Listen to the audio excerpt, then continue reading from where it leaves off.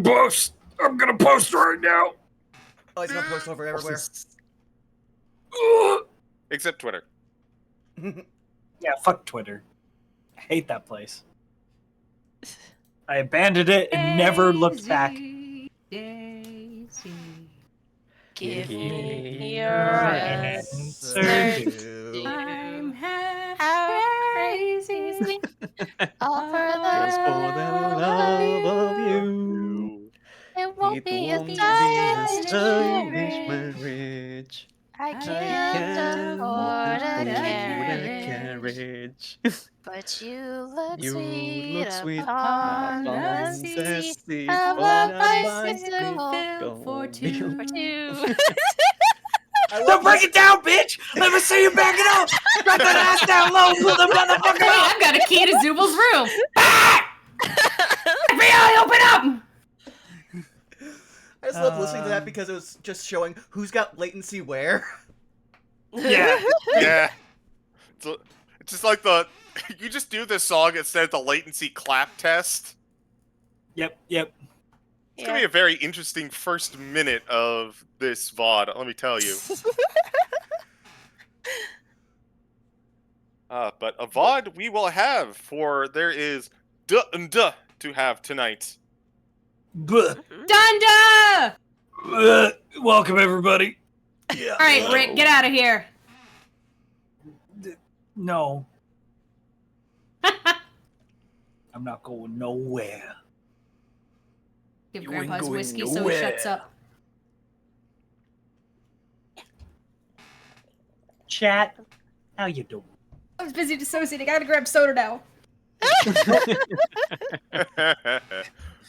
That's my new favorite excuse, by the way, is shh, I'm busy disassociating. Yeah.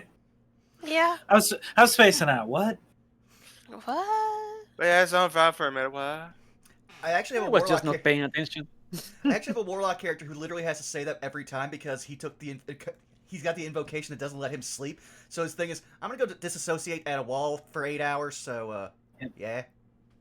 Which does remind me, I got a referral to a psychiatrist. I'm gonna get ADD meds, baby. Maybe. I still need to see the psychiatrist first, but I'm gonna get drugs. Yeah. Hooray for drugs. Hooray! Yippee! Also, Tweets, I think you might have ensured that at the start of this series you made Citric King the like bit boss, and now I think he might be the bit boss by the end of the series. I see how it is. Yeah. Speaking of series, though, and things coming full circle, hello. Welcome to the Pact Tactics Series 4 finale. Probably finale. Who knows? I am your host, the C'est of G'est, and I'm happy to have brought you through another round of Pact Tactics. Let's fucking go. Yippee! But we have a final episode to get through after all, so we're gonna have to do some intros before we hop in. Hold on. Let me launch this potato randomly into the crowd and see who it hits. It hit Citric in the face. Oh no. I am all face. Where else will you going to hit? This is true. Cedric, speak to me! Hi there, Citric. You can find me pretty much everywhere as Citric King, everywhere being places like Blue Sky, Instagram, Tumblr, not Twitter, unless you want to see a dead account. On my end, not much going on other than this lovely game that is sadly coming to an end, but I do post pictures of like D&D Monster Girl pinups on my Blue Sky every Monday, which has been going on for 13 weeks by now, which is nice to keep that going. So yeah, that is pretty much me for the time being.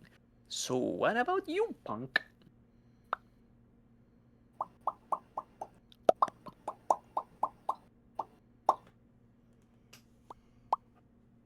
Sounds to annoy your cat with. I think Punk is still getting a soda. Oh, right, No! Ha ha! Well, I'm pretty sure that looking at the Discord, were Punk to drop a potato, it would land directly into Theros' lap. Alright, okay, alright, 1 second. Alright, hi everybody, it's me, it's your boy. Cheers. Cheers. Cheers. Cheers. Cheers to another year of Pact Tactics. I can drink to that. Hi. Hello. It's me, Therapod Art. Y'all know where to find me. Blue Sky for Affinity, Tumblr, Twitch, all Therapod Art. Lizard Fun Bags if you want to see the naughty stuff. I promise I stream over on Twitch. I promise I do. Life has been life. I replaced the struts in my car today. Life has been just... You do what it do, Yug. Other than that, commissions are open. Please. Please. Take out the gun. No longer asking. I could unlock the shotgun, but I don't want to. I'm pretty sure that goes from commissions to robbery. No, because they get something back. Everything. They get the art. Everything's for sale if you got a gun. Yeah. But yeah. Other than that, y'all can find me on Tuesdays, Distortion Double Channel for some Vecna, and Fridays for some Cazador's Guide to the Cosmos. Either play a booby lizard or an angry lizard. It's great. It's wonderful. That's me. That's all I got going on.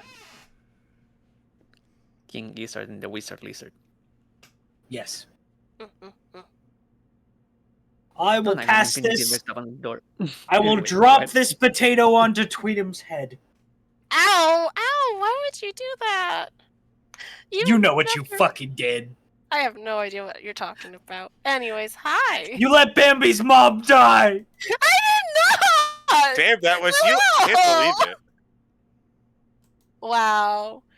Well, when I'm not having things dropped on my head, you can find me over at Blue Sky at Miss Tweetums, where I repost memes and occasionally post art. My commissions are in limbo. Probably won't be accepting any for the time being, with some maybe exceptions. But if you want some good art, I definitely recommend Therapod art, because man, that art be so crispy, so delicious. You get a good art for the low cost of money, you should consider it. Anyways, you can find me next Tuesday at twitch.tv/MontyGlue for Keys to the Golden Vault. Man, shit's scary. Shit be weird. Don't trust deers and squirrels is all I'll say. You want to know why? Tune in Tuesday to find out. And Saturday of next week, I'll be over at twitch.tv/ShadowDancerBob, where we will be finishing up our Candlekeep session of the Book of monk. There's a monk shit. I thought this was alchemy. We're doing monk shit. My twink's not gonna survive, y'all. It's a miracle you made it past the trial, so you know. Anyways, but yeah, kind of winding down in terms of like stuff to find me at. So yeah. Anyways, I'm gonna throw this potato at CG now. Huh! Oh, I've got it. Yeah. Why'd you throw long? Yeah. Well, there goes the potato. Guess I don't gotta do it anymore. Hello, I am the CG. You can find me nowhere because I don't much care for social media, but you can find me on various Good Beans D&D channels, such as this very one in the next 2 days, where you can enjoy some good old Saved by the Spell. We are going to be doing more hot nonsense with island folk, and probably getting into some form of shenanigans. We'll see. You can also find me on Shadow Dancer Bob's channel for the aforementioned Candlekeep. And you can also find me every other Tuesday for Rascals and Ravnica. Not this upcoming Tuesday, but the next one, I hope. Circumstances have pushed it back a couple times in the past couple of days, or past couple of weeks, but basically we took a month off. Hopefully we're going to get it back on it.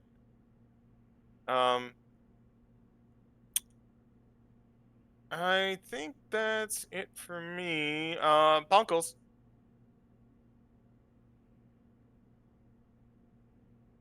Hi. Punk! I exist. I do things occasionally. I'm mostly on other people's channels doing D&D or goofing off.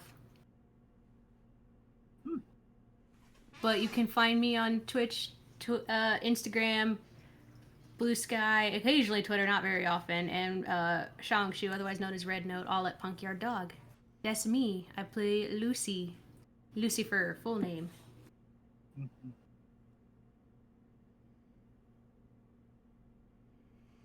Well, that should be everybody. So, hi, you've already found me here at twitch.tv/BurnoutVaughn. You can find me on Blue Sky and YouTube at Burnout Vaughn, over on Patreon, Burnout's Bar.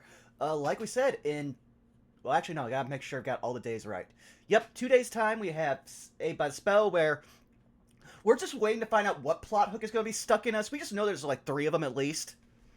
But following up with that, then on Sunday, we have Those Who Wander, where we just got done with having a very, very long, protracted fight between 3 guys. And, might have to kill a guy. There's going to be a debate. At least a debate between me and Leah. So, but, look forward to that. Steven, I think we're going to have to kill this guy.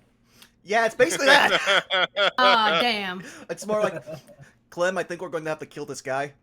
Dumb. Alright, but yeah, with that out of the way, I'm going to do my new thing that I like to do, so one quick second. Wow. What a wonderful piece Away of promotional with you. material. But yeah, now it's time for me to play our theme song. Music. Daisy! Yeah, that's our new music.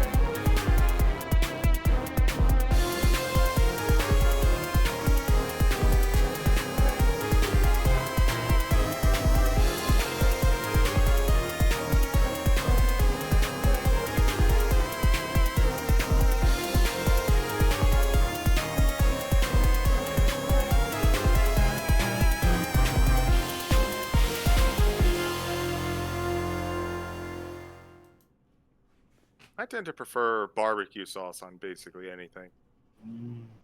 Hot sauce on a burger. Oh, Yeah. don't get me started on hot sauces again. Oh, I need What's to with take the you mayo? to the... CJ, if you ever come visit, I'm taking you to the Pepper Palace. oh, please do.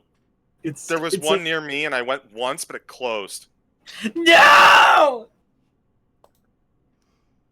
So if Sounds you, like a, that sounds like a Mario like ass location, like The fucking Pepper Palace? Yeah, yeah. ba, ba, Yeah. ba, ba, ba.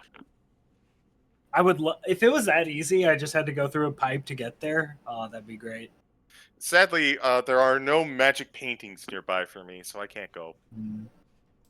But you know where Speaking we of can magic go. paintings, Yeah. Let's get started. So, who has not done an intro this year? I think I did the first one. I think I at did the least second one. So I probably did the third. We did Hmm? and we assisted Punk with the first, with the fourth. So I think it's just me left. Sounds like a winner. Alrighty. So, where we left, we were all involved in a murder mystery here in the Feywild during the festival, blanking on the name, Festival of Help. Hold up. Let me bring it up. Anyway, Yeah. well, we in the festival, like a murder took place that pretty much framed my patron Orm as if it was their doing. We've been doing all of the detective work to figure out how, like, what went down, and through different events, we reached the point where we were chasing down a Corvid who possessed a blade created by Orm, but not used by him, and this blade could turn people into stone at a touch. When we finally got the location of this creature, we delved into the Beastlands to find them, having to navigate through like fields of horned rabbits, weird knots of water, houses, like creepy houses with golden eggs inside, until we made it to the corrid with a little bit of urgency because one of our members, in this case Calliope, did make a deal with one of the Fae at the festival, and that ended up creating a bit of a furry problem. And in this, we managed to get the jump on the corrid, and with the advantage of the surprise, we set up a trap. Everyone hiding invisible, Midas going in disguise as Solomir, the first victim of the murders. A full air genie. While investigation wasn't as smooth as expected, a successful hold creature and detect thought spells combined gave us everything we wanted out of them, and the last thing we needed is just the corvid themselves as proof, and that they were not going to comply with that, trying to escape. And apparently they had backup hiding in the form of various different like earth elemental creatures. Fight ensues, and things got complicated as the corrid tried to escape underground, but Union got the clutch, saving that one, and we got our hands on the corrid.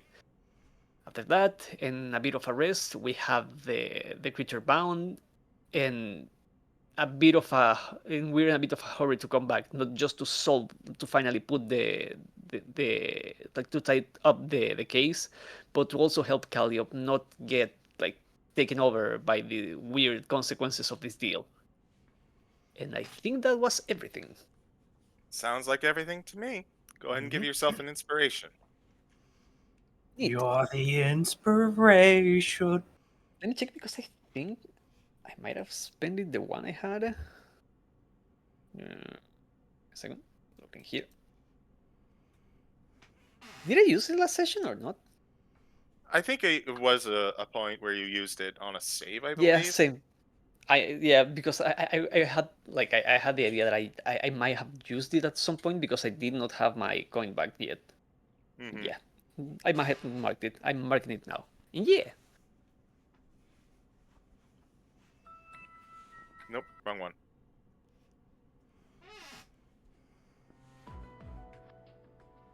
The party.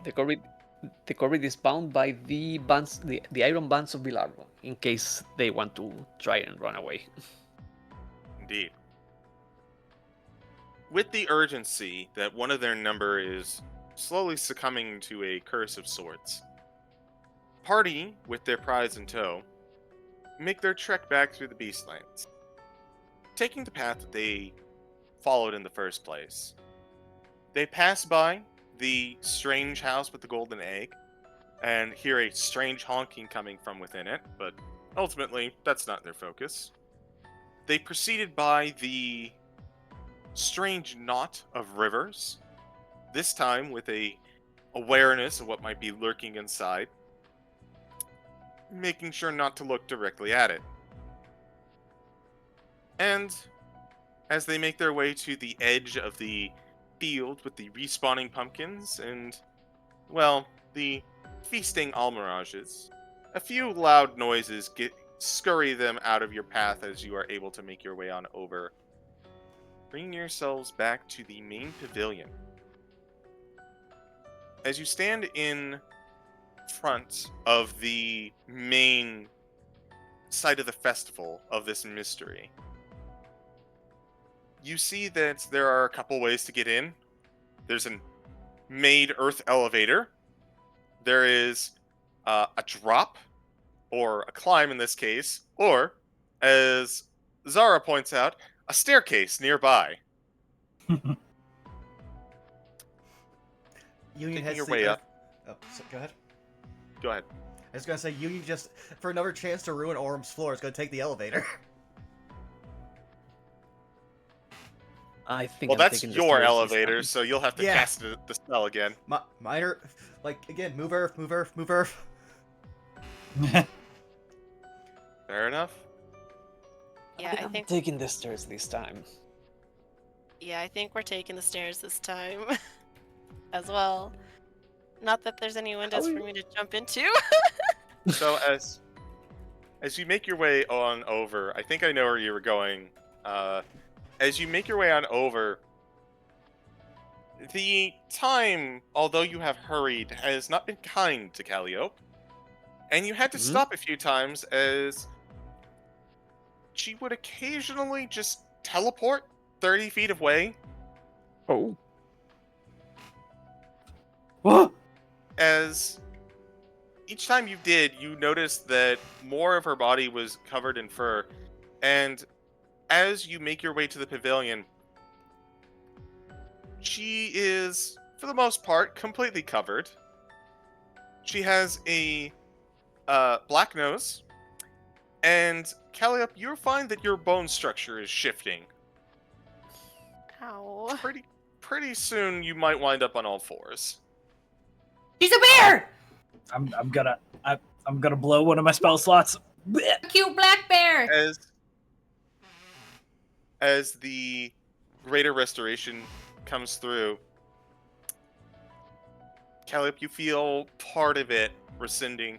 Most of the fur along your arms and legs and your stance has improved. The fur along where your hair normally is and your black nose remain. Yeah. Calliope, we're gonna find who did this, and No, it's all right. I should.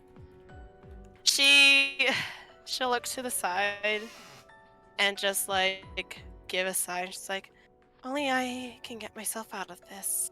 So, unfortunately, I must leave you guys to turn in this guy without me. Are you Next sure? time, remember the goat toy. Yes. Normally I'm more careful, I swear. But if you need me, you can always, send a message or something. I'll be fine, I promise. If you say so. We don't have much time, so we really don't have that many options. Just take care of yourself, okay? I promise I will. And like I said, if you do need me, you can just send me a message or something, okay? Will do.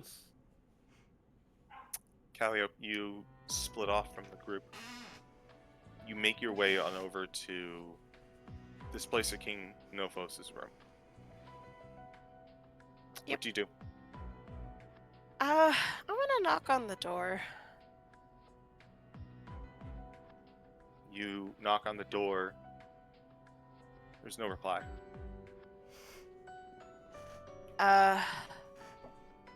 Okay, can I go check the, party area by any chance?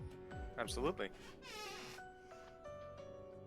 As you look into the main party area, it seems like there's not too many individuals around. Just a few, errant guards. Veruga currently mixing drinks for a grand total of no one. Okay, and he's not in his hiding spot that he pointed out to me? He is not. You Okay, do remember him mentioning that there were a couple stables nearby that he had wanted to dip away to. Alright, I'll go to the stables next. Sure enough, as you make your way to the stables, you see off in a corner Nophos with apparently just kind of leaning up against a stall and apparently talking to no one. And as you lay eyes on Nophos, that feeling on the inside of your body begins to ebb, and you feel as the fur begins to recede. Okay. I think Calliope will find like a close enough area to like just sit if there's like a bench. And hold up, I gotta double check something. Yes, I do have it. She's gonna take out her book and while keeping an eye on Nophos, will write in it. Okay. Finding a Like- spot in a corner out of the way, you plop down with your tome, perhaps a journal. Start writing in. Yeah. You go ahead. And this will kind of be my way to also like hypothetically help out with like puzzle solving question mark, because I'm sure Calliope is going to be writing down her own thoughts and theories about the murder mystery. Very well. So that will be if that's okay. Absolutely. But yeah, if Nophos is just hanging there, Calliope will just like keep an eye and just write, you know. You keep an eye out on Nophos for a bit, and about 5 minutes in, he's still talking to himself, but you see a large black tentacle with barbs at the end just kind of like lean out, and you see as Nophos just kind of like turns around and gives it a little pat, and it recedes back into the stall. Oh my god, we are kindred spirits! Holy shit! Can I do an Arcana check to see if I know that? You know? Or a check? That's something you would actually know. The tentacle turning into one. The tentacle in particular seems to belong to a displacer beast. Makes sense given his title. Oh. Okay. Calliope will take note of that. Can I try to perceive what he's saying, or am I too far away? I would say at this distance you are too far away. Okay. But I will take note that he probably has a displacer beast, and yeah. Honestly, Calliope is just vibing and watching, so. Meanwhile, Da-da-da-da-da. as Well, Calliope behind a waterfall. as Calliope splits off to fulfill her end of the bargain, the rest of you, I assume you are making your way to Orum's room. Mm-hmm. All right. As you make your way on over, the guard presence kind of coalesces around you. Not aggressively, but with Lucy coming back, a few of the guards kind of approach and just... Was the adventure successful, sir? Mm-hmm. Who are they addressing? We're all Lucy. still in our seeming. Oh God, yeah. You are still in the seeming. Would Faye be able to see through that, or? Absolutely. I assume we would have taken that out, especially because I was like disguised as Solomir. Yeah, at this point, would there be any reason to keep it up? I don't think so. The I moment think we only kept it decorated. up on the way back just in case the dude woke up. In which case we just kick him in the head again. Yes, brain damage. That'll Go back to really... sleep. I mean, hey, we gave him CTE last time. It's not off-brand. Remember what the Joker said in Dark Knight? Never start with the head. It makes them all fuzzy. But, a couple of guards approach you, Lucy, and says, "I assume the venture was successful, sir." Looking at the Corrid. Yes, I need you all to keep an eye on him, or help keep an eye on him. Orders, He's very then? troublesome. This is our prime suspect.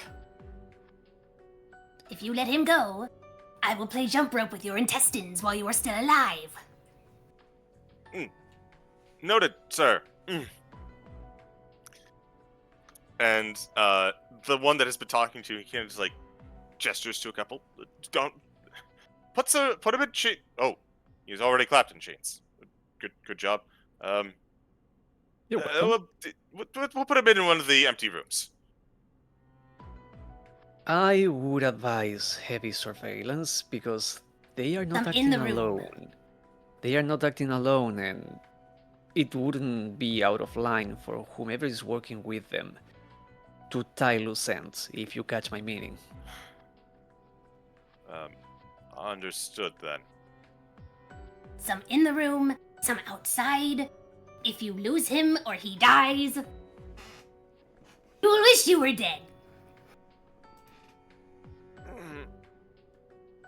Very uncomfortable guard noises as a few shift in their armor at your insistences.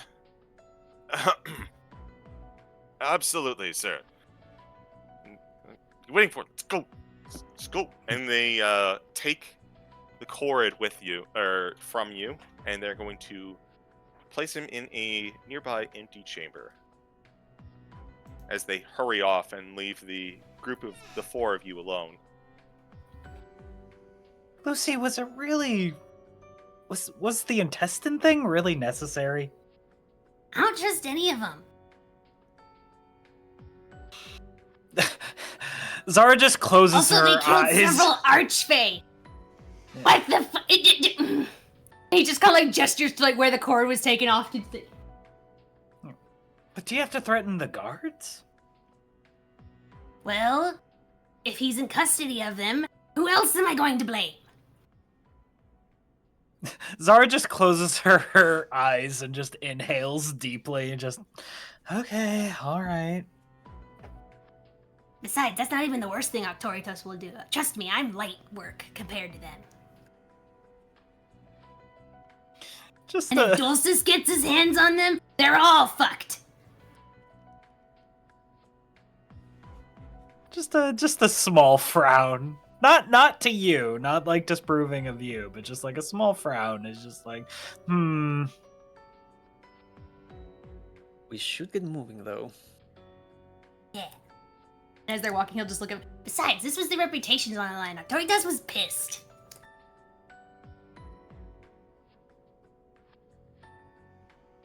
You do be very pissed. You have seen him in a sour mood the entire time you have known him. This is one of the few times you have ever seen him genuinely angry.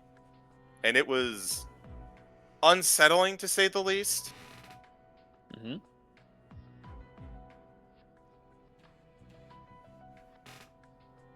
But with the guards under guard duty, funny how that works out, group of you enter into Orum's chamber. Orum is by himself, standing out at the window brooding. The window, if you remember, that you broke out from. And as soon as you all walk in, there's a bit of a ding as emerging from the floor is Union. As you see in call chat. He's just flossing. Lucy will flop onto Orum's bed. Midas takes a vow. Orm, this progress has been made. Report. We found the Corrid. It is currently under surveillance. Restrained, but I am not inclined to leave them there for very long. They are an accessory, they are not the main culprit here. And I suspect the main culprit, on hearing we have them here, might want to intervene. Have you an idea of who this culprit could possibly be? Midas looks at Kulari.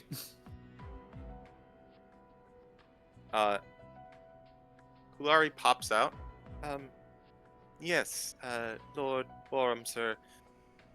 We believe, based on subtle, unnoticed mental probing, to be the Stalker of Marrow, sir. The And Dow. Sally. Aunt Sally, yes. The Dow, pensive, turns with a bit of a surprised look. That's Hunter? Why? That is the thing we are still trying to put together. First of all, why would they do any of this? The best thing we have to follow is the fact that they apparently hold a grudge against someone who took their name a while ago. Yet we don't know who that person would be and why the two dead would have anything to do with that. The second problem is, well, why would they want to incriminate you? Perhaps I slighted them in some way that they've been holding a grudge for so long? I don't remember ever meeting or interacting with this one so many times. This is the first I've seen of them. To think that they are scheming against me boggles the mind. There is also a chance that this is just opportunity, that they came across the quarry, then a plan just happened to manifest. And with your presence, it would be easy to make you the culprit of this, or at least look like the culprit.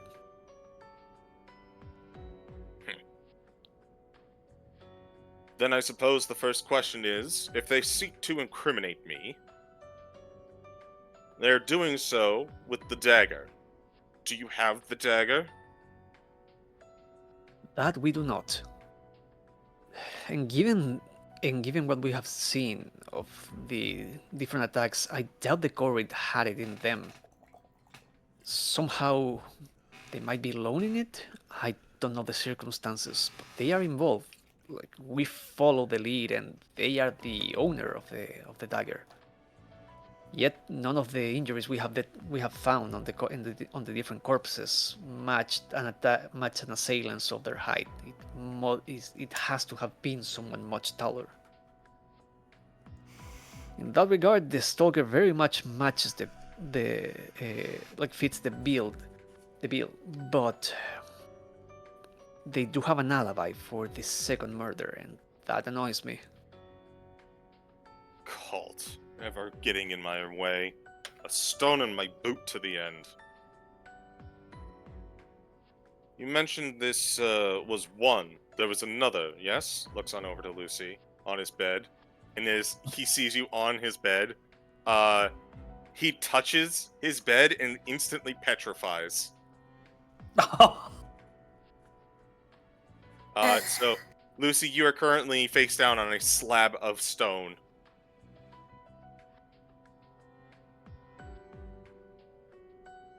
Attention. Oh, this wonderful rock bed. Ouch! He just starts like making what would be like a snow angel, just flops on his back and like makes snow angel motions. He's going to lean down, look at you in the face. Focus, furball! I am. In fact, I was the one who helped get him. It's also Sally. Sally Green. He's just picking up a pillow like he's gonna hit Midas with it. Stone pillow. Midas that thing probably weighs like 100 pounds. Well, no, given its size for Affectionately Aurum, it's probably like 1,000. Yeah, stone, Affectionately solid stone, yeah. To try and lift it, I said. I didn't say he'd be successful. Oh, yeah, okay, sorry. That's true. So we have two that have never dealt with me before. Yeah, he stops mid-sentence. Hold. Do you remember when this all started and the mention of the cord was brought up? I said I was looking through my records. Indeed. Corrid are excellent earth delvers. I occasionally hire them to seek out rare minerals in different planes. And he goes to a filing cabinet, pulls out like a small 3-ring binder book, and he puts it on a table and puts it in front of you all. And as you look at the book, there is a list of names. However, like, there's about 10, imagine 10 names in a row. But in the middle, around the 6th entry, there is almost like you look at the name, but you don't parse it.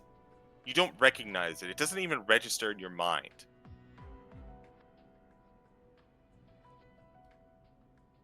This is what I was able to discover.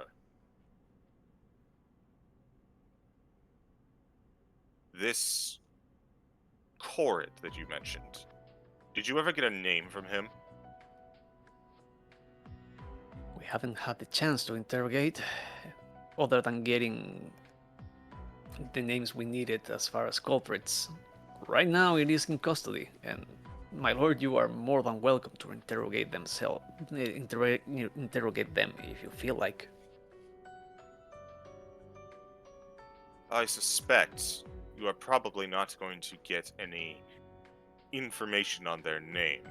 He's going to gesture to that strange one in the middle of the page.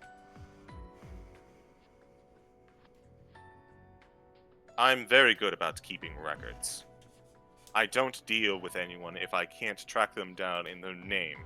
One of the reasons I very rarely have any contact with demons or angels, for that matter. Always squirrely about that sort of thing. Corrid are a bit more down to earth. They're usually more willing to work with you if they are aware of your intentions, but this one gestures to the one that's missing. I took the name of this one, yet I can't remember it. That is interesting. Taking name seems to be a common theme here. Once again, the Stalker of Marrow, the only lead we have as far as motive is the loss of their name. Something worth pointing out: the Corvid did have backup one where we met them. They were all different kind of elemental creatures: Zorn, a gargoyle, a myrmidon, a galetteur. Indeed. You find this interesting in some way? Earth elementals being a theme, it goes beyond just trying to frame you. But again, just not want to trust coincidences myself. So what would you make of that? Corrid in my employ have been given a retinue to help with any mining endeavors. What were the elementals in particular?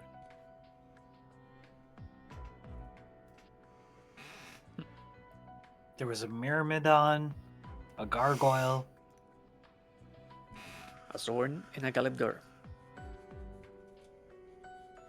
Zorn for refinements, Myrmidon for defense, Gargoyle for aerial retrievals, and Galetteur is a second set of hands. My usual retinue. That basically confirms that they were, at the very least, in my employ at some point.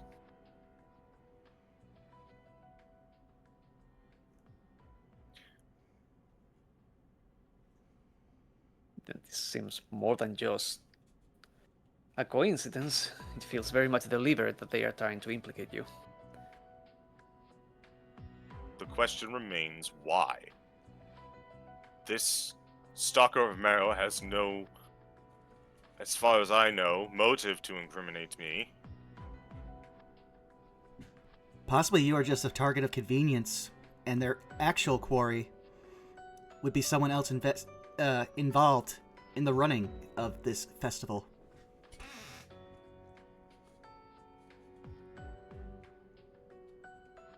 I think you have a pretty good head on your shoulders.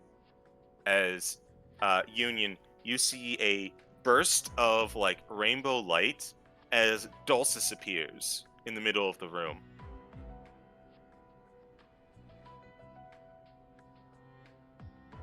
I guess you don't... Go ahead. Go for it.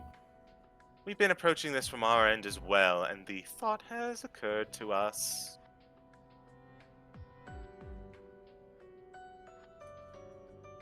The thought would be? Perhaps framing Aurum is not a slight against Aurum, merely a cover. Any patsy could do, they just had to take the steps to make it convincing and appropriate for just one individual. Only one who could do it.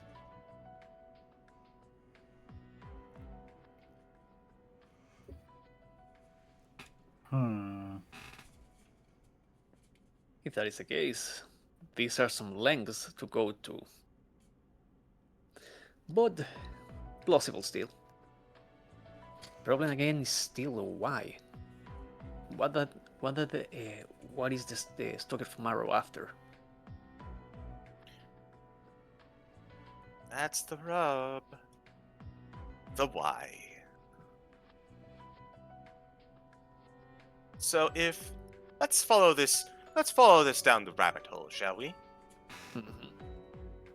If Aurum is just a patsy, careful. Oh, I'm so sorry.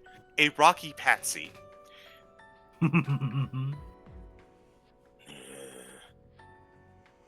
Then who would the Marrow be trying to do? Why would the Marrow go through all this trouble? The Stalker of Marrow go through all this trouble, and what is their main goal? Well, the only being that has any more to lose from this than Aurum would be you and your brother, because you're responsible for everyone.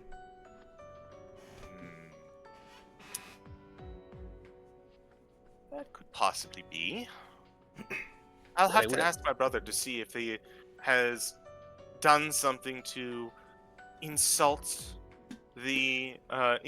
either of us or the Stalker anytime previously. Matter here seems to be the possession of the name.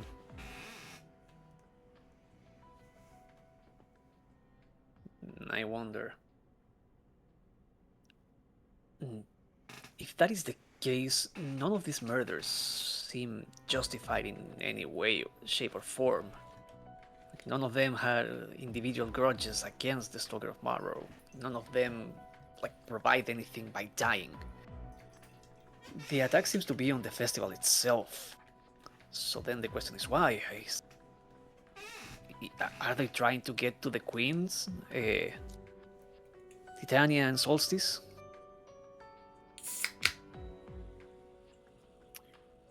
Possibly, but that would be beyond foolhardy. Archphase we may be, but there is still a court and power goes to the top. Trying to disgrace us or trying to get at Titania and the Queen of Air and Darkness is exceedingly foolhardy. Even if you were to succeed, there would be such backlash that it might destroy everything that you know and love as a result. Perhaps they are that scorned. Maybe for one. Maybe not for two.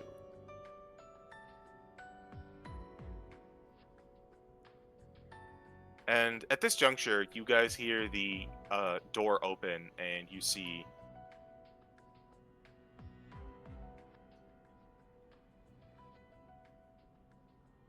We see. Ah. Did you? Huh? Oh, no. Sorry about that. An airplane Yeah, decided to pass right over my house, and I didn't want it triggering you. That's Yeah, okay. I saw you turning off your mic for a sec. Yeah. So as the door opens and you see Calliope, who has been deferred with a normal nose, entering into the room. Calliope, as the bits have receded, King Nostros returned to his room. Didn't notice you. Seemed to be in. Actually, no.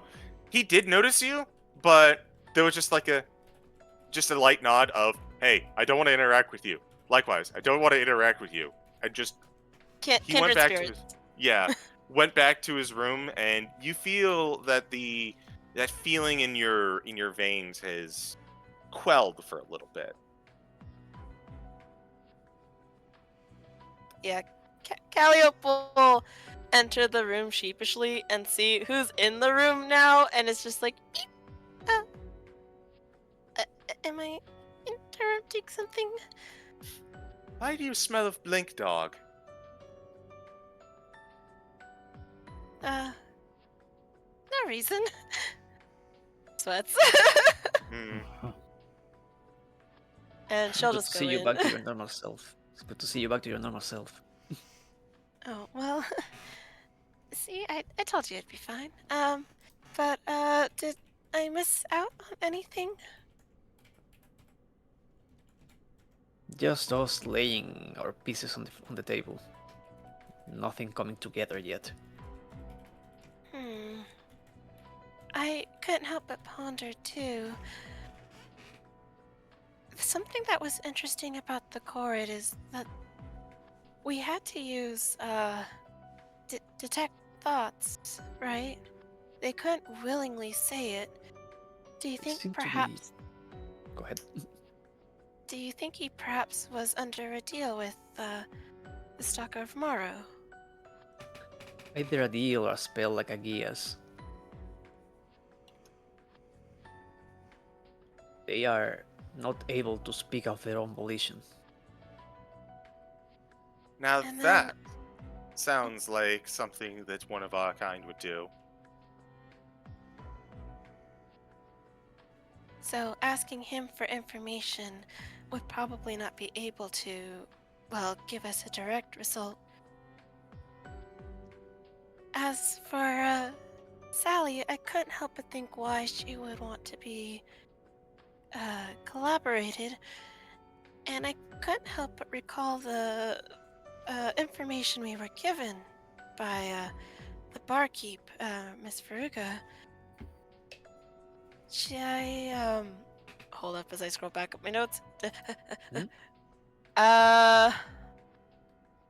She is trying to get high in power. Perhaps this is one such method? We know of that she's a social climber. She doesn't seem to be the brains behind the operation. The Stalker of Morrow, at the very least, is the one applying that blade during the attacks. I am more than confident in that. But then again, we have the problem with the second murder, when Colt can vouch for them, both Sally and the Stalker.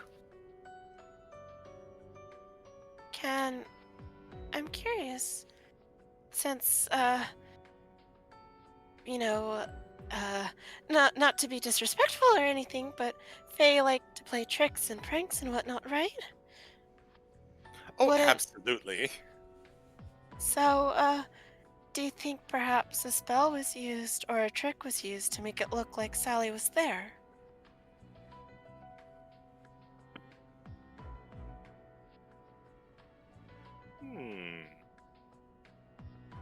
I like this train of thought. A trick, prank.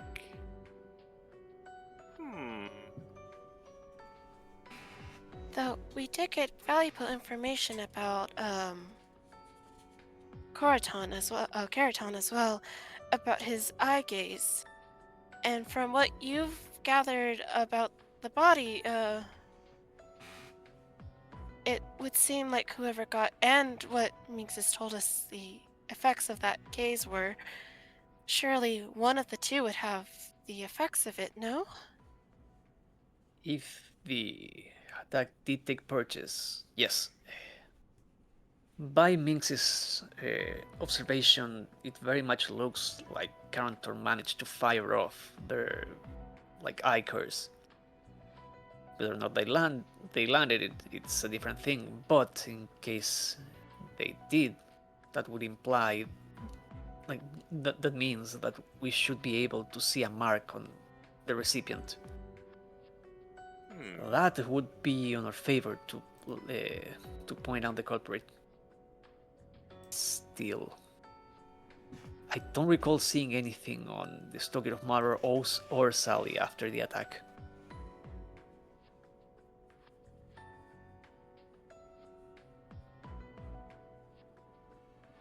Because I didn't, right? Correct. You did not see anything on either of them.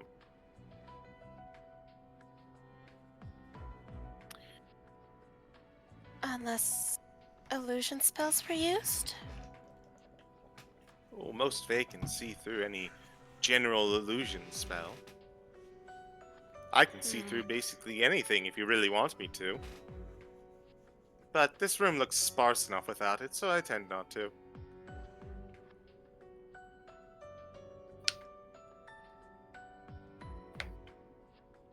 No, whatever might be concealing the mark, it's no form of illusion if it's concealing anything at all. What do you mean? Just that illusion magic is so common around here. It would be the first thing that anyone would think of to look through. If there is some sort of cover-up to making sure that these marks are hidden, it wouldn't be through illusion magic at all. Transmutation would do the same. It would have the same issue. Magic is the key problem. Are you implying that after the petrification, the stone was transmuted to look like a different type of wound? No, I don't think Okay. so. I'm getting my wires doesn't- crossed. The Stoker of Mother doesn't wear anything, right? Like that one could use to cover. He doesn't seem to wear anything, no. Good grief, he's naked! True. Yeah.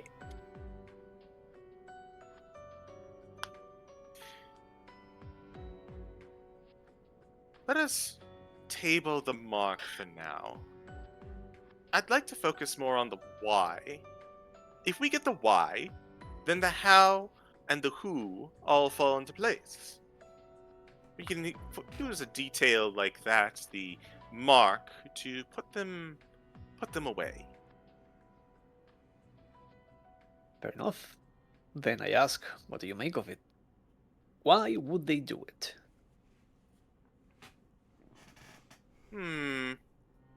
Well, we've had 2 murders.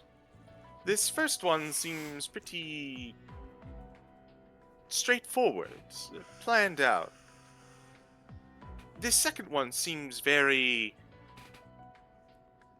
haphazard, sloppy. Why is the second one so sloppy? Two different people that weren't supposed to be there. No, That's right. Karen Tor wasn't supposed to be there in Minx's room, was he? So, seems like Minxis was the main target then. Why? Maybe they just didn't like each other. She is unseelie after all. Then for that matter, why start with Solomir then? If it's just taking out the different unseelie Fae, there were plenty of different options, and that was not the beginning of it. I think if I were to put it into a thought process, the first one was laid out, and the dagger was laid at your patron's feet. Perhaps that was all that was needed of the first attack.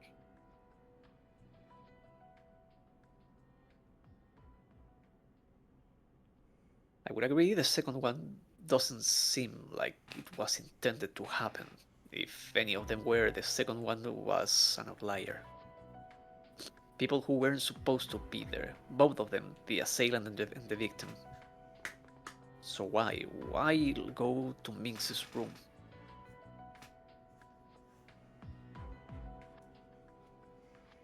Could it possibly be how she got into her rank? What do you mean by that? Think about it.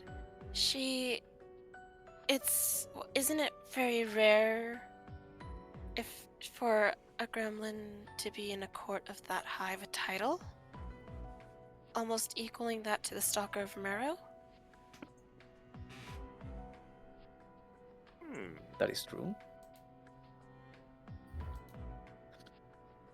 Still, why would that lead them to attack her? Now hold on a minute. I like the thought process here. Remember what we heard about the Stalker of Marrow.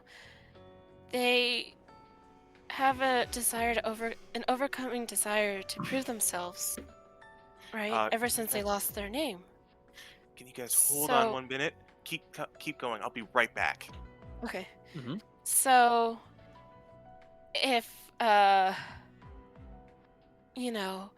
they find out that the person of a similar rank to them got it right, like fairly easier, wouldn't that make them, I don't know, a little bit jealous? Pettiness. Wouldn't put it past any of them. Just feels like too simple. It might be symbolic then to their true quest? Think about it. The first murder was done accordingly to plan, right? Symbolic in nature? Perhaps the second was intended as that as well. The second one wasn't planned. The second one was a happenstance. Both of them were looking for something with Minx's, or at least in her room. Carantor was there. Why? The Stalker of Marrow, since we know that he is the assailant, was also there. None of them were meant to be there, and the petrification was the result of that chance encounter.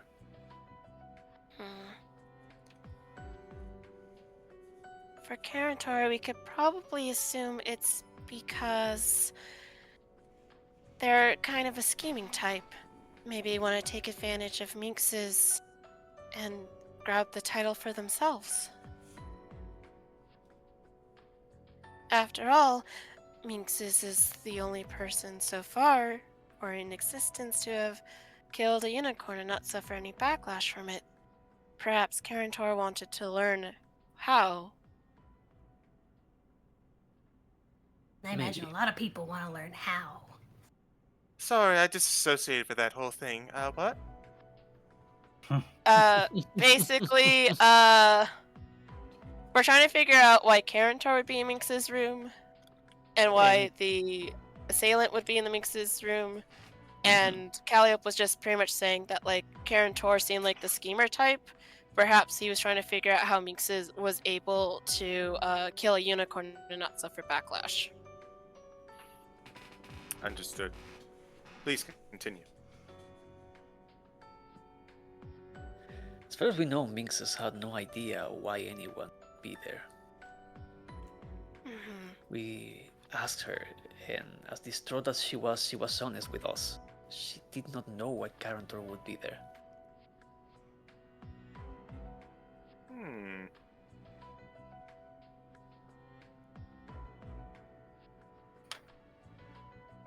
Midas looks at Dulcis and Auron.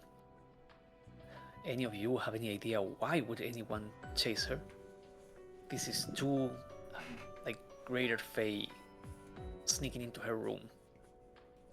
That's not a minor thing. Why would both of them be there at the same time to run into each other? Maybe they wanted the same thing? And what would that thing be? Well, following the logic, if the Stalker of Marrow was there to take out Minxis, then... Probably took out the big guy to cover her tracks. No, I'm thinking something else.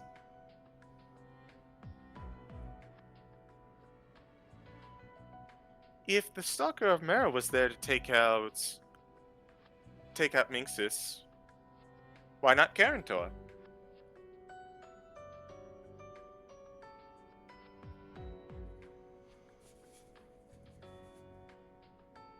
So it was just an opportunity, just a crime of opportunity.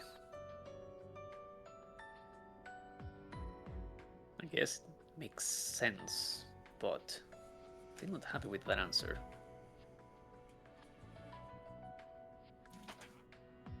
Because Karantor was there too.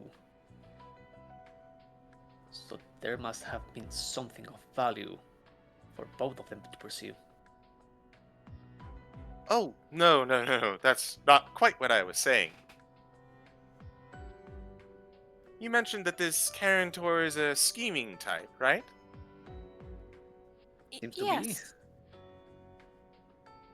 I know, I've dealt with a lot of scheming types in the Fey courts. You know what they want? They want more power. And I don't know. If there was a job opening above me that just suddenly happened to open up because someone may have killed them. Just saying. Yeah.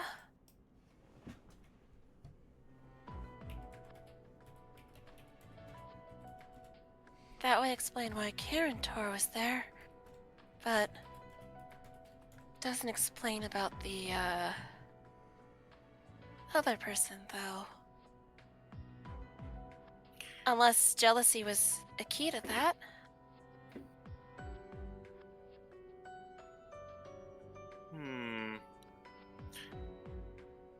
Well, can't really put my finger on it. I would like a history check from people.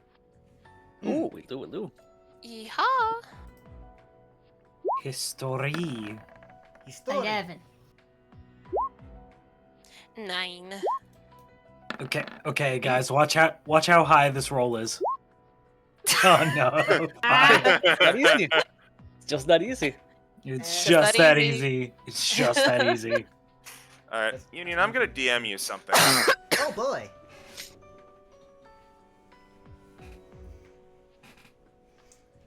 Oh, where are you?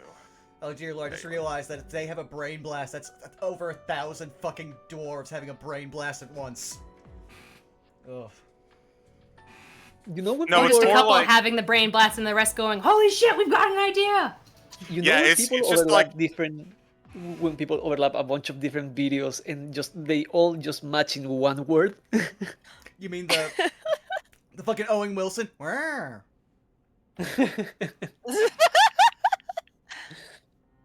Sure. You were saying, CG? I'm DMing Vaughn. Ah. This is secret knowledge. The deep lore.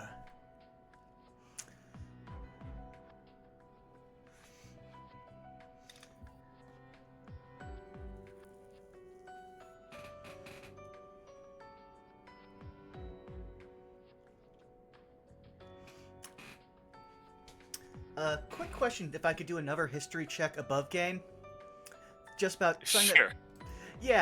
something that Minxis said. Did they say where, they encountered that unicorn? Or did, Thane possibly, mention it? Ah! You're gonna watch Union just smacks their face with their hand. Hmm? Where did Nixis encounter the unicorn? Did she encounter it in the Beastlands? Who is the Lord and King of the Beastlands? Well, it would be the Stalker of Marrow. There's your direct connection between them.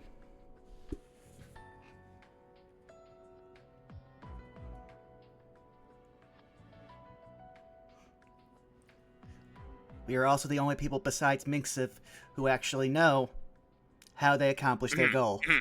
Hmm? Hmm? Hmm? That is correct. Mm-hmm. That's just stating facts, not saying how it was done, just saying that we know.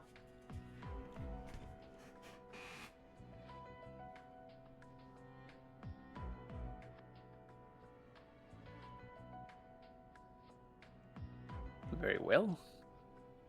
That's a connection with Minxes. That's a step forward.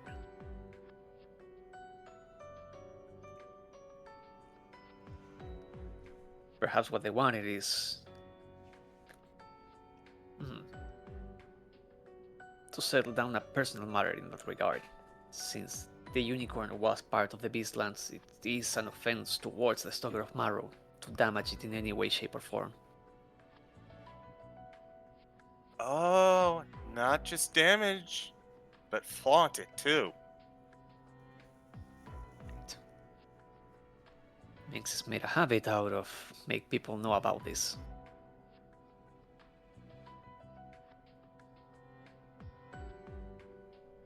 That does take a toll on someone's reputation if your stewardship does not hold safe. He took a lot of flack for that. We all just kind of assumed after it went on that he just wound up being a, stain on his honor or something. And we just kind of moved on. But not the Stalker of Mara. Yeah.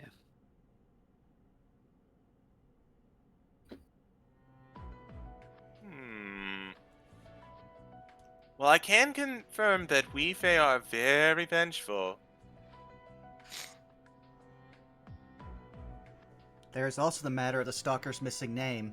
Conversely, if Mixiv could kill Unicorn and not suffer the consequences, and become an Archfey, what would an already existing Archfey become if they could do what Mixiv did?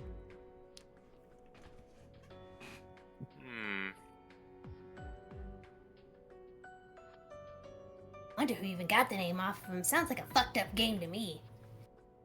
Oh, was it I Am? You want to play? No! Oh. And it was. I'm kidding, he doesn't know that. Unless Tweets and them said it. I can't remember if Calliope said it or not. I assume we told you guys everything we learned from Veruga. Yeah. Okay, then retcon the retcon. We'll do it in post! We're doing it fucking live. Worst game ever. Oh, you and I should play someday. This is Dulce still, right? Yep.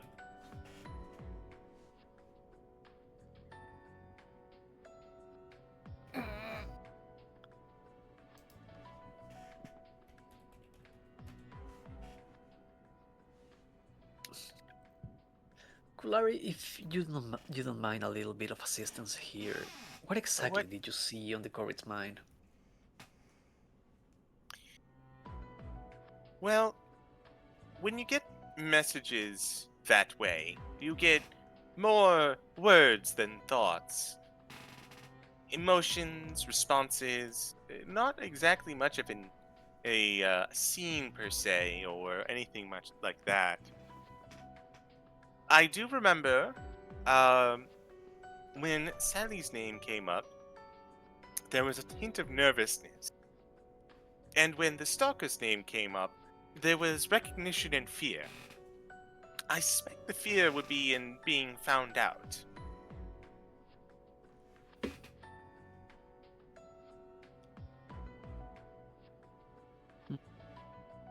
As far as what I remember, they were looming large over the Corvid. Don't remember much more than that, though, from my brief glimpse.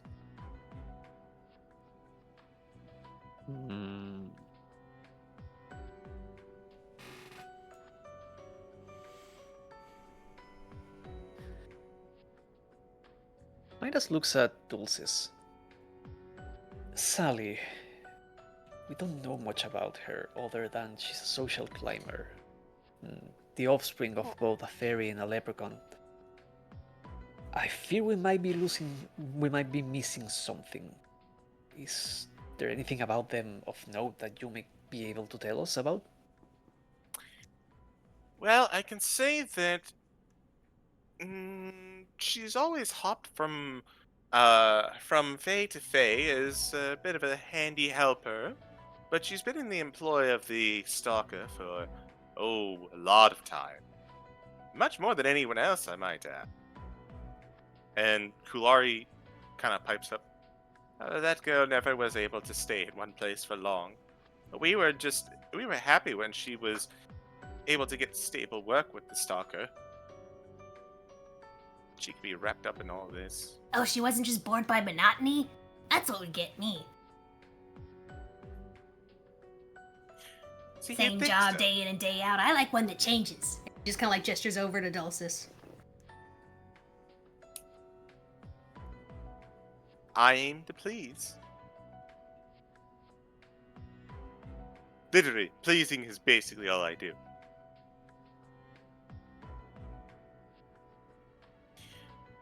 You're not wrong. She could barely hold down anything, and she has been with them for much longer.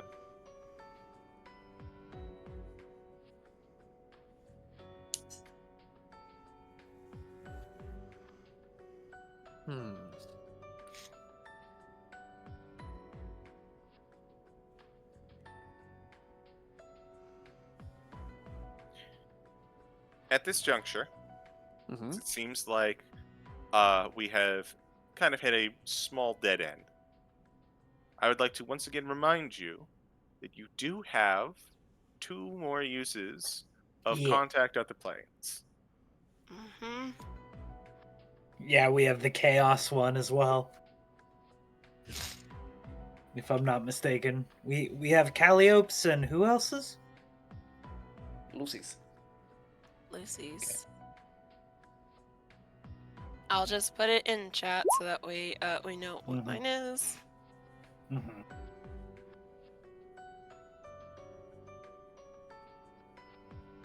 So, which one would we like to use? I don't think the pros and cons help us right now.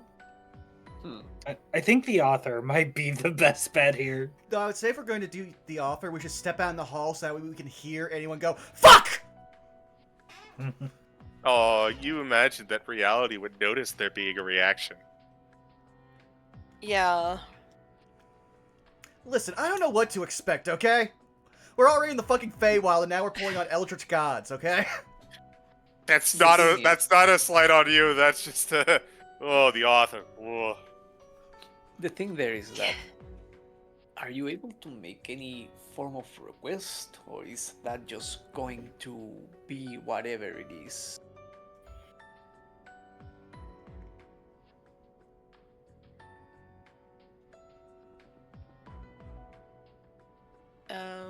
Who, me? Yep. I mean, it is all, like, basically, it is the author taking an action, not Calliope, so, like, we're at the mercy of the author at that point. AKA, the mercy of the DM. And it can be either negative or positive. Oh, negative and positive results can occur, up to the DM's discretion. So the DM could give us a negative, could give us a positive, give us both.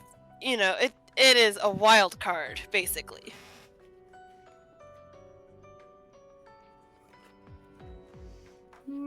So, if we want to use the wild card now, we can.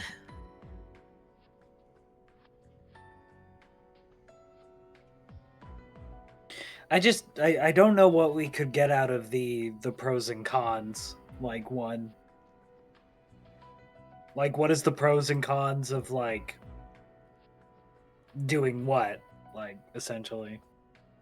It's, yeah, they could give detail. Actoritas and Dulcis can detail all the possible pros and cons of a given situation. Yeah, we would have to give them a situation. Yeah. Yeah, it's basically a do you want to go down this route? Here's why, yes and no. Yeah. Yeah. Midas, Which can be very useful, but Midas looks at Dulces. Given the fact that you and Autoritas are the ones organizing this event, would you give us the authority to go into the Stalker of Marrow's room?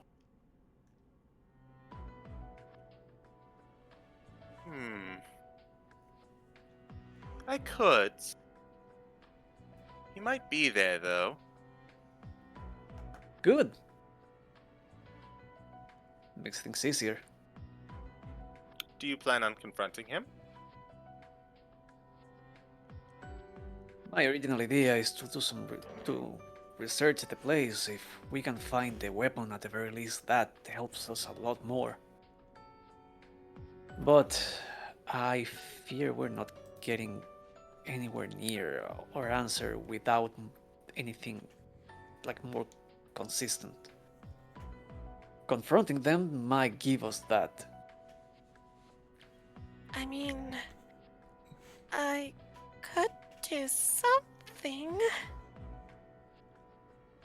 She looks nervously at her wand.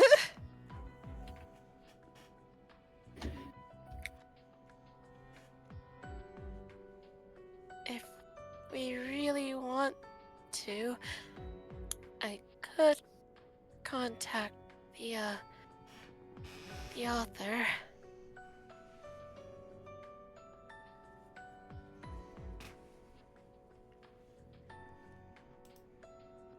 If we are going for the risky route and just go to the room and whatever happens, maybe maybe solving a wild problem with a wild card.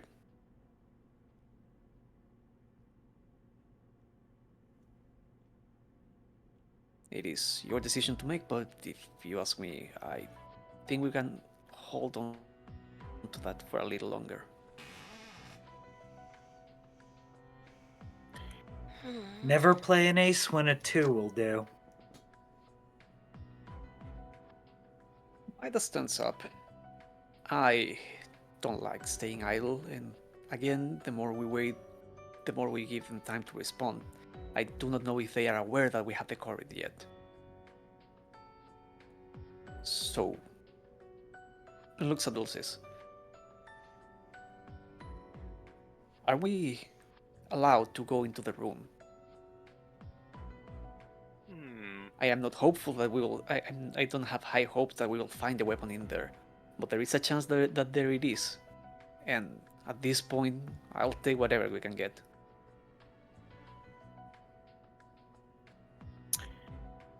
I believe you have permission. We may Why does not? Go ahead. If they happen to be in the room, we It's may going to have be an to awkward- fight them. At the very least, it's going to be a very awkward conversation. But that's the thing. Getting them to talk is going to lead us somewhere. Do we tell them? Do we tell them we caught the Corrid? Do we act like we know that it's them? Not immediately, but always give people the rope to hang themselves. Let's be coy about it. Or, you could not. You hear Orem pipe up. I think, oh god, I hate that I'm agreeing with Orem, but sometimes it's a tactic with guards to press people like, we know that you did it. We saw you do it. If you admit it, then the charges will be less. Sometimes it gets people to admit to what they've done when they otherwise wouldn't. It's underhanded, but it is a tactic. And we are dealing with a potential murderer. leaving you all alone in a room with an archfey that you plan on accusing of murder, that could go wrong for any number of reasons, too. Yeah. I'd rather try to torture the Corrid, but unfortunately, it won't work. Why do you want to torture anybody? Zara has just this disappointed Lucy. Why? Why do you want to torture somebody? What the Why hell? can't we torture a murderer? I don't see anything wrong. It's not proper justice. Anyway, we're getting off task. The Feywild, I don't think anything's proper here. As he just settles down, trying to find a. I have a question, CG. Is there any kind of sun coming from the window or no? Oh, absolutely. There's totally a sunbeam. Is there a sunbeam on the stone bed? There's yes, but also it is currently on the side of the stone bed on the floor. If you don't want to sleep on, bathe in the stone. It reminds me of that meme wouldn't. format. It reminds me of that meme format. It's okay to take breaks. Love yourself. Murder is okay. Drink lots of water. Yeah, drink lots of water. It's If there's a sunbeam on the bed, he'll curl up in the sunbeam on the bed. If not, then I guess he'll go to the floor. He really just wants to stay on the bed to piss off Orem. Oh my god. Alrighty then. Do we go to the room? Now, hold up. Before you go, it seems you're pretty adamant about this. I think we have a few things to impart to you. Oh. Would you mind, Gravel Breath? This whole journey has been nothing but indecency after another. And he looks to you. Gather up. I'm only going to do this once. Might step forward.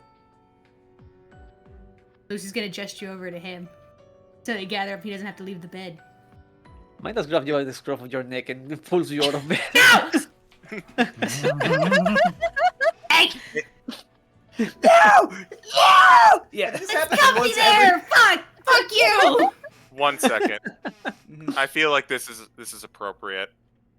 I'm looking up something for Lucy real quick. I'm pretty sure this exact scene happens in every series. Hey, Midas. Yes. You are going to take Wonderful. Oh, no. 4 slashing damage as you pick up the cat out of the sunbeam and you get clawed. Damn. God damn it. Comfy there! Yes, and we are on the clock. Ow. Can you imagine if that knocked you to 0? Oh, fuck! Yeah. Just lose the last tinge of blood that was keeping him on his feet. Yeah. Jesus. So as you are all grouped up, Orem takes his hand and he puts out his thumb and he puts a pressing of it into your foreheads, each and every one of you. This is a charm. Last for the day. Should be more than enough. It should protect you from the Stoneheart curse. If this Stalker of Marrow chooses to attack and potentially use the dagger, they should make sure that you are not instantly killed. That is very generous of you, Lord Orem. Yes, it is. Thank you so much. I am not known for my generosity. This is because it needs to be done. Stood. And as Orem sits back, Dulcis steps forward. Now, I had a little time to think myself, especially about that bit about getting a confession. Yeah. I had a bit of an idea, and I think this will please everyone. So, the whole problem with attacking him, if he were to fight back, is you can't really.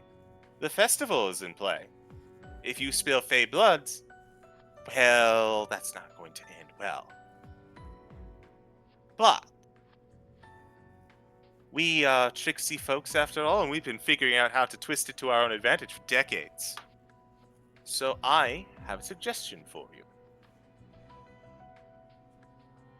Let us assume, what if a blood were spilled, but for the sake of entertainment?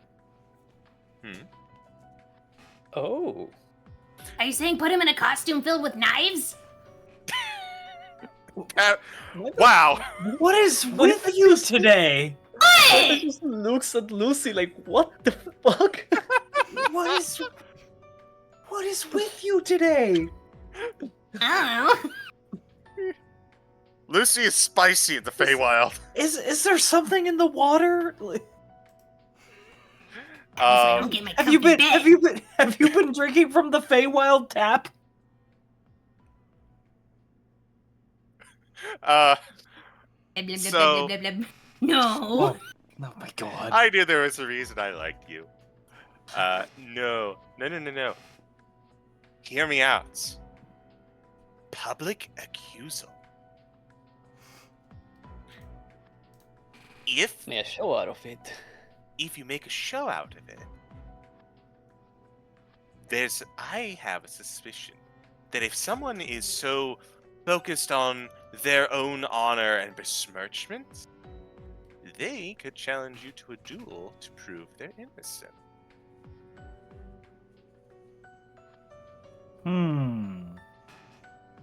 Trial by combat. Simple. Trial by Perfect. combat. Make sure that everyone is there. And as an added bonus, do you all think that you could probably take me in a fight right now? No. Union raises the hammer in the background. Well, no, you raise the He hammer. just looking gives a at Lucy. very worried stare at Dulcis. No. You see, the Stalker is of a similar level as me. But this is a festival. It needs to be entertaining. And a curb stomp is not entertaining. They would have to hold back in order to make it worthwhile. And if they didn't, the festival would make them. I see.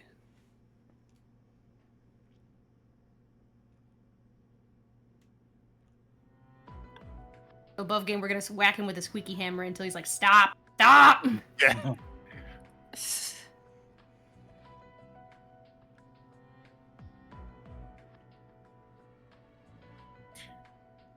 If you approach the Stalker with a challenge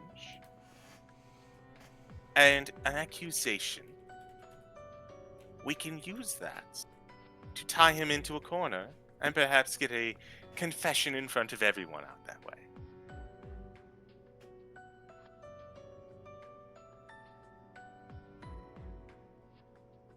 I am okay with this plan.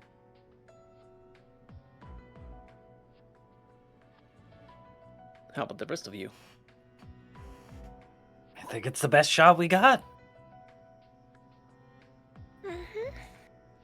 Annoying an archfey telling us what we want? Sounds fun. I probably shouldn't do any of the talking.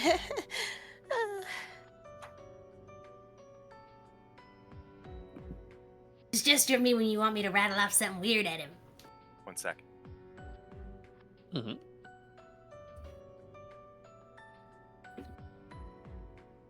Also, what do you mean? Having a clown dance in an outfit of knives is funny.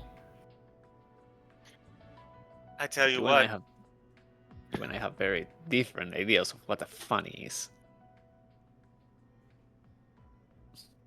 I've seen him do it before. I am not surprised. So, He squeaked with each step, and it wasn't his shoes. Dear my god, there were no blues. He was red. okay. So, let me do a quick recap because we went through a lot. Mm-hmm, mm-hmm. you guys let me know, like, here, what do you think we're about to do? And I'll fill in the blanks. I just want to make sure we're all on the same page. So, what's the why? What's the how? The who we know? And how are we going to get them? The why, ultimately, is the one thing we are not sure. We have a good idea as to why they went after Minxes, but the whole, like, why start this at all is what we're not sure. If I had to guess on why, I would say that it probably has something to do with Lucy's patrons. Now that I'm thinking about it, it'd have to probably try to get them, quote unquote, fired for not being able to run the festival smoothly, right? So that way they can ascend into a higher power, right? Reputation. Yep. Because think about it. Fae love power. So if Ectoritas and Dulcis are about the same, but are throwing the festival, perhaps the Stalker of Morrow wants to use this as an opportunity to get them in trouble so that they can rise into power, so to speak. And the reason why for the targets would be the first one's to frame Aurum easily, and then the second one is them trying to actually get back at someone who's wronged them and still basically just fuck over Arcturitas and Dulcis. Because Fey Blood spilled at the second one. Killing more birds with the same stone. Because think about it, Soul Mirror was invited by Toritas and Dulcis, so, you know, that would not look good, right? Am I on the right, like, page so far, CG, or am I... You're in the ballpark. Yeah! I'll take it. Am I on third base? No hey comment. now. Oh wait, hold up. I was about to say, hey, yo. Hold up. Am I on third base? There you go. With the... Mhm. Damn it! Didn't get a lot of mileage out of Zipper Face as much as I thought this year. Citric, I will end you. Citric, no! God damn it, Citric! God damn it, Citric! Time to mess with Aurum some more to get Midas in trouble. No! Citric, I was gonna say it, so thank you. Same brain cell. So, I think that's the why, right? If we're in the ballpark with that, I think it would be a good, at least, accusation as to why. How? The first one would probably been easy, but the second one is what we're having trouble with because of Colt. Unless we can assume that perhaps they played a trick of some sort, since that's what Dulcis kind of vaguely said, like, oh yeah, that sounds like us, right?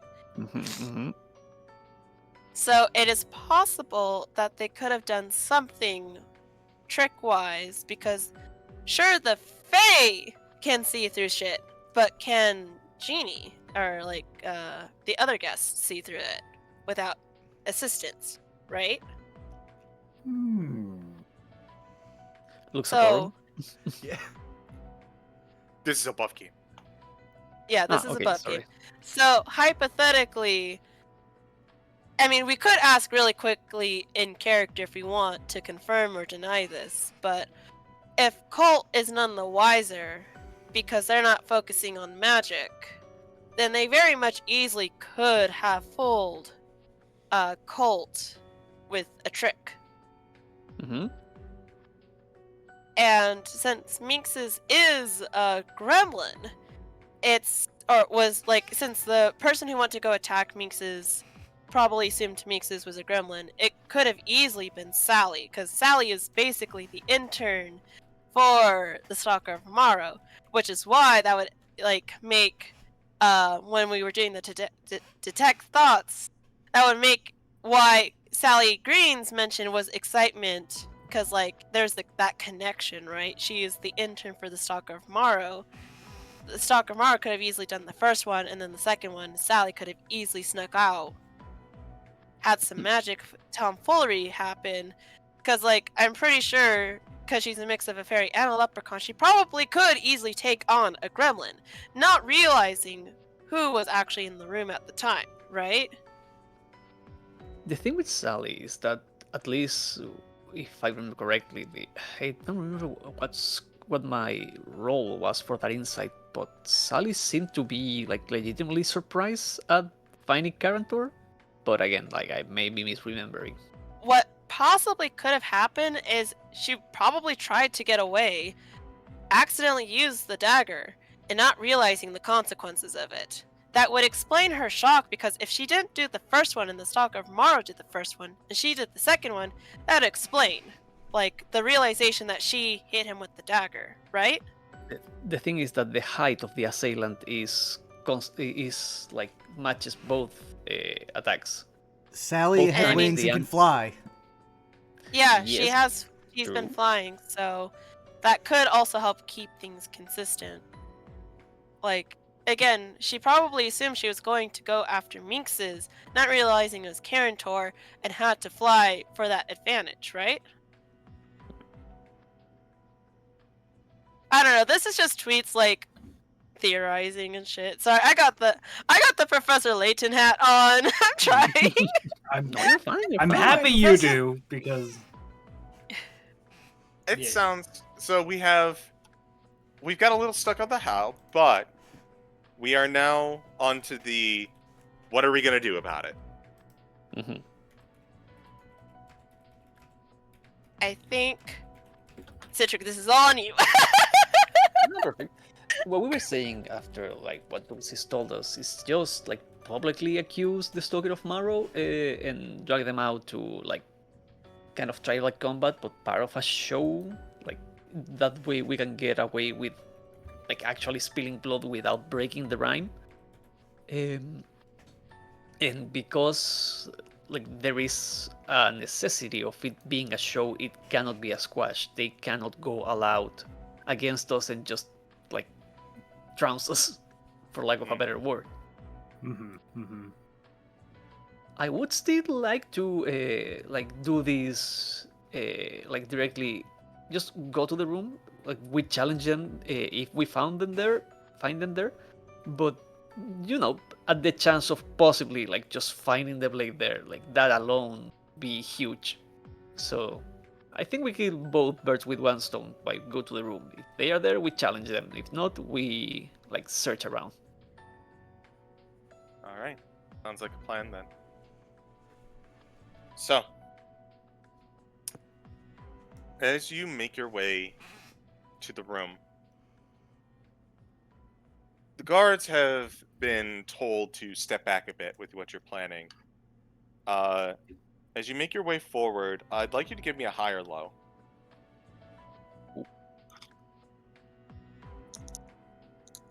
Low? Wants to go. Who's calling it?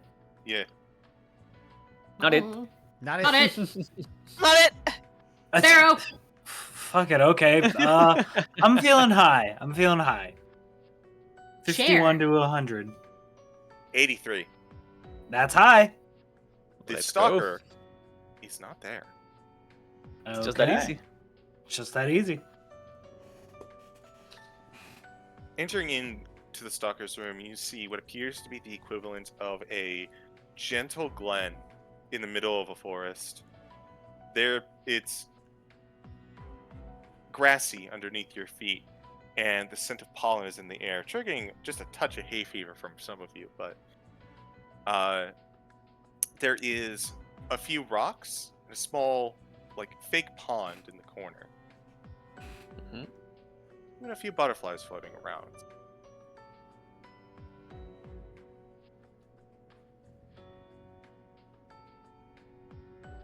Well, I guess we spread around and see what we can find. All right then. Investigation checks across the board. Also, if anyone has like locate object, that would be huge here. That's not a warlock spell. Yeah, I don't have I any got- utility. Yeah. 'Cause I think I specifically one of our- unfortunately. Oh, go ahead. Oh, go ahead. I was gonna say, There you go. I think I actually had to put in for one of the packs that they actually got like detect object. Yeah. Yeah, I don't have it. So investigation. That's Investigation. a double 20 for me. Ooh, wasn't with advantage though. For.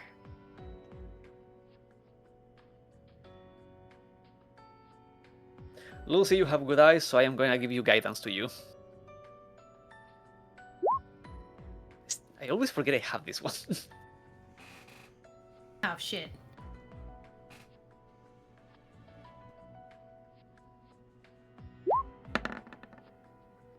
$21. Add a Okay. D4.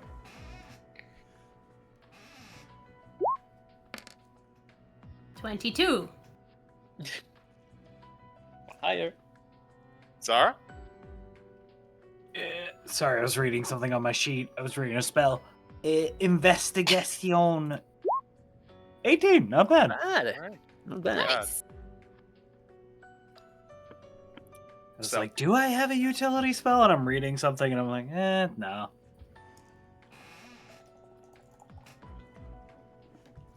As you begin to look through the room, there's really not a lot to look at.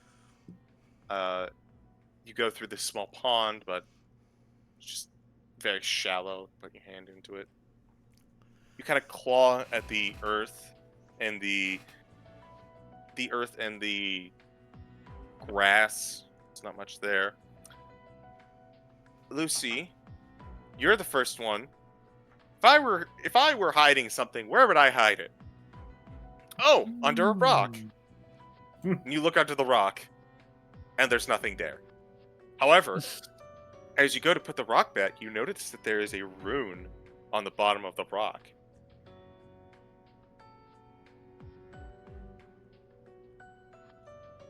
They'll show it to the group, but also try to poke it. If that doesn't work, then like poke it with some magic. Okay. So you show it to the group. Arcana check from everyone. Will do. I'm guessing including Lucy, right? Yes. Oh, hey, 20. 16. Not 2. 22? Midas and Union, you notice this is a symbol from the spell symbol. Oh. Hmm. Oh no.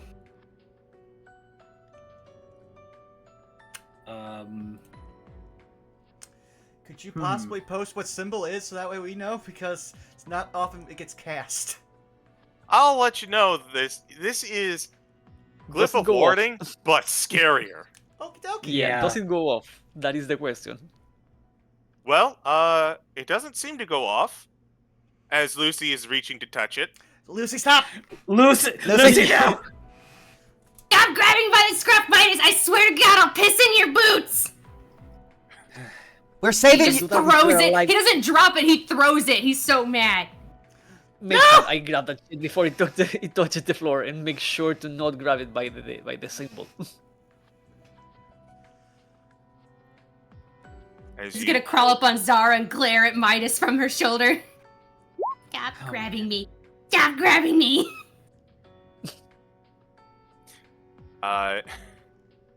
As you hold on to it, sure enough, you don't cause it to trigger. Should I try dispelling it? I say to the group. It's a big spell. Would you mind if I took a crack at it? You hear Kulari say. Might just raises an eyebrow at that. After I you? think you can. Well, I mean, it's still magic in the end, even if it is high-level Archfey magic. She kind of inhales. Right, Okay, and I'm going to roll for her. Cannot cast this at a level that would dispel it, Figured. Yeah, I would need to make a check as well, but let's see if Kulari can do it. She holds her hands out. Sorry, dear. It's not taking. Let me try. So 5th level, Dispel Magic. Alright. I need you to roll me a check. Arc, Charisma check, yes? It is. The DC equals 10 plus the spell's level. So symbol is minimum 7, I think? Yep. So I need to roll 17 or higher. At the very least. Yep. Okay, I need a 12 on dice or higher. I believe you Not can. that easy. I'll throw this one out there for free. I believe this is something you can guidance. Oh. Then, by all means. Let's go gambling! Gamba, nice! Nice! No, that's not enough. Wait, no. Oh, shit. The DC was 17. I That's need right. so the D4 needs to be a 4, or else I waste a spell. Nope. Damn. Ah! One short. Damn. Sorry. The spell remains. I could try again, but that would be my last spell slot. I think if the glyph has not gone off, we can just leave it be. Should I use that We last just spell have to slot? we just have to be mindful there. Okay. And the fact that this might not be the only one in this room.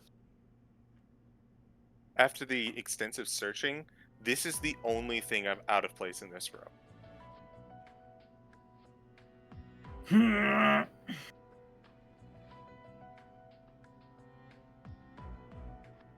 I think I want to try again. Sure. I don't mind using my resources. Do you have an inspiration? Nope. But I have another spell slot. Guidance. Let's see. I just need a fucking 12 on dice or higher. I will guide Oh, you again. I don't need the guidance. That's it. That's it. 19. That's it. We did it. Even if it was a 9th level symbol, that would get it. Mm-hmm. It would. Zara, with the last of your magic,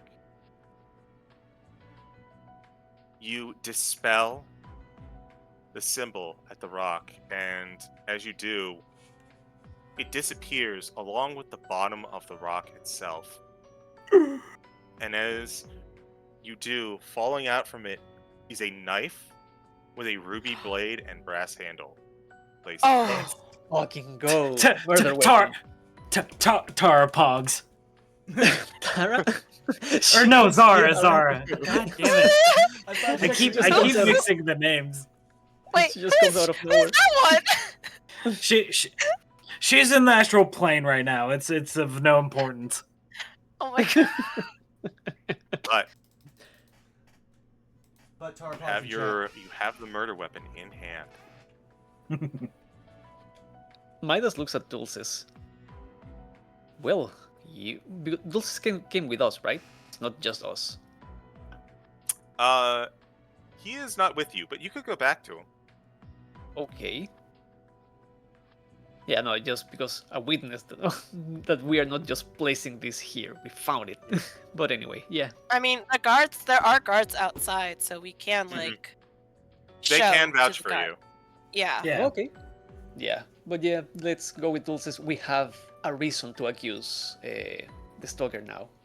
Like before, it was more circumstantial. Now we have the actual murder weapon. We found the fucking murder weapon under a symbol their in their room.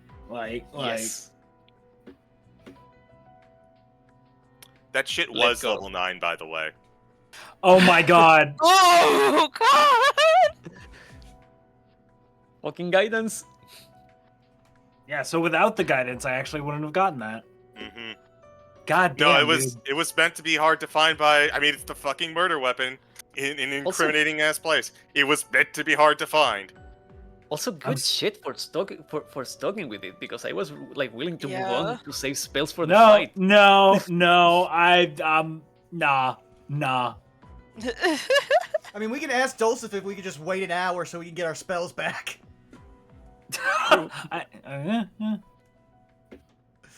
It's his show. He's running it. But yeah, I guess we go back with the with the murder weapon in tow. As you make your way to Orm's room, Dulcif goes, "Oh, that was fast. Not there, was he?" He was Stalker, no. The weapon, yes. hidden under a 9th level symbol. Oh!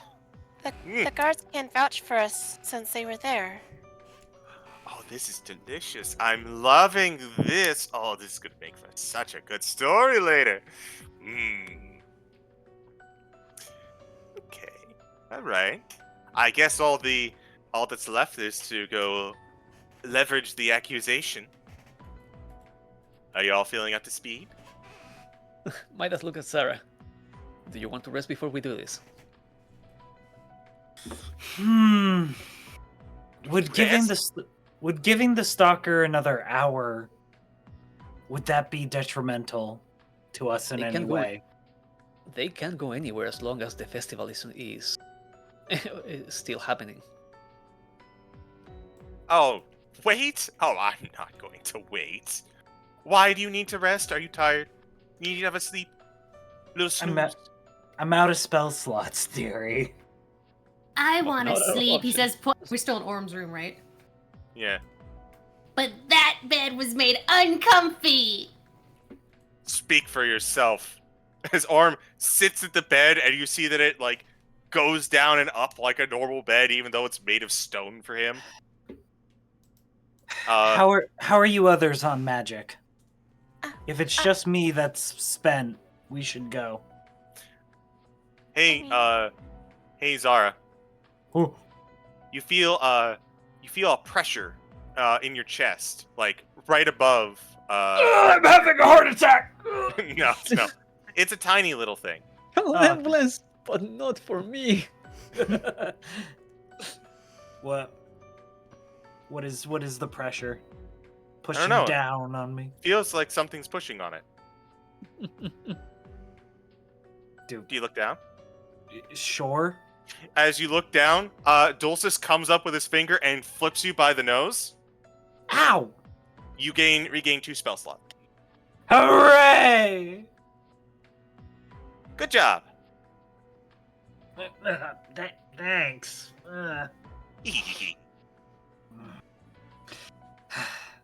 All right, let's go make a show, I guess. Who wants to make the accusation? Wait a minute. Looking around. Does anybody have a gauntlet? You just tap their hands. What? Because he just says, like, mid stompy on his comfy spot in the sun again. I look to Dulcif and just like, does slapping somebody across the face with a gauntlet count as spilling Fey blood? No, I just think it's funny though. I think we should do that. See, funny. It certainly will be. Also, who is carrying the blade right now? I imagine whoever found it. Could I? Zara. Yeah, Zara just produces the blade.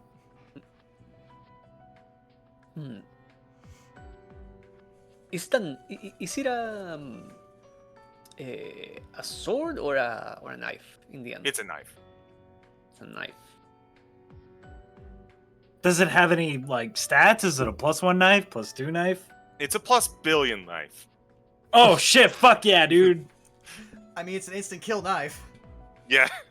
No, it's So it is just enchanted with the spell. It does not have any like plus stats to it. Okay. Yeah, I was asking because... Does it still have that effect? Uh-huh. Does it still have that enchantment, or is it spent?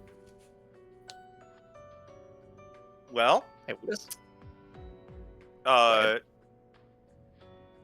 You can take it with you if you'd like. Mm-hmm. You can try and kill him instantly. What that might cause, I can't guarantee. Yeah. But The fake one blood would problem be there is spilled. that, but the thing is that that is a trump card in the sense that, as we established, if we do this, it has to be a show. Just doing that and ending the fight, it's not going to be like to anyone's benefit. Right. But right. that's the way. I was asking mostly to know who feels most comfortable like wielding that. Like it's a like I know Union and Zara are our main like front lines, but also that's a finesse weapon, so it's a matter of dexterity more than anything. Can I just say my dexterity score? Sure. Yeah, sure. It's just a 12, so if anybody's got higher. And strength is flat, so. Yeah, I don't have a higher dexterity score, but you just be like, we are the least likely to actually be cut by the blade. We are also all under the charm of, the spell of Aurum. We are resistant to the curse. One time. Zara just kind of confidently holds the knife and just like, I got this. I can do this. Why does not? It won't be the first use. Like, it won't be my initial plan, but if things go south, you bet. Midas look at Sarah. Just make sure that if you do it, make it dramatic. And winks. There is a very, like, kind of, like, soft, like, smile. Like, Alrighty. Time to accuse an Archfey. Very well. And I think we're going to do that accusation after this break. Alrighty. after... I'm gonna go grab a snack. I'll be right back. Bring your I'm legs, also gonna stretch grab something to eat. Sure. Bring your legs, stretch some water, everyone. Yeah, I'm gonna finish this drink and then go to the bathroom. So. Mm-hmm.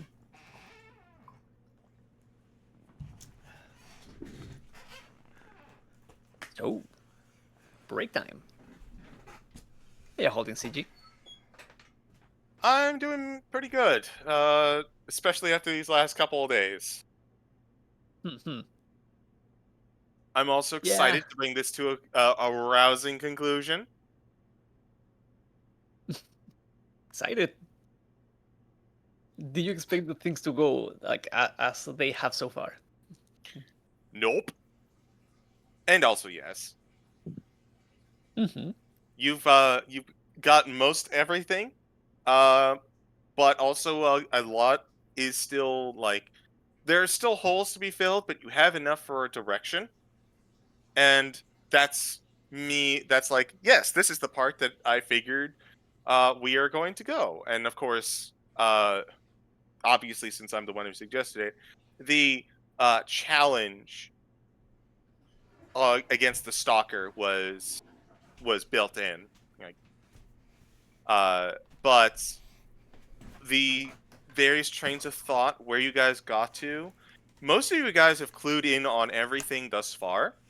All I really had to do was, for one thing, keep my mouth shut, and also make sure that you guys didn't get too far afield, you know? Mm-hmm, mm-hmm. So welcome back, Dero. Mm-hmm, mm-hmm.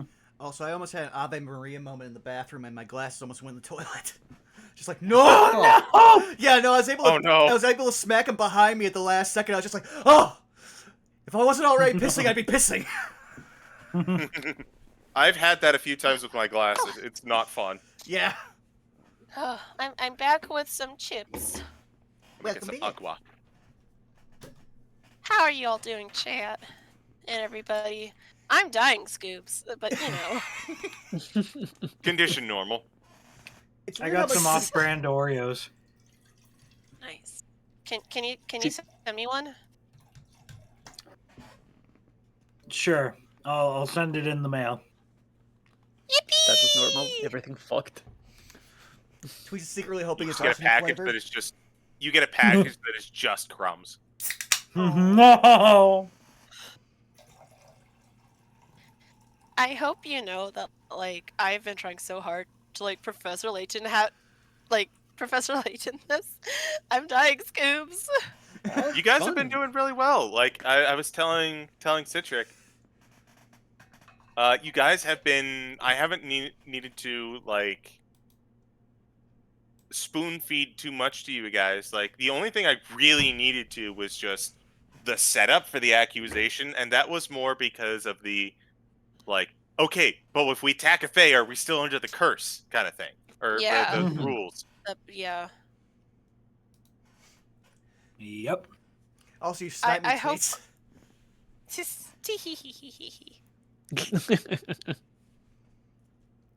But yeah, I hope I've been somewhat good about being in the pole park, cause man, you making me think. My one brain cell is doing their best. I mean, a big thinking.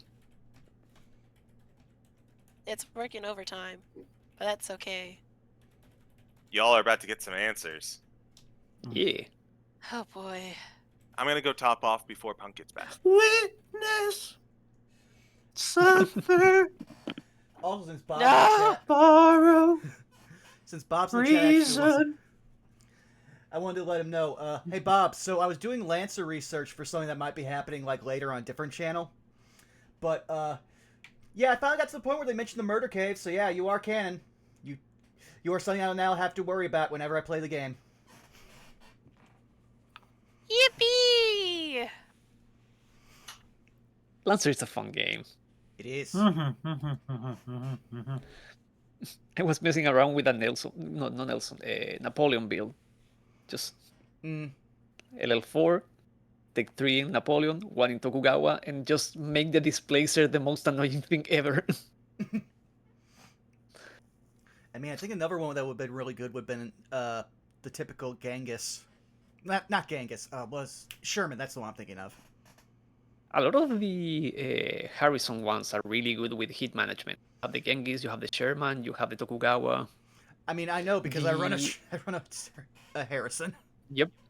The Napoleon is like it's good in the sense that it has a like high base hit, but it doesn't have that much to counter like the amount of hit that the displacer puts on you. That like just firing that gun gives you 10 hit. And you have 11 heat base. You have 8, but LL4 it's easy to have that up to 12. Sorry, it's been a minute since I've actually built my because I've gone through and leveled a bunch of things all the way up to 12 and picked out what the builds would be just for if this was a guy I was running, this is what I would go with. I have an all just half-sized like frames. The starting one was Napoleon. Napoleon.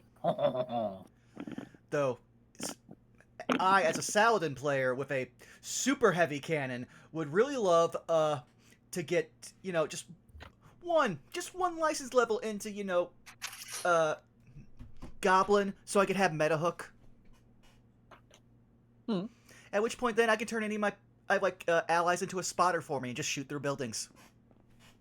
Another fun one is that if you run with a Takitis and you take licenses into Napoleon, but you will need to take all 3, so that's a minimum of LL5.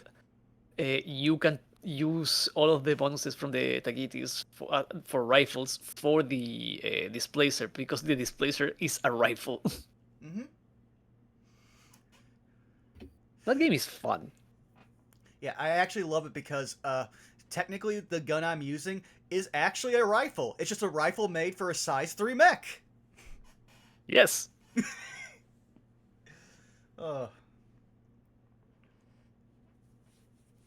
yeah, I need to... I actually picked up stuff today. I picked up the actual, whole, lore book for the Karkin Trade Barony, so I'm probably going to read through that for the rest of the night once we get offline if I don't show up somewhere else. Heck yeah.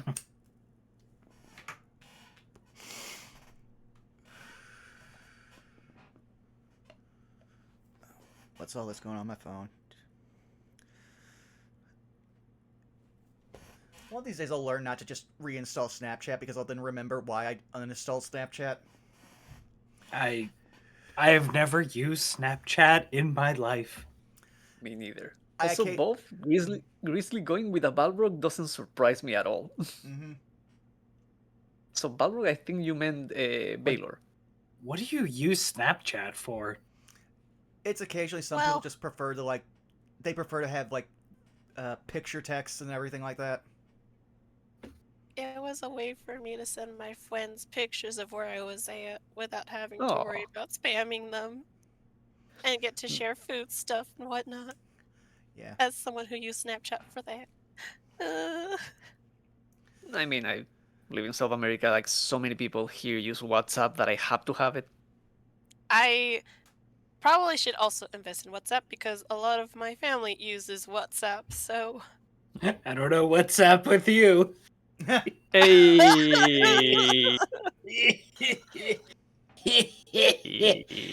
I'm okay. I'm coming to your house, though. I'm gonna shake you. Oh hell yeah! Come visit. I'll cook some gumbo. Okay, when you put it like that, but also I'll make some gumbo. We can Gumbo! use my. I'm coming over too. I could get out my griddle that I got off Throne and cook a bunch of like tacos or something. It'll be great. It'll be wonderful. But only before I do this. Also, that reminds me, I'm gonna bitch about. There's this guy in my town, local like hot dog kiosk guy. Why are you charging $8 for a hot dog? What? Why you charge $8 for a hot dog and then ask for tip? What kind of lie did you give? Like I understand that price if you tell me that the hot dog is handmade and that you gave the best life possible to that one single pig.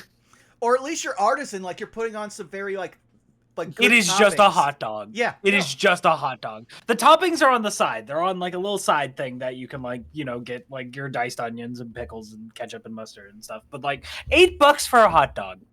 No. Why, sir, at corner of downtown sidewalk? Why hot dog stand? Why $8 for a hot dog? Why?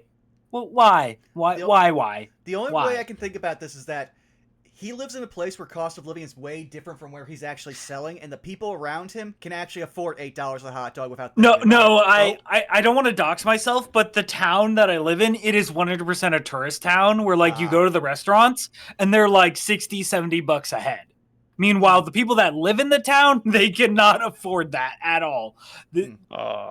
I'm not going to dox myself, but all the restaurants in downtown are for food critics from Seattle to come to the island and just be like, "Oh, go to island and try this artisanal crouton and lettuce expulsion of spices and shit." I hate pretentious people. There are no cheap restaurants in town. There are no cheap restaurants in town. There was a pad thai place. It closed down. I can't get peanut chicken anymore. It's bullshit. I hate it. Yeah, no, but I am offended by the $8 hot dog as well because for like a year and a half while I was at my last job, all I would get to probably eat in a day if I was lucky was 2 hot dogs from like fucking Quick Trip and an energy drink.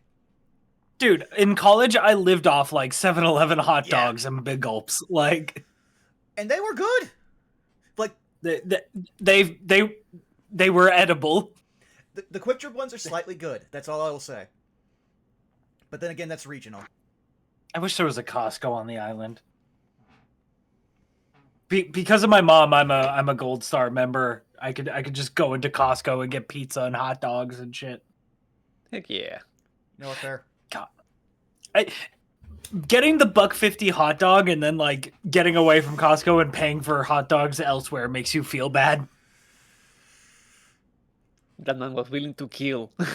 God bless the founder of Costco for being like, if you raise the price of the fucking hot dog, I will kill you. God bless that man. I think he's retired at this point, but God bless that man.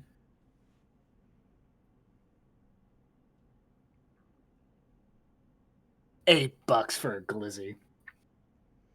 eat my entire ass. I'm actually sad now the Glizzy Gobbler's not in chat right now. Oh no! Thero, I know exactly what you mean. I live in a town where a bunch of well-off people have cottages. A sandwich here can be like $20 minimum. I don't understand, like, weren't all the people sorry to fucking rant about current events. Weren't all the people complaining that, like, oh, we can't raise the minimum wage. It'll make food too expensive. And then food just got expensive and we didn't raise the minimum wage. Ugh. Bullshit, man. Late stage capitalism is a bitch. We're millennials, we all understand. Think for that.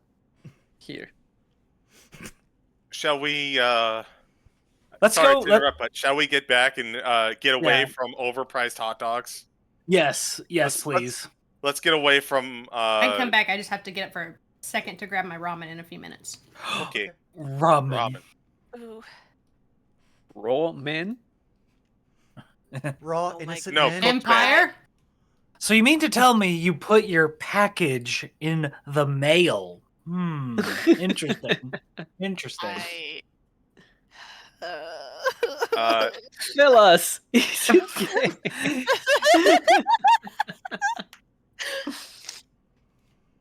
So, I am ready to get going. It sounds like let's do it. yeah, Punk's gonna dip away for a second to get ramen, but we can go ahead and get started. Let's put on.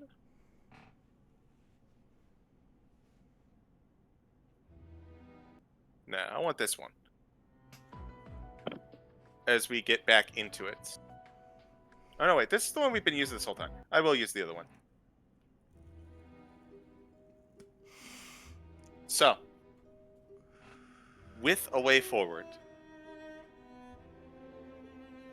you reach on out to the guards. Lucy, you give them instructions that everyone's requested in the main area for a special event. And as you make your way there, you are the last ones to approach. He expects the guards to salute him. They do, which is very strange for several of the patrons who walk in and go, "Hey, is this just the Warlocks? What's going on here?" You see Minxis in a corner, not really, more put together, and she has that grin on her face, but seeing as everyone kind of piling in the nature of things, she gets a little bit more serious face. Like, she knows what you guys are up to, so she knows that this is actually something. Splicer King Nostros has a few pricks on his face, a little bit of blood in his fur, but he seems perfectly content. Like, doesn't seem like it's really harming him. Calliope, you're pretty sure you know where that comes from. Yep. Little Ilution doesn't seem put out with you at all, so perhaps he doesn't know. Cool. Marius is yelling at the guards. Cult is seething, but silently. Sally and the Stalker both have this look of, what's going on? Very nonplussed. That as you all enter the room, the guards give a quick bow, and they step back, giving you all the floor. Righty, how do we do this?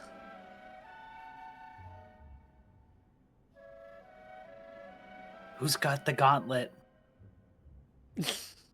You have the sword, the knife. Well, I don't want it. I need the gauntlet. At this point, you just be like us as they just ding off their actual metal hand, just like. And unscrew it? Do you mind if I borrow that? We can't remove it, it's us. Hmm. Just tell us where to smack. You're supposed to like throw the gauntlet down at somebody's feet, or slap them, I guess. We can slap. Usually in Dwarven it's a punch, but we can adapt.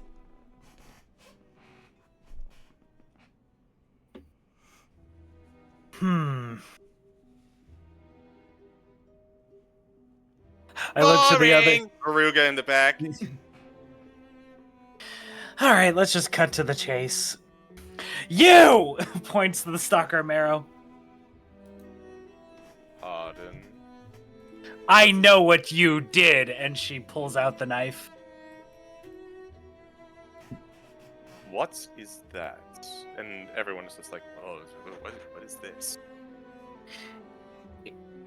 Solomir was the name of the genie, right? Yes. Yep. Oh, no. This, everybody, was the weapon used to kill Solomir, and it just happened to be under a symbol spell in your room. He says nothing, but he looks at you. I'm just curious, why go through all that effort to just cowardly hide this away? Why not, make a show of it? Out in the open. Own the fact Can't exactly that you make a name for himself. own the fact that you murdered somebody. I did nothing of the sort. Perhaps we should ask the Korrid then. Do they seem to get riled up with that at the mentioning of a Korrid? So the stalker doesn't. Oh. Sally, on the other hand, went from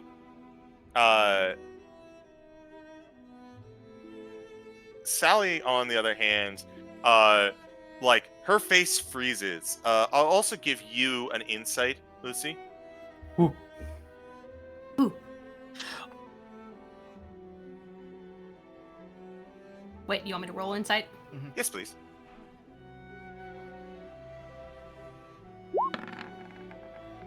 MT1? That jab did seem to unsettle him a little bit. It was very subtle, but he seemed to have gripped, clenched his fist ever so slightly. But Sally, on the other hand, noticeably tenses up a little bit at the mention of the Korrid.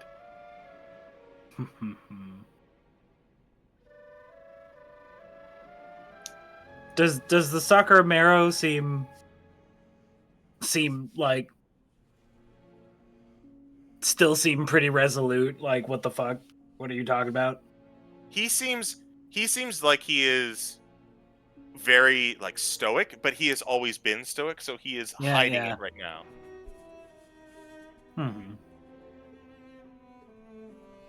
Either way. Go for it. Either way, this dagger was in the possession of a Korrid in what's the place that the Lady of Pain's from? I keep forgetting. Sigil. Was found used to be in the possession of a Korrid in Sigil. A Korrid indebted to Lord Orum's name has been removed from them, and they cannot speak to why they are in the Feywild. We have them in our custody.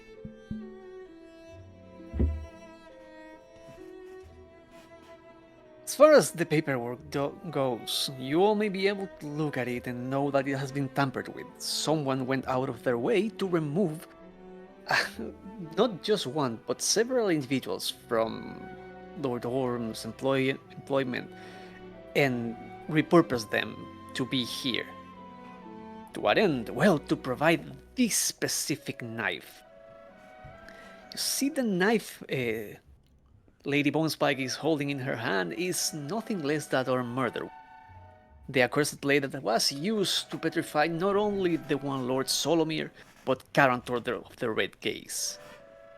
Both of his tags carried by, and Midas points, the Stalker of Marrow. Again, what a... Go for it.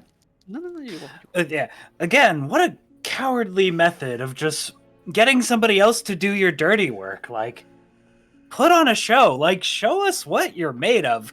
Come on. Like, Zara's trying to taunt. Zara's trying to taunt.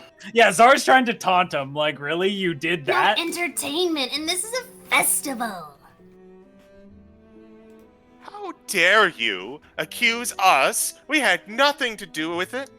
Sally. But... These individuals seek to besmirch our honor.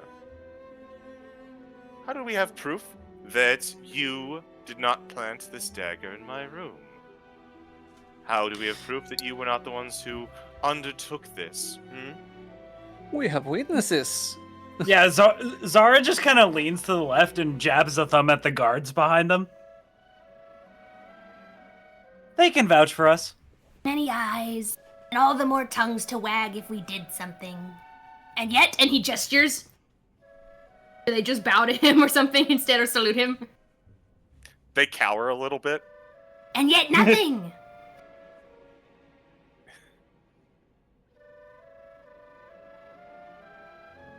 The murder weapon was found in your room with no tampering from our part. Moreover, we had to remove a very powerful spell that was hiding it from any onlookers. It did not come at a cheap cost, but it is here, and we know it was under your use. Furthermore, Lord Stalker, you will see not only do you have the murder weapon in your room, much precisely every bit of the height and build the assailant should have had to carry over the different murders. Someone of your height, wielding this weapon, is the one that carried both of them. Both of the corpses are, as they still are, petrified. We can just go over that if you want. We can drag them here and roll them over so people can tell for sure. And it's not. I'm able to remove that. a couple curses if you want, Midas. We might. Curses. It's not only that. There is clearly a motive there for the second. You went into Mix's room in order to do something about your name being hurt. You are not happy with the fact that she can carry on proclaiming to be a murderer of unicorns, someone who deeply damaged something precious for the Beastlands. You having nothing to do for it. But here was the opportunity. Just that you did not come across Minxes in her room. You came across Carantor, and that complicates things, doesn't it? Because at that point, you cannot have any witnesses. Sadly, another body is more than enough evidence to go after.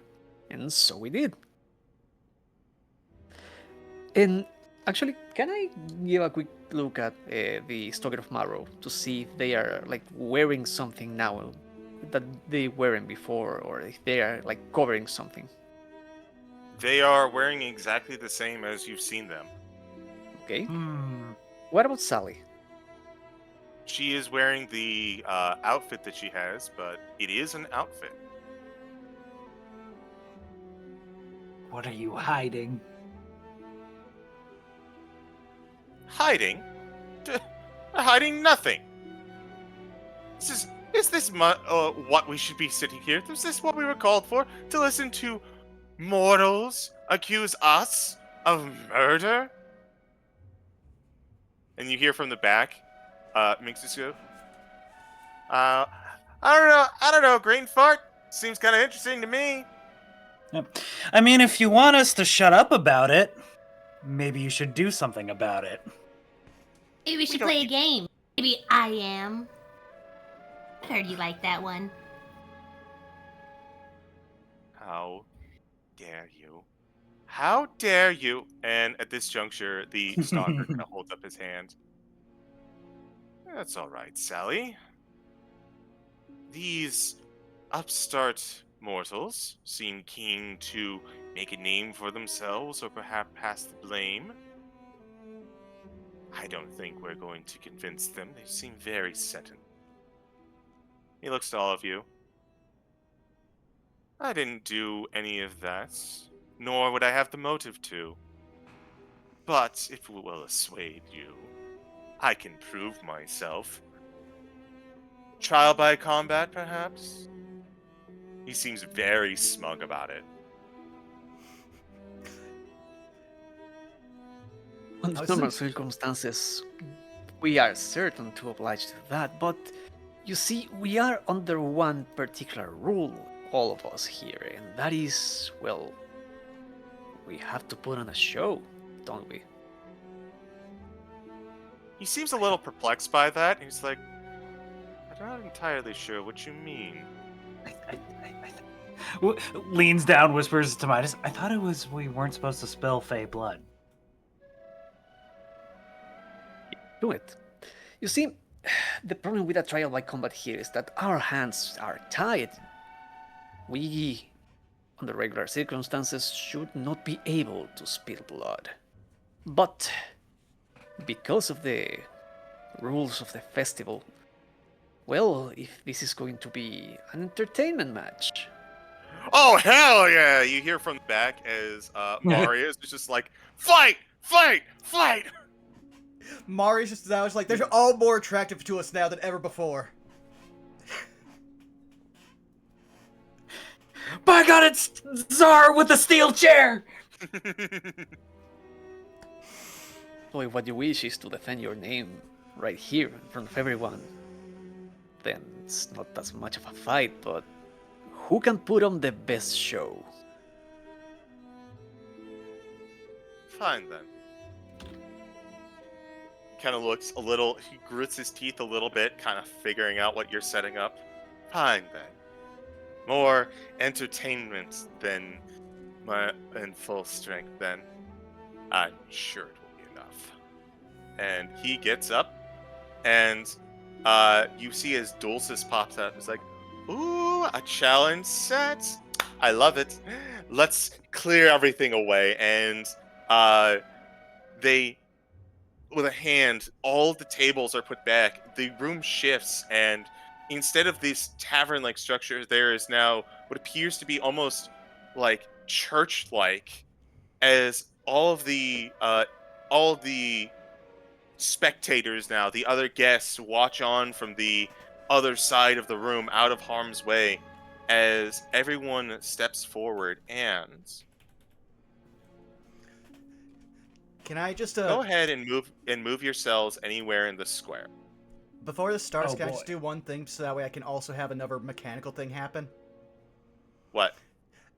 You can just... Honestly, the gears in their necks start to sound like they're cracking as they just move their heads aside one way, the other. Their diamond form takes go, and they just go, "Your funeral, functional immortal." Oh my God. Jesus Christ. Also, 19 initiative from Zara. Jesus Christ. It's the same initiative I had you roll already. Yeah. Oh huh. shit. Okay. It's the same initiative? Yeah. Oh, You just added okay. yourself to it again. What? No. Did I that's roll why 19 before?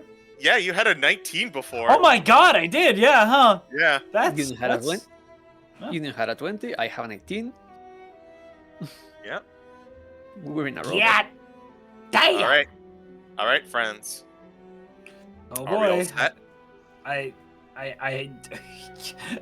may the odds be in our favor. Can't see the initiative order, but okay. That's weird. Yeah, See, I just see the two of them. Mm-hmm. Yep. That's really strange. I have you on the turn order. I mean, I'm when gonna Sarah refresh. rolled- yeah, when Sarah rolled, she was there and then she disappeared. Well, I deleted her as a superfluous one. I don't know what's going on there. Let me refresh. Refreshing didn't do it. So. I'm just gonna manually add it. Damn it! Even when I try to think ahead. You're fine, It- CG. Roll20 is a it is a website. No, actually, I have the Do perfect you name see for this. yourselves on the order now? Yes. Yes. Yes.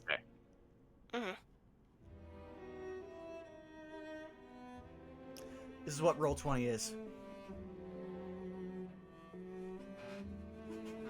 You raggedy bitch. And then, last but not least, you are 17. Okay.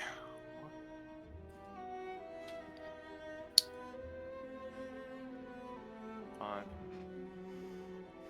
All right. With that, initiatives are rolled. The accused stands before you. And it's time to throw down.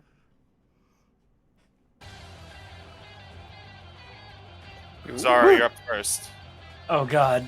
Oh fuck. Oh shit. Oh fuck. Oh god. Let's see. Well, I'm trying to think of just like not what would be the most ideal, but what would be a good show.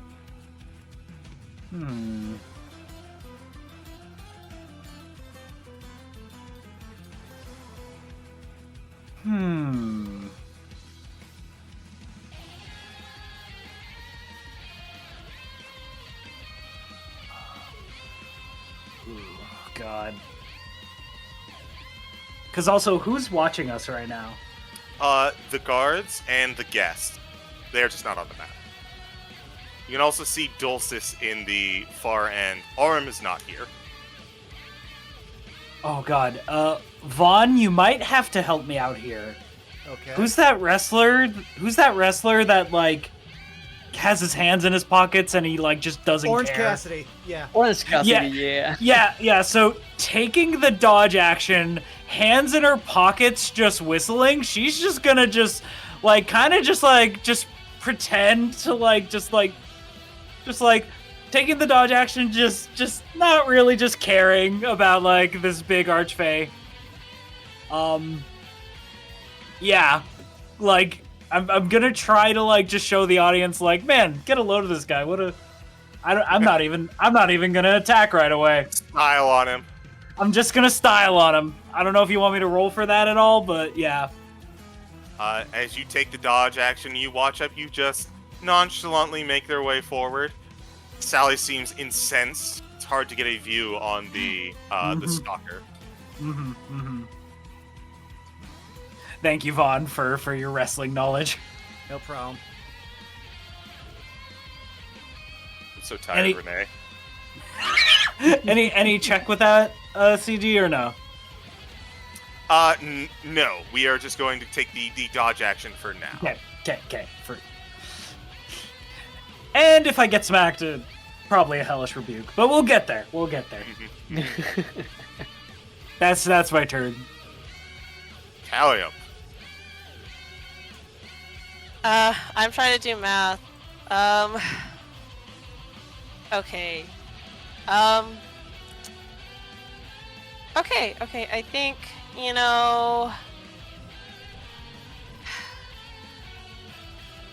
Calliope is gonna take a deep breath, right? And close her eyes. And do a little dance as her eyes open up to that very same void-like mirror once more. As she... God, what would she say? She's like, she'd be like, I would pay attention if I were you, and I am going to have her cast Everett's Black Tentacles once more. Okay. Draw it for me. Time, yeah, we are going to drop it right on top of Sally. All right. Sally is flying and will not be hit by this, but it will hit the stalker. I think that's a 40-foot square. No, it says 20 foot. 20 foot means you had it like Snap the corner. Yeah. This is a 20-foot square. Yeah. Oh, never mind. Oh god. That's oh, the radius. Never mind. Yeah. This is a 40-foot square. Hi, I'm Tweets. I never learned how to read. If that's the case, I mean, it does say like it is easy. I've done that before. Where it's like 20-foot square, but no, it's measuring. Yeah, we'll just do it. The thing is because it is a radius. Yeah. just said it was not. Oh, here. No. Huh. Odd. It's not snapping to corner.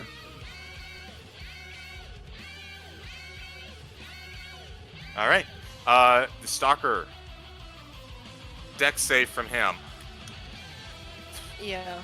And the DC is, hold up, 17. 23. Damn it. Unfortunately, Black Tentacles is a saver suck, so he is unaffected, but the ground is difficult terrain.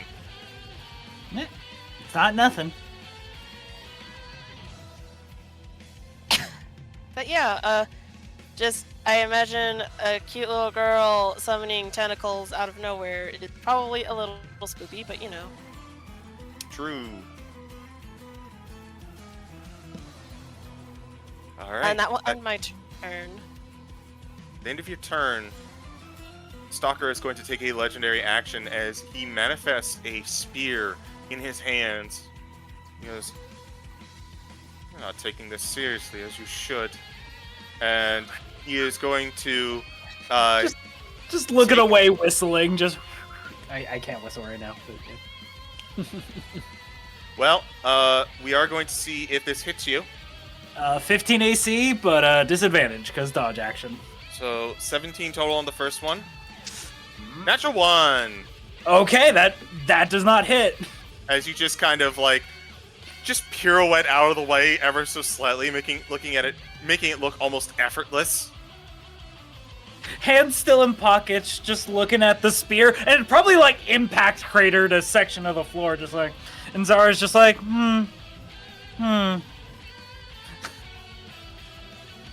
Midas, it's your turn. Alrighty. So. Oh, my shit. Give me a second.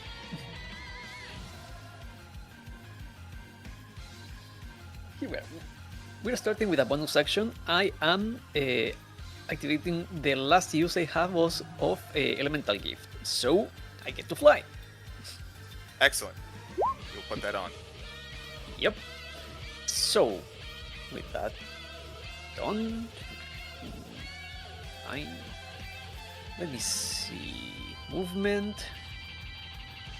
Want to move here with 20. You will see as Midas starts, sand starts swirling around him as he elevates from the ground and flies to the side. And looking at the stalker, it's like, oh, you want us to take this seriously? Well, why don't you take that then? And he's going to shoot Eldritch Blast at the Stalker of Morrow. So that is three bolts. All right. The repelling blast is the repelling effect. It's going to not go on all of them. That's it. So I'm going to do this one by one. First one is blast. 26 to hit. That is going to hit. And that one goes with the repelling blast. All right. Damage is 11 force, 3 bludgeoning. All right.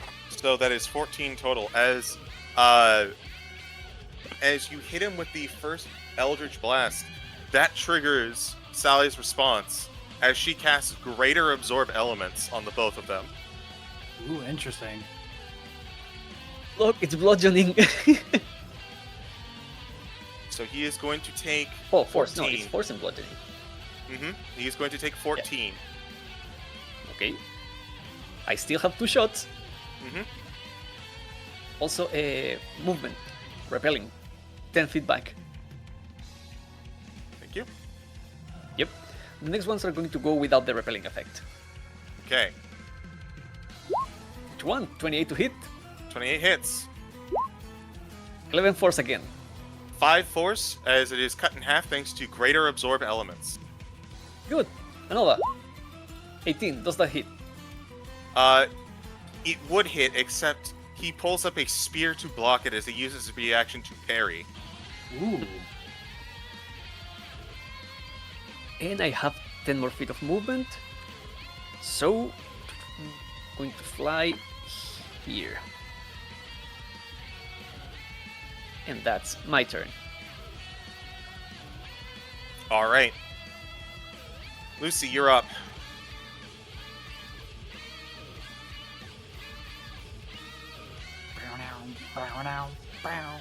For minds that seem a little foggy.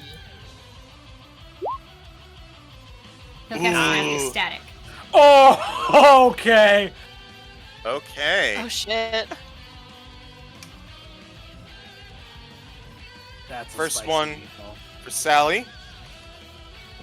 An advantage. Natural 20 from Sally. And then the Bitch. Stalker. Double checking. That is an 11 from the Stalker. He is going to burn a legendary resistance and pass it.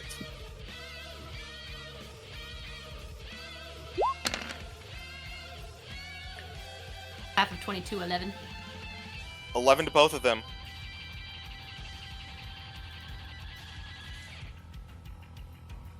Blade Ward bonus action. That's turn. All right. Stalker didn't like that. He is going to pull up another spear using another legendary action, and he is going to throw it at you, Lucy. Oh no!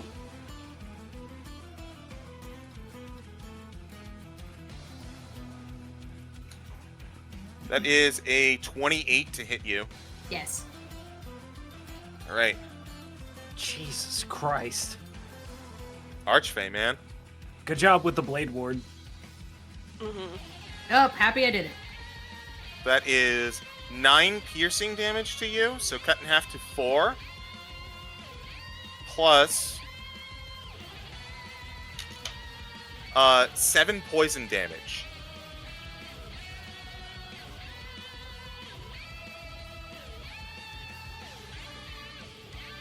Is that your turn? Yeah. Alright. It is now Sally's turn. Sally is incensed at this, and she is going to use a bonus action to cast... She's only been hit by Lucy, so she's going to cast Polymorph on Lucy. Counterspell. Okay. Counterspell away. As the magic sizzles in her hands, she looks annoyed at you, Zara. Zara just does like a little like toodaloo wave, like hee hee hee. She is then going to cast Polymorph on Lucy. Oh, 2 spells a turn, Wait. I see. Hi, yes, Another one! Another one!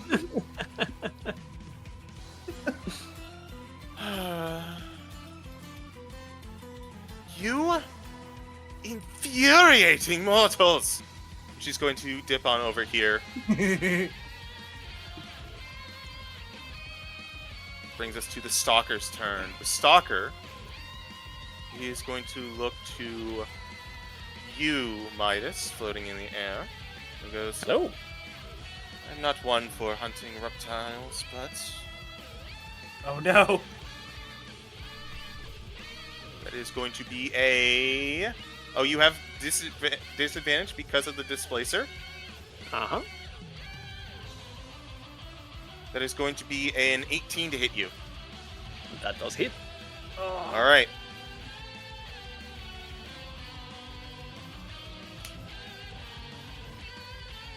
Four plus... That's 4 piercing, 7 poison. First shot, second shot at you. Well, your Displacer is down, but that is... Poison What? resistance. Poison resistance. Excellent. So that is 6 piercing and 3 poison. The next shot is a miss. He's going to go for a third one. Oh, that's a 19 to hit you. Oh no. That's on the die, too. Oof. Yeah. Wouldn't be surprised if this guy's got like plus 15 to hit or something. 14 piercing Ouch. Okay.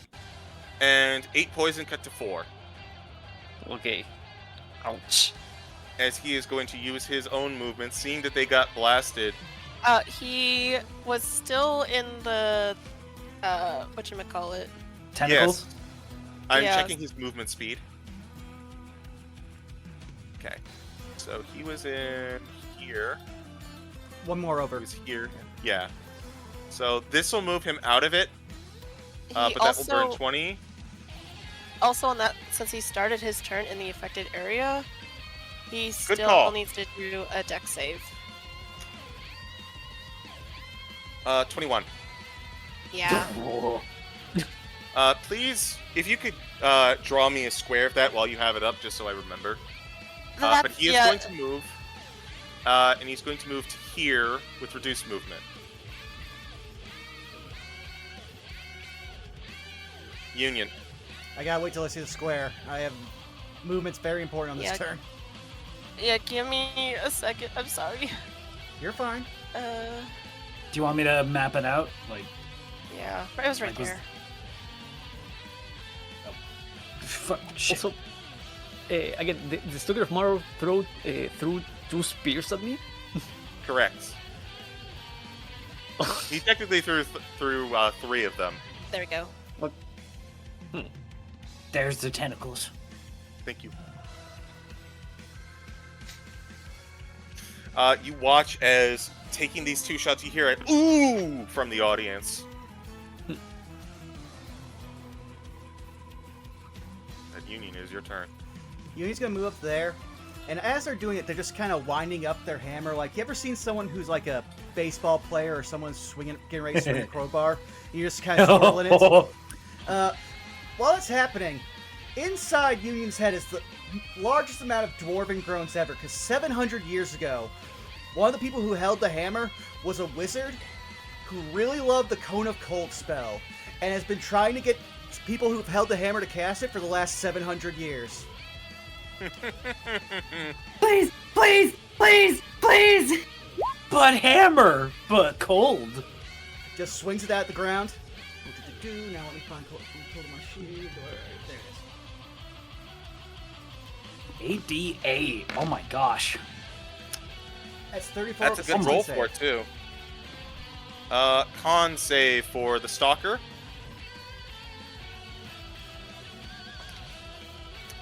Been rolling high on these saves.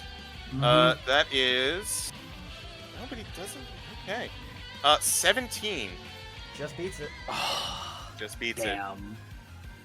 Damn. That's 17 damage. Cold. That is 17 damage. As he takes 2 spears and protects his bare chest with them.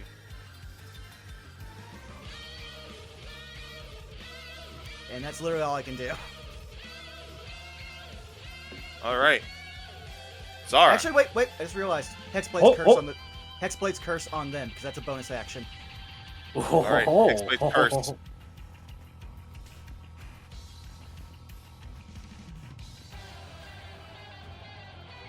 Zara.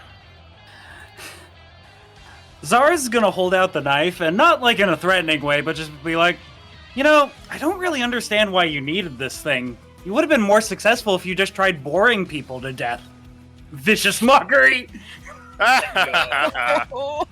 Give me a DC 17. It's not 16. 17. Wisdom saving throw. 23. Ah, damn it! It's nothing. This man is Yeah. racked with resistances today. Yeah. Did it get a laugh out of the crowd? You just hear on the back, coming from Mixus, "Ha! Drew!" And just to spread out a bit, Yeah, I'm gonna just spread out a bit. Move over here. And I don't have any bonus action stuff, so that's my turn. All right. I tried to insult him and it did nothing. Callio. All right. We're gonna go ahead and Actually- drop the. Oh, Wait, go ahead. sorry. Can I adjust my movement again? Sorry. Absolutely. Oh, shit, sorry. I actually want to go over here. I want to say. So was right next to Union. I just want to make sure. Oh, that's one too far. Boop. There we go. That's good. That's my movement. There you go. Okay. Callio, go. Yeah. We're gonna go ahead and drop the tentacles, seeing as they're probably not going to work. However, I am going to go ahead and move. Oh, beans. Hold up. Gonna move. Right there. Yoink! No, that's one too many. Calm down, Callio. But we're gonna see Sally is a problem, so we're gonna go ahead and do a good Eldritch Blast on them. Eldritch Blast. The flavor of this round. Let me see.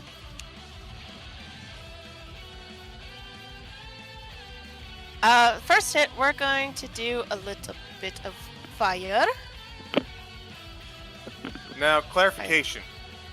Do you choose a different flavor each time, or is it always just the same?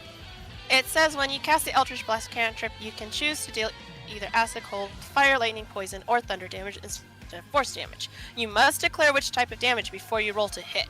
So, I'm guessing by the wording, as long as I declare it before I roll it, otherwise I would assume just the same type. I'll allow it. Okay, so the first one, 26. 26 on Sally. This is fire, you said? Yes. She's going to cast greater absorb elements on her and the stalker. Okay. For 6 fire, which would be 3, I'm guessing? No, it is going to be 6. Oh. Oh. Okay. We'll do another fire for the second hit. Okay.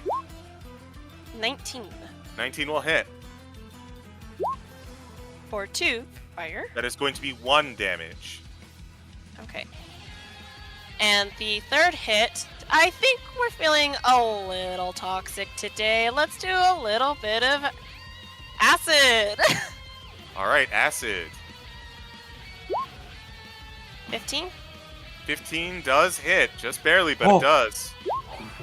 For 6. That is going to hit for 6 damage. And I just imagine every time Callio, goes to, do her, beam attack, she does a little, dance for each different type. So, fire is, maybe a little tango. You're like a poison. fucking... Poison is break dance. You're like a Friday Night fucking character. So, just add some flair for the crowd. I was thinking too many Necro Dancer. Oh, hell yeah. So, that will be the end of her turn. Yeah! Fire! Yeah! From Marius. That's me over there.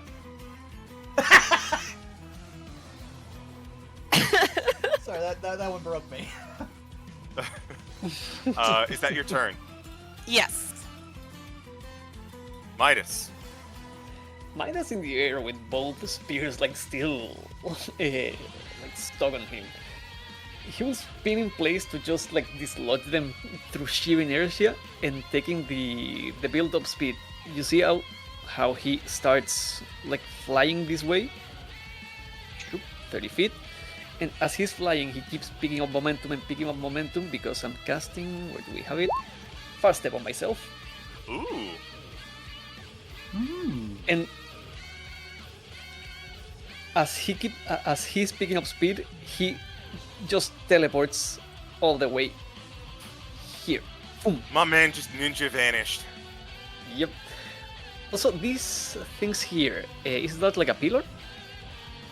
It is, but it's it doesn't go all the way up to the ceiling. It's just kind of popping out of the planters. But yeah, no, I just want to get out of line of sight of, like, have cover at least with the Stalker of Marrow. And where I am, like, popping up in front of Sally in a sudden burst of sun, it's like, hi there! And Eldritch Blast her with the repelling effect.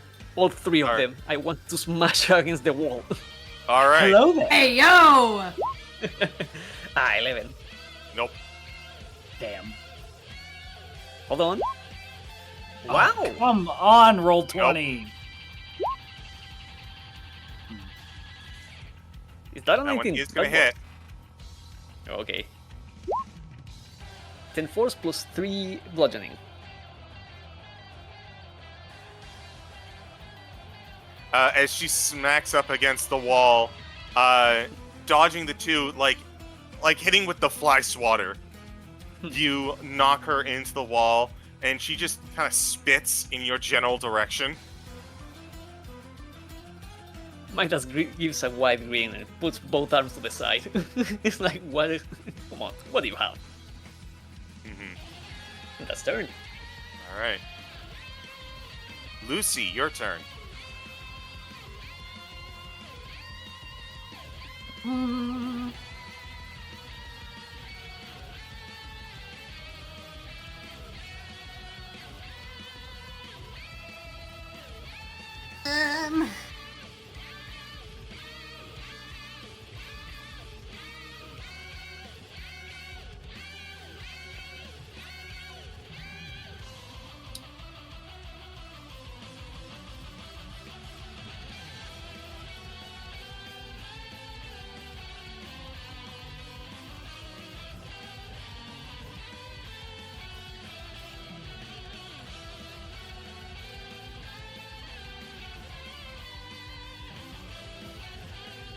Movement.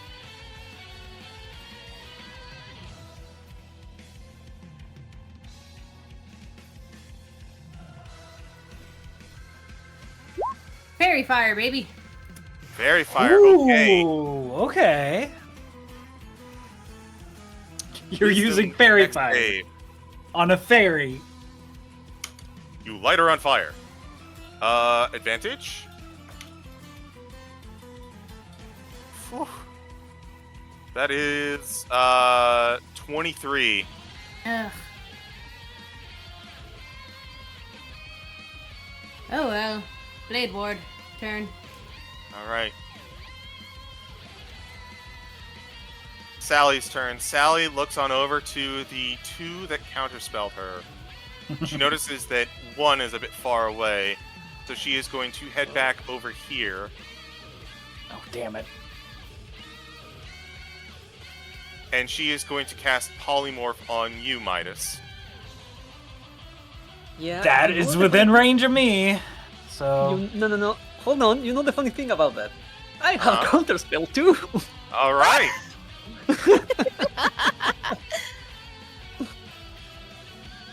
She's going to bonus action Polymorph. And I'll use my last counterspell. All right. She's looking at that, and she's just going, I can keep this up all day. Can you? And then she's going to flitter on over this way. Kind of a cheap trick if you ask me. I wish you used a different character so I could say something there.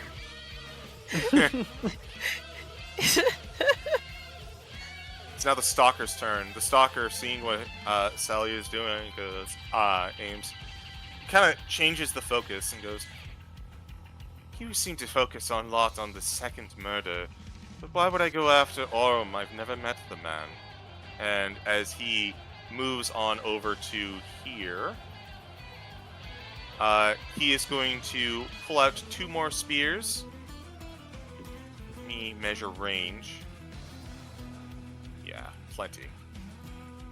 And just double checking. Yeah, plenty.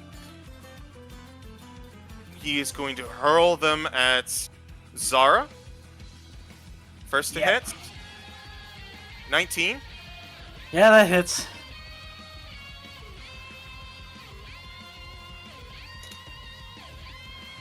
11 piercing.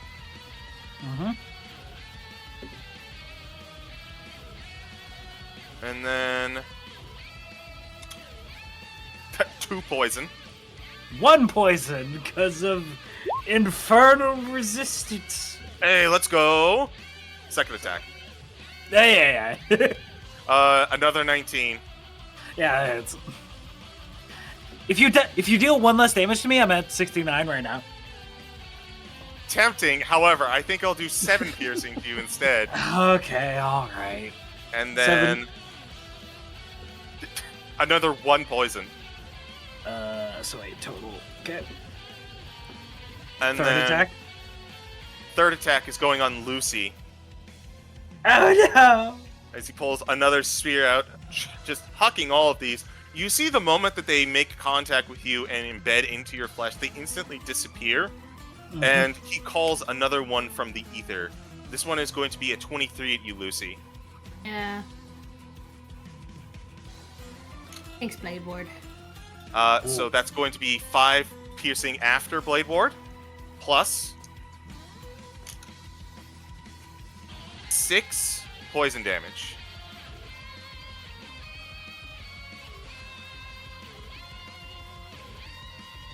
And that is going to be his turn as he posits a question to you. Union, you're up. Lucy? To all of you, to the group. Oh, okay. Mm-hmm. Once Union gets to here, they're going to break up their movement between actions. So they're going to get to there. But it's just going to be like, you know what? No, fuck it. I'm not talking with this guy. I'm not engaging. Hold monster. Hold monster. That is going to be a 14. He is going to burn another legendary resistance to pass it. That's actually good. Yeah, no. If he's using resources. Yeah. You know, you're just going to be like, why break the chains? You'll be in them soon enough. And they're just going to 1, 2. Hi there, You friend. are very deluded. He's mixed with water? Har har. Deluded, not deluded, you fucking mortal! That's the end of my turn. You hear as that disc comes from the back, you hear Carl goes, boo.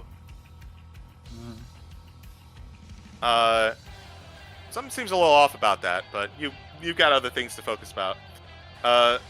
Zara, you're up.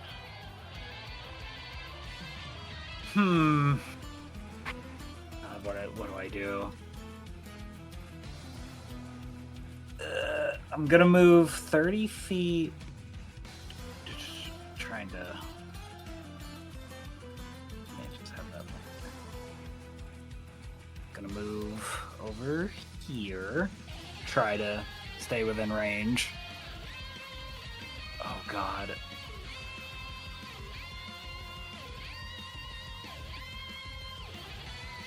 I'm trying to think of a response to what the fairy said that could be twisted into a vicious mockery. Oh God. I don't want to waste too much time. I'll just do a Mind Sliver then. All right, Mind Sliver. Intelligence save. 17. Oh my God, they can roll low. Natural 1. Yep. Oh wait, so no. Magical resistance. Natural 5, so that's still gonna hit. All right.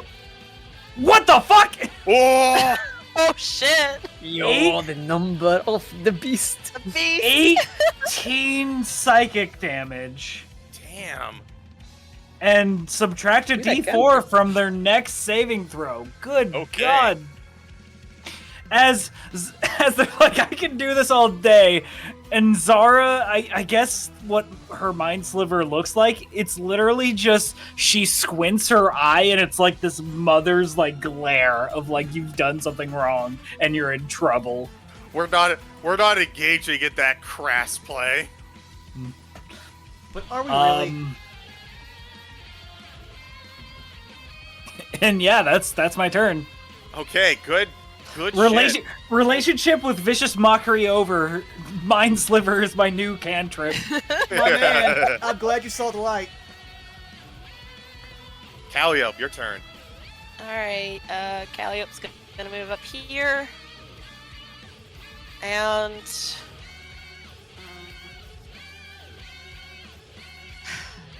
thinking...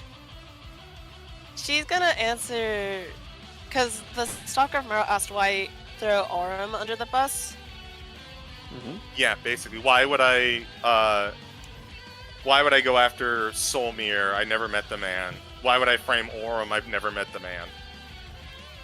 You may have not have met them, but you may have known of them. You may have known about their rivalries and used that as a cover-up.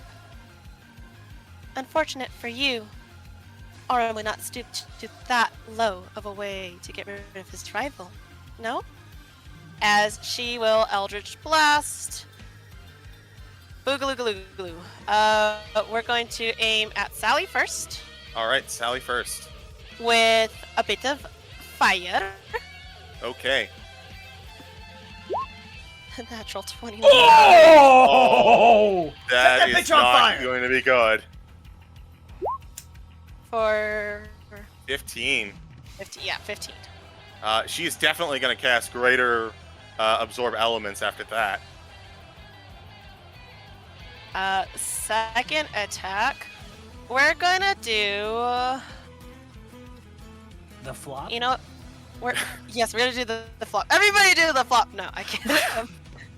We're gonna do a little bit of cold damage, but I'm gonna flavor text it like to make it look like a cold, chilly wind. Specifically for cold. For 19. 19 will hit. Those nat ones on the other side are scary. 5 cold damage. 5 cold. And the last attack, we are going to do a little bit of lightning damage in honor of Solmir. For 28. Alright, that will also hit. Fog him up, Calliope. Fog him up. For 9. 9. Good numbers, good numbers. Calliope's out here Dempsey rolling with Eldritch Blast. This one seems to pierce through one of her wings. And she looks at you incensed.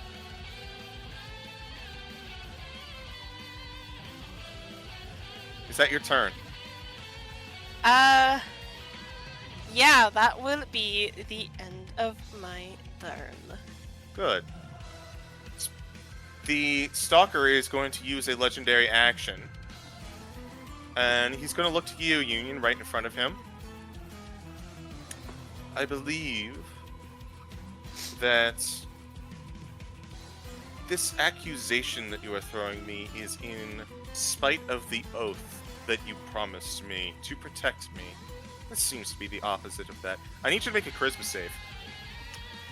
Okay, don't got anything, so let's see what we got. That's an 8. Oh.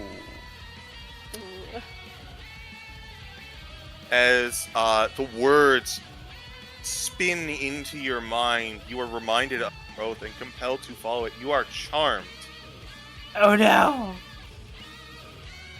While you are charmed, you are compelled to follow and adhere to the Stalker. You treat all of your former allies as enemies. Oh, that's not good.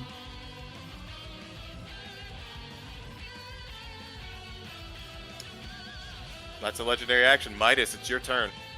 Alrighty. Midas still flying, comes out of cover. I have 10 here, 20 here, and I still have 10 movement. And as he's coming out of cover, he looks at the Stalker. It's not about Aurum. It was never about Aurum. You just wanted cover. You took the blade because it would throw suspicion out of you. The first murder, well, that's not because of Solomir. It wasn't because of anything like that. You're aiming higher, aren't you? what's your deal with the queens? And while, after saying that, like, barely even looking at Sally, just barrage of Eldritch Blast again. No look Eldritch Blast. Yeah. And not looking, so... Yeah, well, that makes sense. A 16 will hit. And another 16. 16 will also hit. First one goes with a +3 bludgeoning, so that's 11. 11 total. Second one, ooh, it's counting 14. it's counting it's counting the second one, but no, it's the 14, I think. All right. And because I still have 10 movement and a bonus action, move. Going to just move the full thing. First step is still on, so I have movement to spare. I'm just gonna position myself back here. Okay.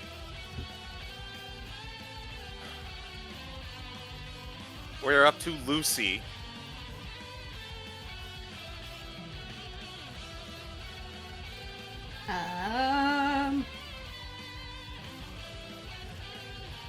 Eldritch Blast, 2 at the Stalker and 1 at Union. Okay.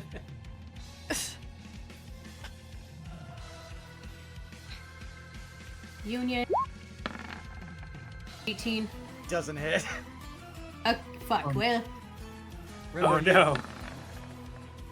12 and 18 to the Stalker. I'm guessing the 18 doesn't hit either. I actually don't know. So the 18 does hit, except he is going to pull up a spear and parry it. Does parry work on ranged attacks? It just says attacks. He doesn't have the usual parry, mind you. Yeah, fair enough. Blade Ward.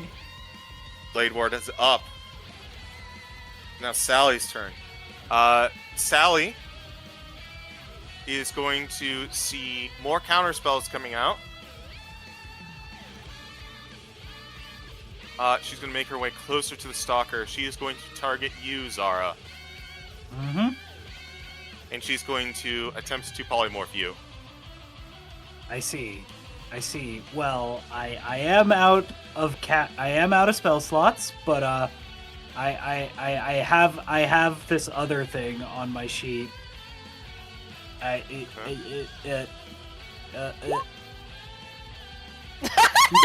No, please. So, in order, first of all, wisdom saving throw. Second of all, nice try. Third of all, inspiration for yourself. Not gonna, but you're not allowed to use it on this time. Okay. Fair enough. Thank you. 10. I'm a frog or something. As you are transformed into a goat. Bah. Much better. Your turn. Your turn, dear. And she is going to bonus action invisibility on herself. Oh, bitch. Actually... They are within range of counterspell. Do I use my last spell slot? I will let you know as a DM, she is not casting the spell invisibility. Okay. Then Thank you. it's a Thank you. spell-like ability.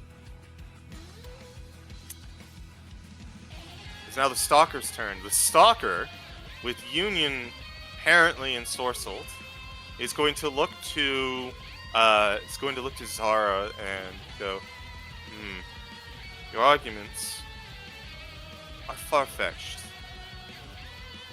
I didn't even know, how would I even know them to invite them to this sort of thing?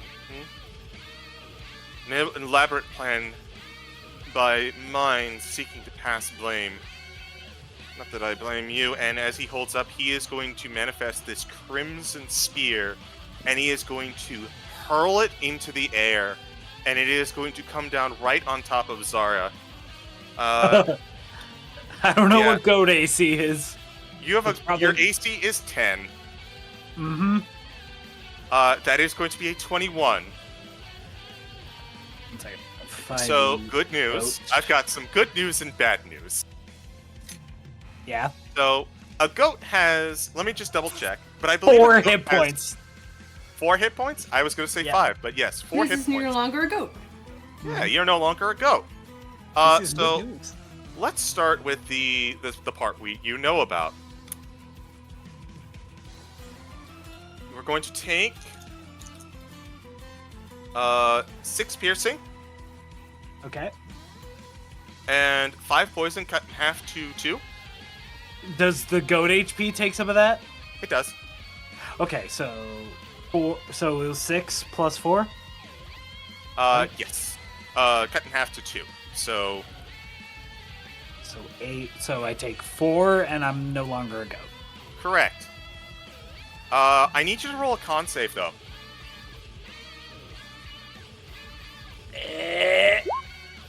Damn. Okay. Dice roller What? time. Do I wanna use the inspiration immediately? Yeah. Let's see what happens.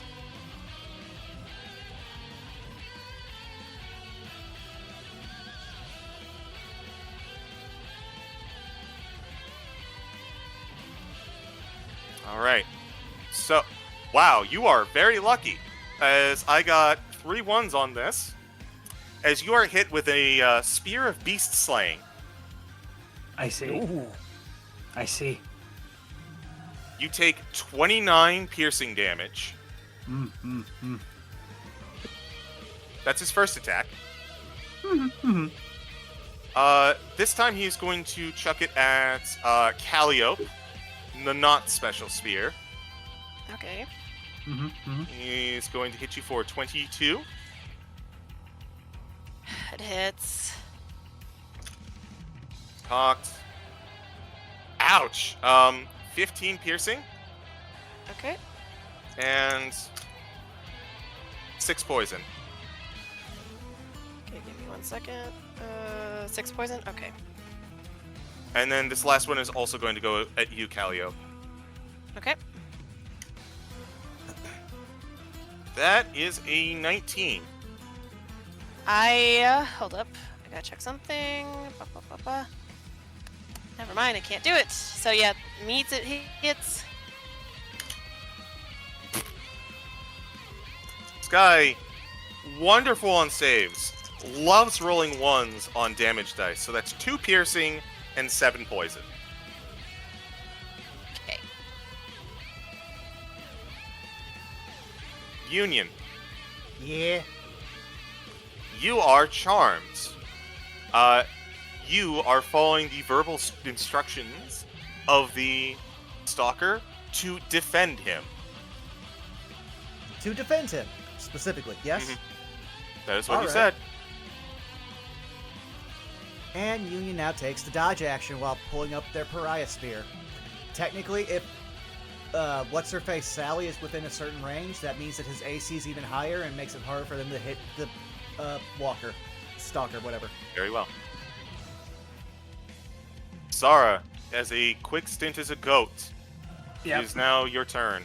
And that Ugh. hurted. That shit hurted. Goat.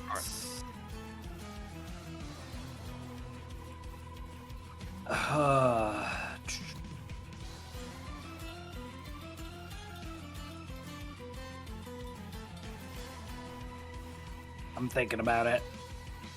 I'm gonna smack him. Alright, you're going to smack him.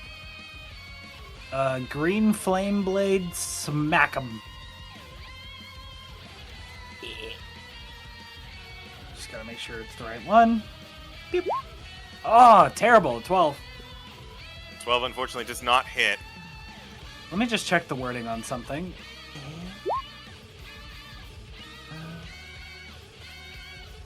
On a hit, the target suffers.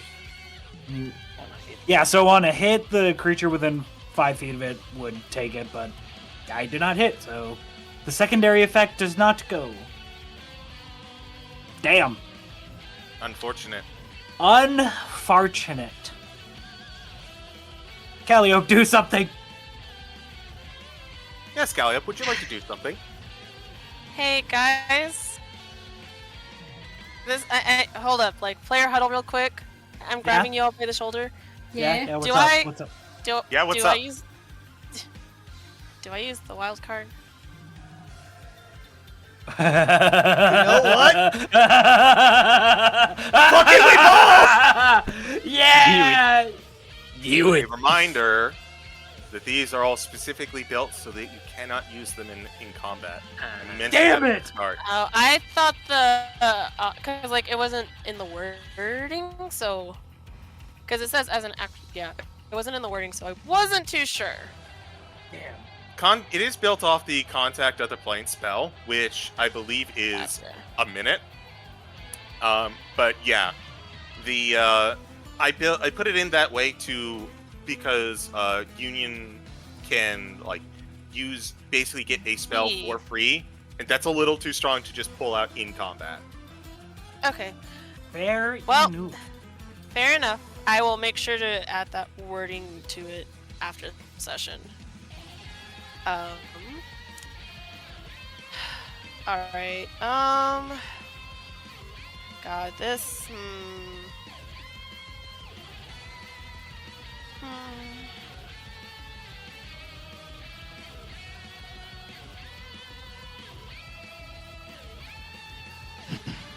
Decisions, guys.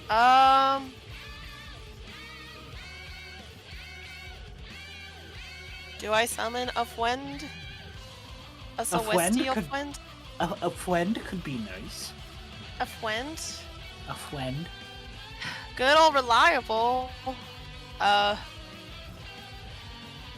to know the name Uh, of this when? Give me a sec. I can actually look it up because it's in Doodles. No, it'd be What's every time she summons a friend, it's always a different appearance. Oh, Yeah, there. it's a different when. Yeah. Sorry, I'm just taking a look at my options because, like, I'm not too sure what to do because I have one spell slot left. So I'm trying to, like... But I think we are going to go If I- ahead and... If I can say Summon. above board, don't worry Yeah. about Sally this turn. Leave that to me. Yeah, Yeah. okay.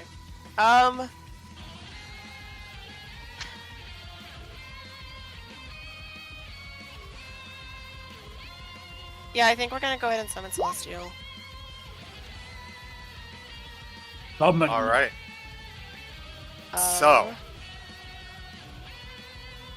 I have to go grab something real quick. Mhm. Paul. Oh boy.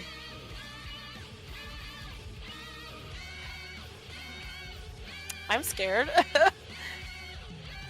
I mean, I think I have an idea of what might happen, but you know, I'm kind of like waiting to see what happens. I'm sure it'll be fine. I'm a little nervous. Don't worry, it's a good thing. Okay. Yeah, we're gonna summon our celestial friend. Right next to Zar. No, behind the Stalker of Morrow. So that way, try to position it where it's full. Wait, hold up. You could fly. First, I'm gonna move Calliope. I'm gonna move Calliope so she could see. Then we're gonna summon Celestial behind the Stalker to help Zara. So, And we're gonna do Avenger. okay. Adventure, you say? Avenger, yes. Yeah, Avenger. So, allow me to set the scene for you. Okay. You are attempting to be entertaining as possible. Are you familiar with that gif of Vince McMahon just kind of looking around at someone Yeah. coming out through the thing? Imagine the words, "The Stalker of Marrow," when the Stalker of Marrow comes out. And in a flash of light, you see you're used to like celestials made of books and images. However, what appears in front of you is simultaneously completely foreign to you and also very familiar, as emerging, instead of being made of books, a familiar face shows up. Oh! As he's behind. He's so yeah. yellow. the Hello there. you remember this as the angelic creature Portent, one of the candidates to be your liaison. Oh my god, Oh my yeah. God. Does he come in with a steel chair? By God! He does Be come not over. He comes afraid. in. Lang, be not afraid. He kind of comes in and says, "Hello, I believe I was summoned to do violence." Commit a violence! It's gonna attack on its turn, by the way. What size is it? Don't Go. know. Large. He is large. Large. All right, so he's right around here, so he gets flanking with Zara. Roll away. All right. Sorry, I have to check the spell thing. So okay. I think I just roll 20 plus. Oh, my bonus. Okay. Oh. Sorry, it's been a hot minute.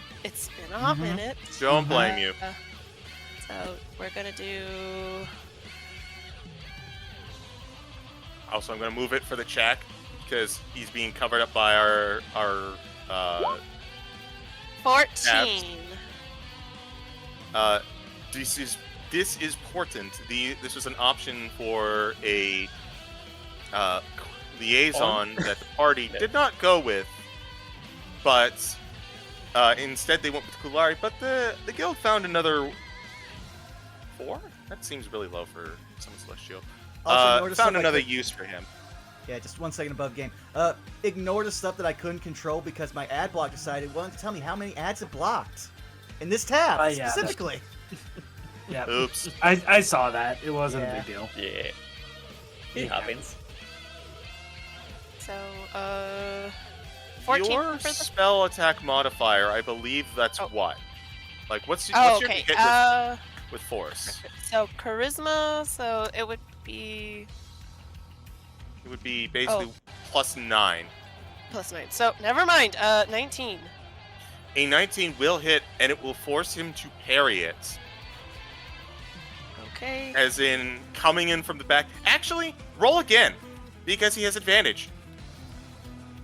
Okay.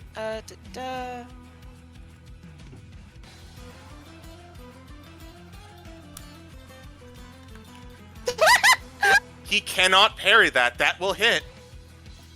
Alright, Bury this, you fucking God, cat. I don't know what damage it does. Thank you, step block. Radiant. Radiant. So it should be 2d6 plus 7, based on what I'm looking at. Okay, so 9 plus 7. 16 for the first hit. 16 will definitely put a nice chunk into him as he is blindsided by Portent's arrival. And then the second attack, because he gets multi-attack. So 27. Crit fish. Oh, being hold up. I could type, I swear. 97. 27? Yeah, there you go. Roll damage again.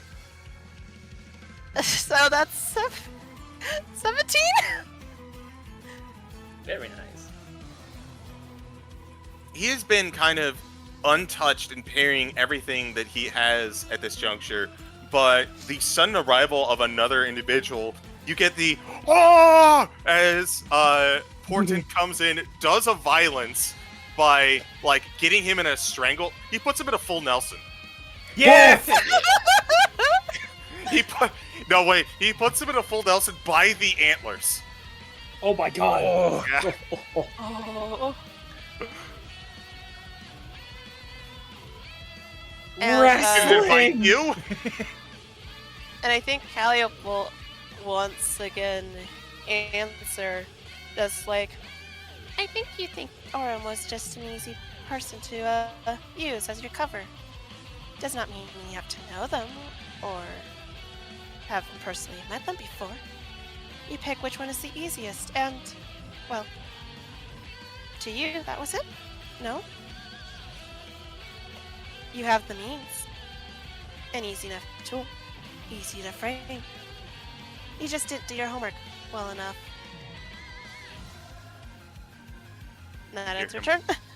You hear him growl a little bit. Midas, it's your turn. My turn. Once again, he will. What's this? Just keep track. Here. Yeah.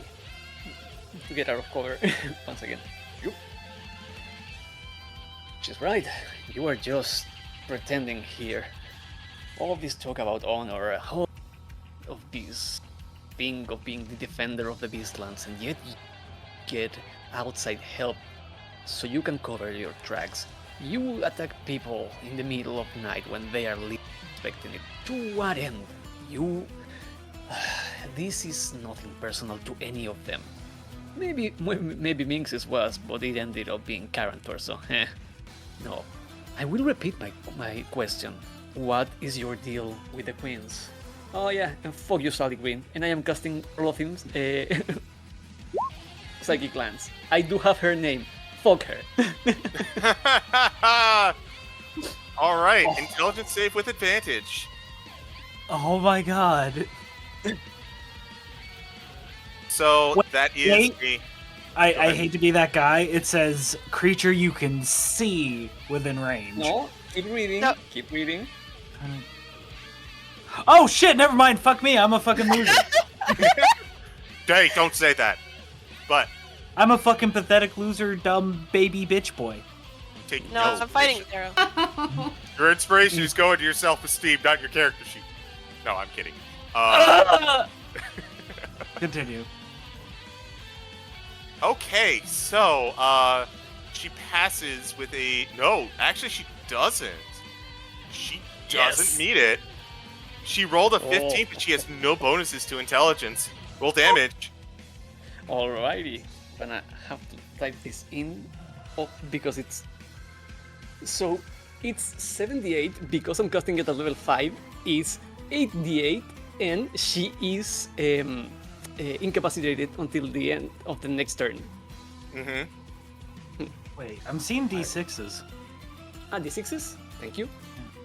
I was getting that wrong. 6, you're right. 26 damage. That's still. See as the spear emerges and like almost like it's buffering, waiting to find a spot. It emerges and then focuses in on the spot she was in before boom, revealing her and then pinning her against the wall. Actually pinning her against the wall. Oh. You love to see it. She's not Sally! dead, is she?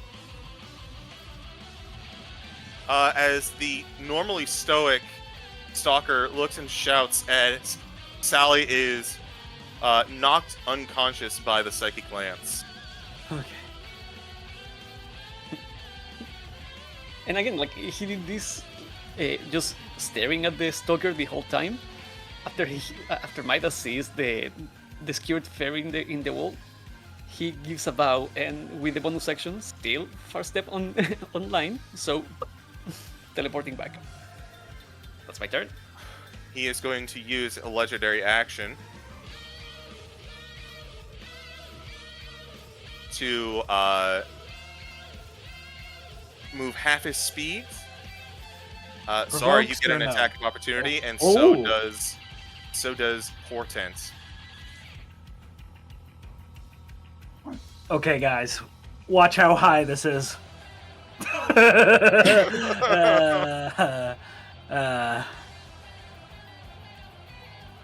As Portent goes for the attack, he is going to use his reaction to parry it.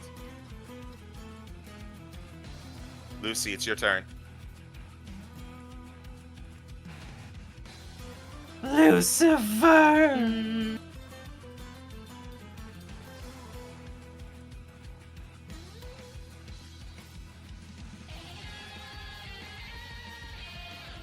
I'm reading things, sorry, one sec.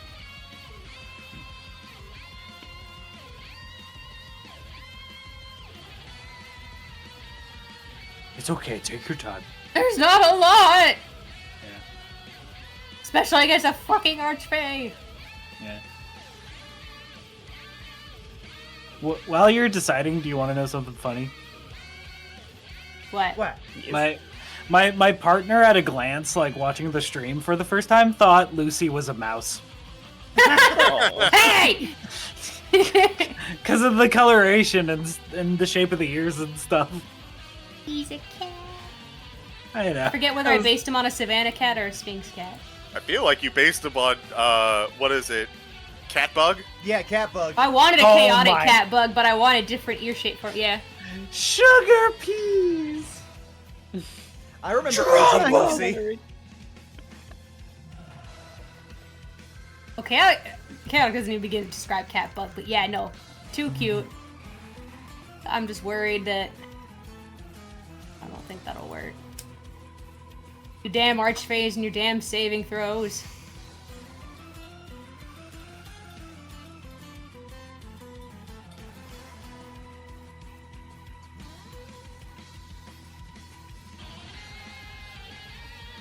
No, I take that back.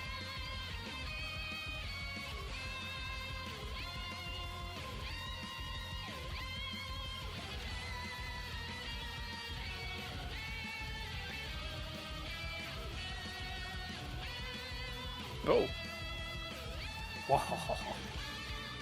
big. Lorge. This mouse issue is killing me. Is that the length you wanted? Yeah, thank you.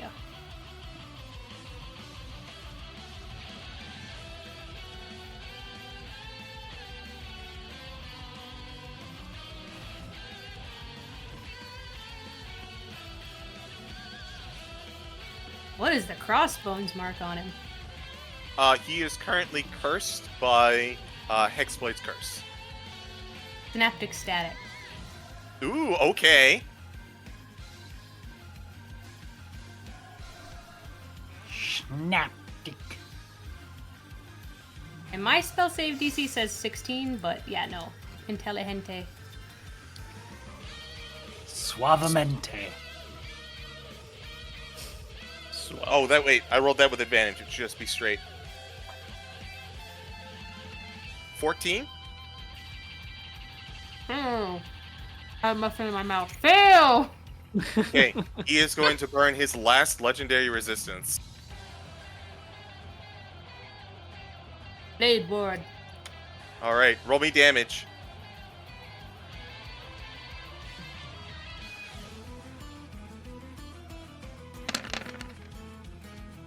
$29. Alright, he passes, so that's going to cut it down in half to 14.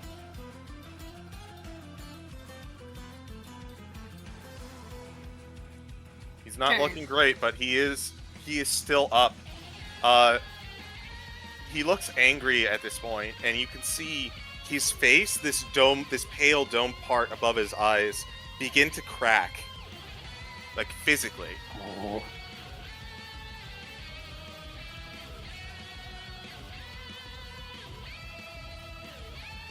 As his turn comes over, he is going to leap on top of this planter and get to you, Midas.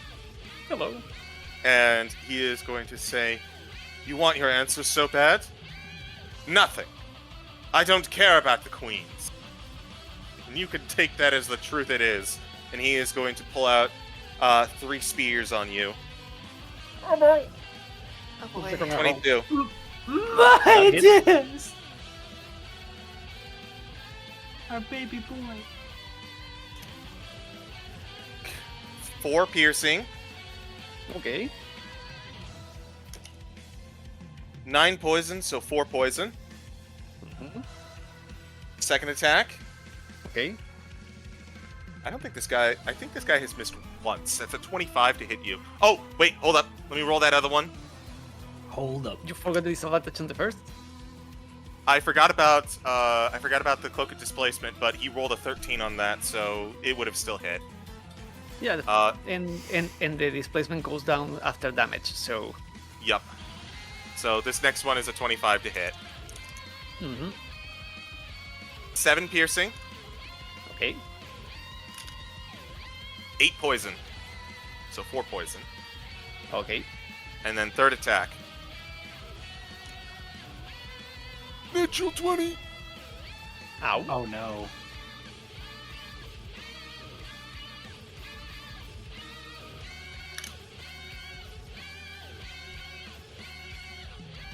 Nine plus What? 5. 14 piercing. I'm down. Okay. No! As these trio of spears enter into your body, determined to silence you, you fall to the floor.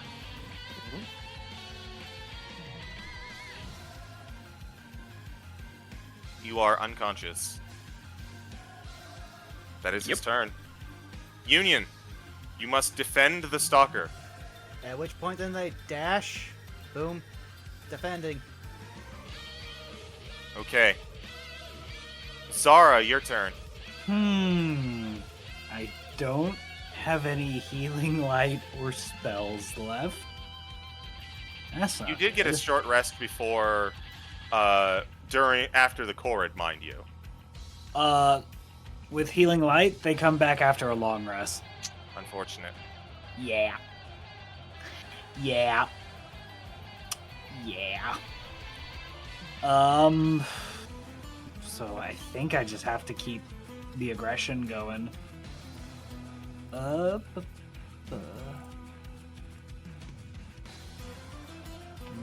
30. Oh god. Do I dash and get to Midas, or it's kind of the same each turn for medicine check, so I might as well just do something. Mind Sliver Stalker guy. Okay, Mind Sliver. 2 on the die. Oh, 13. But I did forget something. Ended up not really mattering, but in my invocations, I have a thing called Unearthly Brutality, which I can add my Charisma modifier to cantrips that don't deal force damage. Ah, okay. I forgot about that, but yeah, so that's actually 18 The early psychic, damage was right? 23. Yeah. It doesn't matter. I don't think it mattered really. So he will take 18 psychic. 18 psychic. Okay. Union, Yeah. your Pariah Shield triggers. Oh no! You are going to take that damage. Oh no! I need a charisma save from you. Okay. 14. That is, that's a check, not a save, mind you. Oh, my bad. Yeah, no. it doesn't matter. How'd you get even lower? Okay.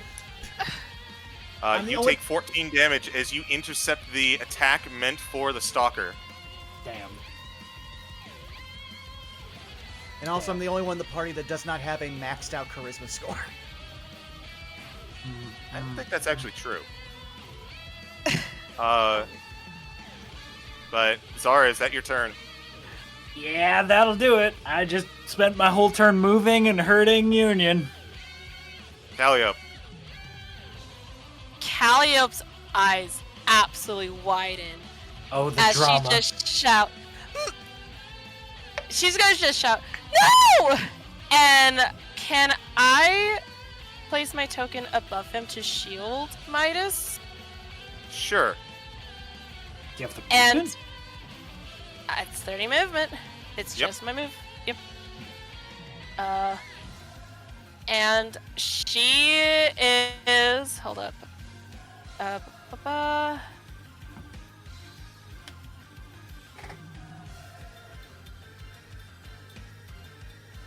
We're gonna just Eldritch Blast this.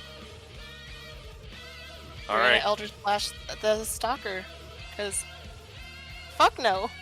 And I will say, she is covering Midas, so she will take hits from Midas. By the by, she's making herself a target. Understandable. All right, first hit.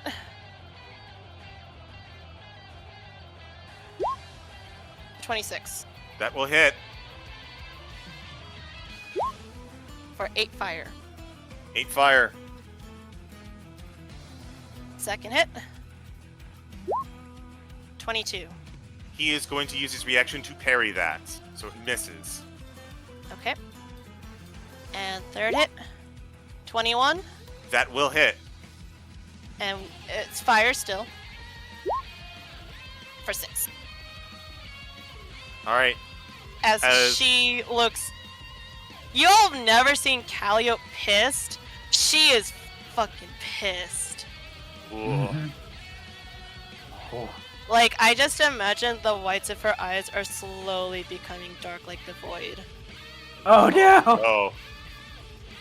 Oh, you fucked up now. And now it's time for Celestial's turn. He's going to shoot his arrow. Okay. Pull out my gun. Or... What? You That's a Nope, nat 20. yeah, Well- that's a natural 20. I don't think you rolled. I There's did. no dice there. It's showing It it. said rolling No? 20. It says rolling 20 Yeah, plus it's 9. rolling 20, not a d20. Sorry. Yeah. Sorry. Had my hopes up. Oh, I see why I did. Okay. Yeah. Yeah. Just kidding. Oh. Natural one. Can I use my inspiration to reroll that? I will allow this. Okay.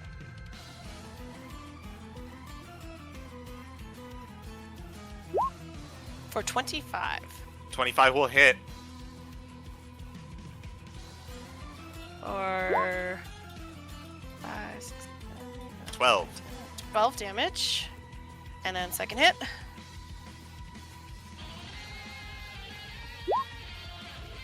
For a flaccid 20. All right, this time you're the one who said it. Yeah.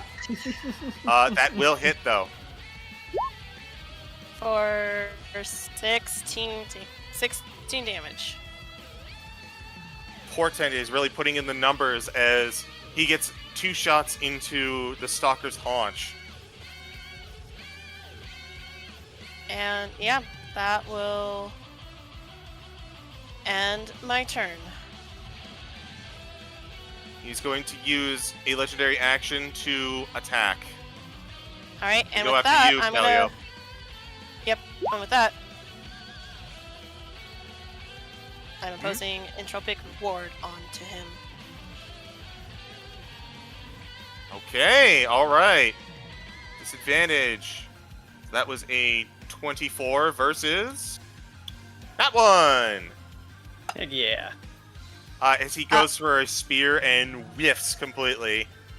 I flavor this. Allow me to flavor this. He goes for the spear, and Calliope knocks it off with her wand. Ooh. Like she parries it with her wand. As it vanishes next to you, you have a steeled, almost frightening gaze in your eye, and you see the damage he's taking. His face is cracking even more. Midas, it's your turn. I need a death save from you, friend. Oh yeah. Hey. See. Hiya. 15. That's a That's success. A success. Lucy, your turn.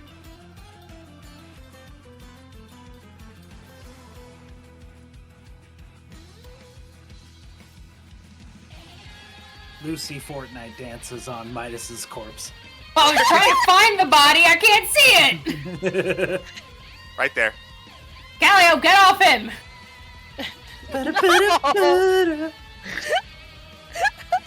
Can you force feed someone a health potion? Absolutely. That'll take an action. Sure. Oh yeah, we have. He'll grab him by the potions. scruff of his neck to yank him up and feed it to him. You little shit. The I irony hope we here. kick this guy's ass. And then he'll blade ward. All right. I'm going to move you over here, Calliope, now that Midas is no longer dying. Go ahead and roll me healing for the potion. Me or Lucy? Lucy.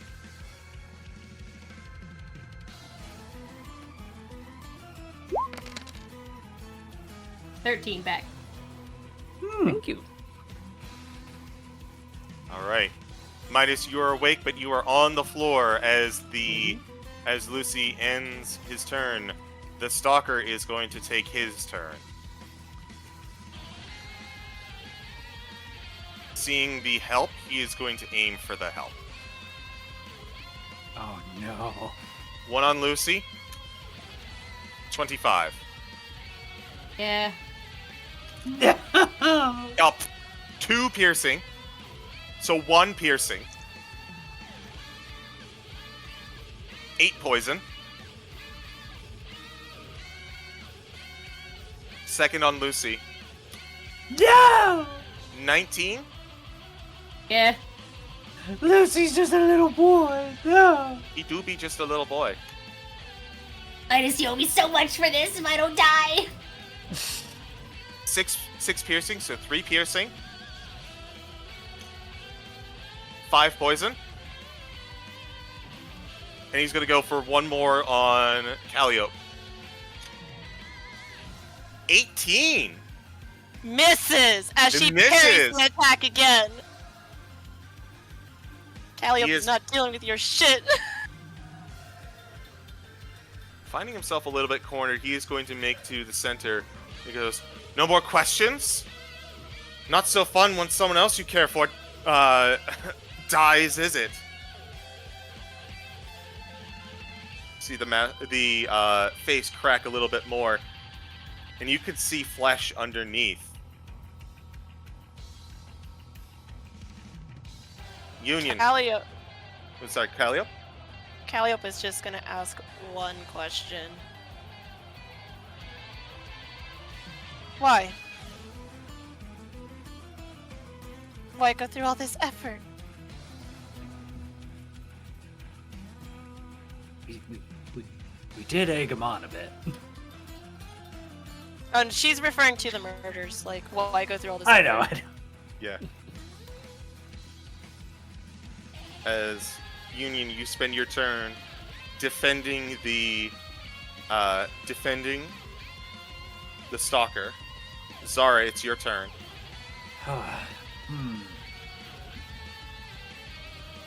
Nobody went down, right? No.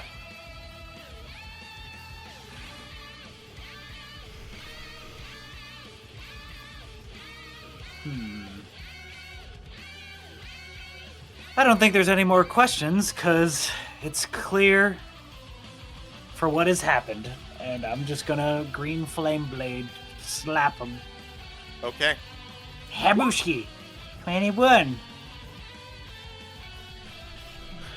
He is going to not parry it. He is going to take it because Union is going to take it. So, here's what I'd like you to do. Roll damage for the attack, and then roll damage for Green Flame Blade because the Stalker is still going to take backlash. Yeah, so Union, I am so sorry. You're taking. Oh no! You're taking 28. I am an And- HP tank. You're fine. Yeah. And then the Stalker takes 13. Okay, 13 to the Stalker. Union, I need a Charisma saving throw from you. Give me 1 second. I gotta get. Because you've taken damage, so it I should, know. trigger the effect. 21. 21. You have broken through. You have been snapped out of the ensorcelment by the vow being invoked. What would you say is half of 13, real quick? Because Union is resistant to fire damage. So that will be a grand total of 21 to you. I mean, that's 3 more actual healing, so yeah. Oh, Gaius, hey, welcome. Oh! It's the Gaius Ghost Pals. Hello. Welcome, Vaughn, Raiders. why is that your rating notification? Because I can! Why that picture, Vaughn? Oh my god! Daryl, how have you not figured out what I'm about? I love you, man. I love you too. I can't believe I haven't noticed that. Yeah, no, also, I hope you guys had a good time of, like, I know it's Void, I can't remember the other part of it because I'm so tired, but Void whatever. Crew? Yeah, Void Crew. Void Crew? Thank you all for coming Ooh.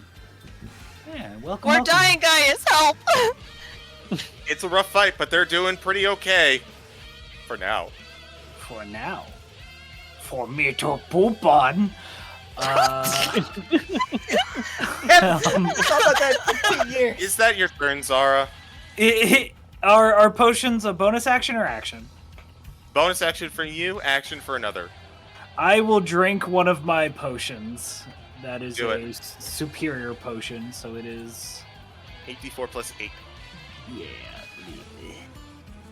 8 plus d4 plus 8. I'm gonna do it. 31, not too shabby. Not bad at all. Glug, glug, glug, glug, glug.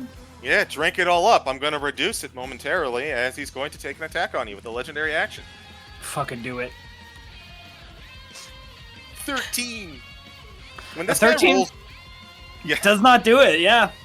When this guy rolls low, he only rolls a 2. Like Orange no other Cassidy. Like Orange Cassidy just drinking the potion, like I turn my back to him and I just kind of walking away where he just misses me. No, I got the exact Or one like- for you. There you go. He just knocks you down, but you instantly kip up. But Calliope, it is your turn. Okay. Calliope getting in front of fucking Midas. She's not taking no chances. As you probably have never seen her so serious and so pissed off before as you wake up. And we are, I think Eldritch Blast has been doing kind of okay so far. So, first one, fire. 15. Not hit. All right, second one is also going to be fire. 28. Will hit. For one fire. One. Damage is damage. And yeah, damage is still damage. And wait, you know what? As much as I love a good fire, let's go acid. Okay, acid. For 17. 17 is not going to hit as he gets singed by one of yours, but he looks back to you as you ask that question. He seems to be staring you in the face. She's staring right back at him.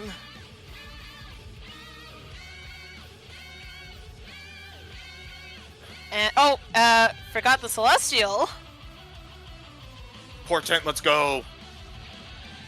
So first shot, 14. It's a miss. Second shot, 15. Also a miss. Alright, that ends our turn. Midas. On the floor, coughing, like still recovering from the everything. Midas just grabs into his coat and gets his own potion of greater healing for my bonus action. And Hooray! yeah, that is 44 plus 4. So 14. Health is health. Well, add a 4 to that. He said 14. Yeah. Oh, okay, my bad. you're fine. I can't hear shit. You're good. Too busy jamming. And still, like putting everything together is starting to, like, he gets up from the floor. That's half my movement. He walks past Calliope. He puts a hand on her shoulder and just looks at the stalker. The weapon was in your room. We've gone through the corridor's thoughts. We know it's you. Match the height. You had the opportunity. Everything points to you. Who the fuck cares if we don't know why you do it? You are the culprit, and you are going down. Eldritch Blast. Okay. Tell that man. 23 for the first one? A 23 is going to be parried. Damn. Get a second one. Oh. 27. Totally hit. Wait. I just realized. I should have been rolling with advantage. Why? My first attack roll should have been at advantage because of Entropic Ward. Oh, you're right.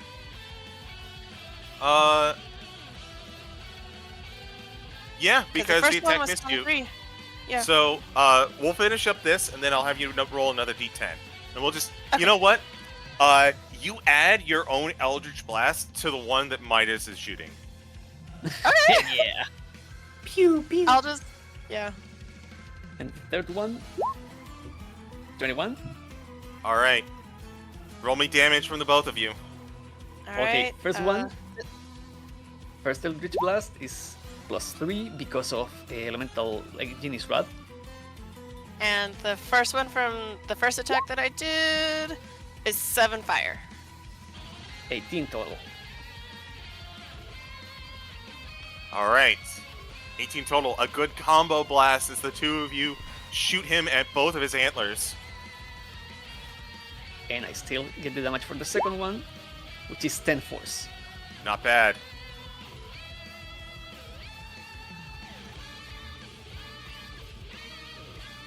Yeah, that is turn. He is going to respond with a legendary action. He is actually going to move. No, he can only make it here. Lucy, it's your turn.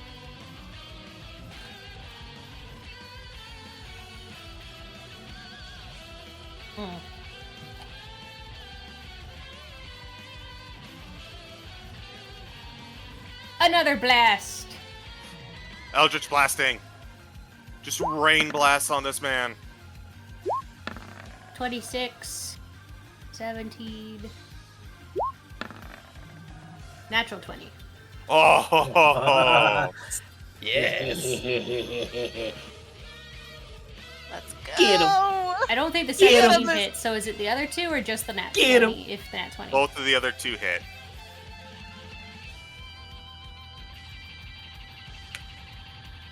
He's only got so many reactions. 7 force, and then 12 force. So 19 together? 19 total. He is not looking good. As a development occurs, as the Eldritch Blast, the first one hits him square in the chest. The second one goes wide, but he looks, and then he looks back, and the second that the other one hits, it collides in his face, and you see this, what you thought was his face, this mass of like white chitin shatters, and you see the mask that was his face fall to the ground, and you see normal eyes as well as what appears to be like freckles, almost kind of like a stag, and you see that his left eye is gross. It looks almost like a Fomorian eye. Oh. Oh.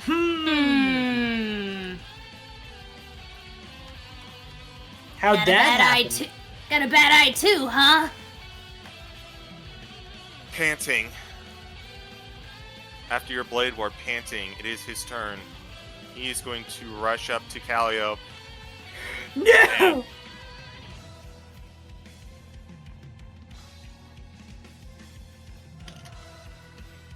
And he's going to attack with Calliope with a natural 20. Yeah! I wish I played Grave Cleric, man. I mean, you couldn't. It's an all Warlock game. I know. 8 piercing plus... Oh, ouch. Ouch. Ouch. 21 piercing. Okay. Mm.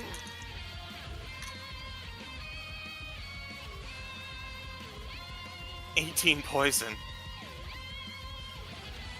Okay. As he comes in, more angry than anything, almost feral and snarling at this point, especially with his mask gone. 18? Okay. Or, sorry, 29 to hit you? Yep. It's an 18. 18 on the die.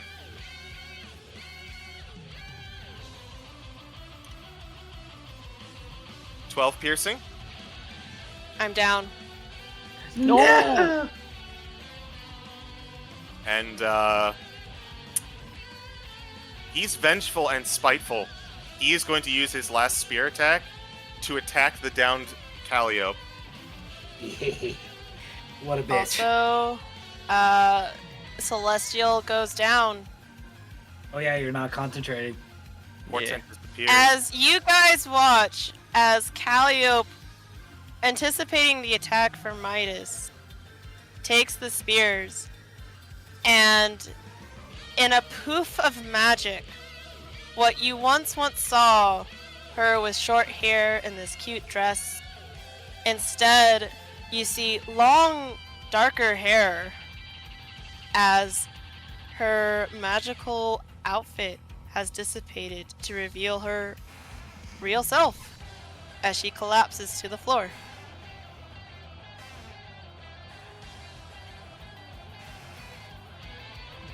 Soon after, No. if you'll allow me to flavor this, Of course. he comes in with a spear to drop into and onto Calliope's body. Midas, however, you flourish your cape, and in an instant, Calliope disappears, only to reappear, using the shifting nature of the displacer cape, as he rolled not enough to hit her AC. Nice. He rolled 2 5s, man. I posted her normal outfit in the call text chat by the by. Cope, seethe, mauled. It is now Union's turn. After seeing this, after having kind of been woken up to what's going on, you're gonna watch Union just shirks off their pariah shield, and they're just gonna slowly walk. A vow made to one who acts in bad faith means nothing. Pray your kind has mercy on you, for we will not! Kona cold again. 1 second. Cone of cold. That's 41 Oh. damage. Holy shit! Holy shit! You really should piss off the guy.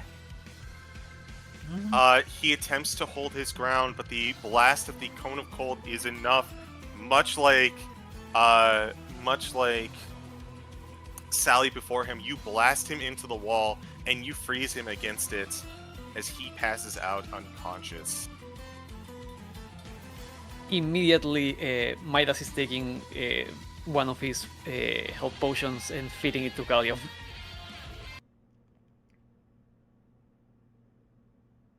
But combat is over, and you are successful. Calliope, you awaken in your normal clothes,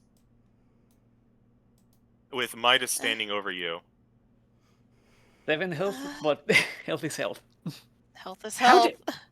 How did he transmute your clothes? What? You okay? What? Give her room. Wait.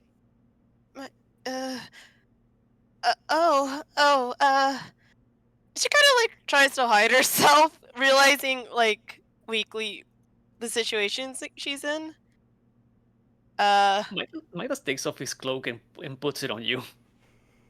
Oh. She's dead. Just covers her. Calliope will take the cloak, and yeah, she'll wrap like a little like a blanket, you know. Mm-hmm. You hear from the audience, "Kiss the girl!" Minx is the little shit. I actually would have thought that was Marius too. Calliope blushes at that. That woke her up from her daze, kind of. Midas just looks around. Well, we didn't get a confession. Kind of. We gave them a stay of execution. We have the final proof, the eye. Oh, you sweet, sweet mortal. You think it's execution that this one's going to fall for. As Dulcis appears, yes. The concept that death is the end is not what one should expect a punishment of the Fae to be. As Octoritas appears out next to him. We'll put it this, I think.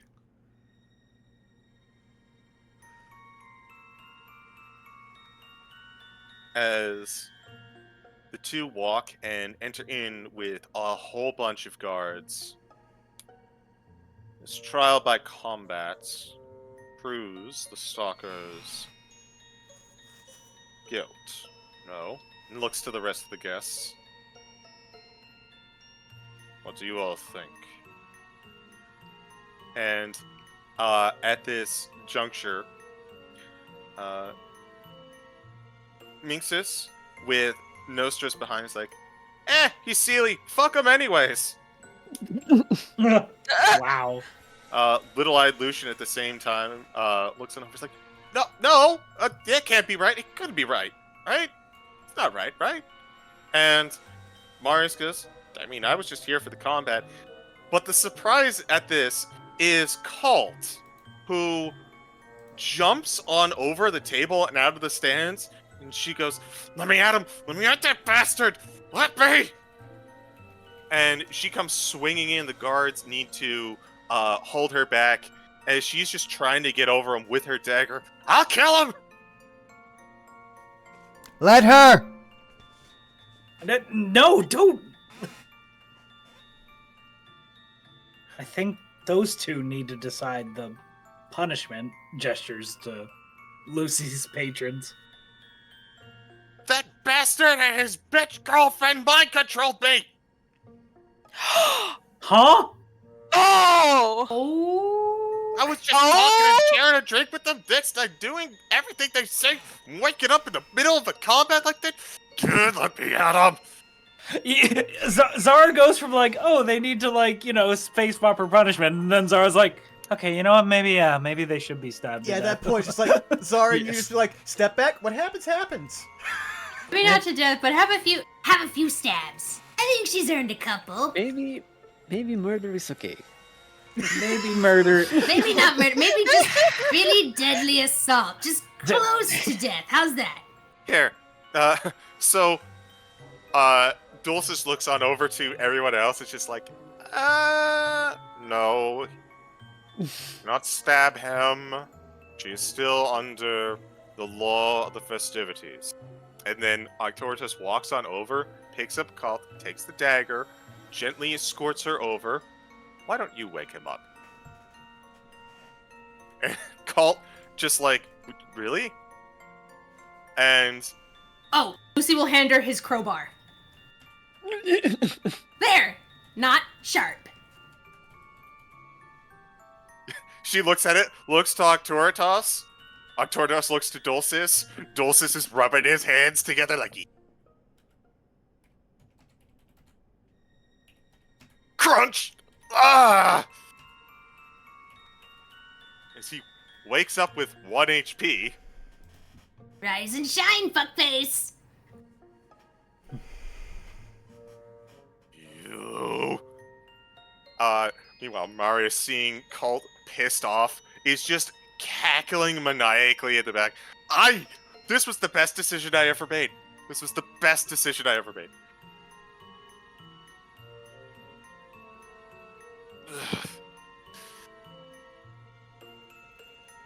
As she looks like she's about to go for another knee, Tortes holds the crowbar. No. You have lost the combats, and we have more evidence to your name. Why don't you care to explain yourself? It's the closest thing you'll get to solace going forward. He looks annoyed. He spits. Damn it. Fine.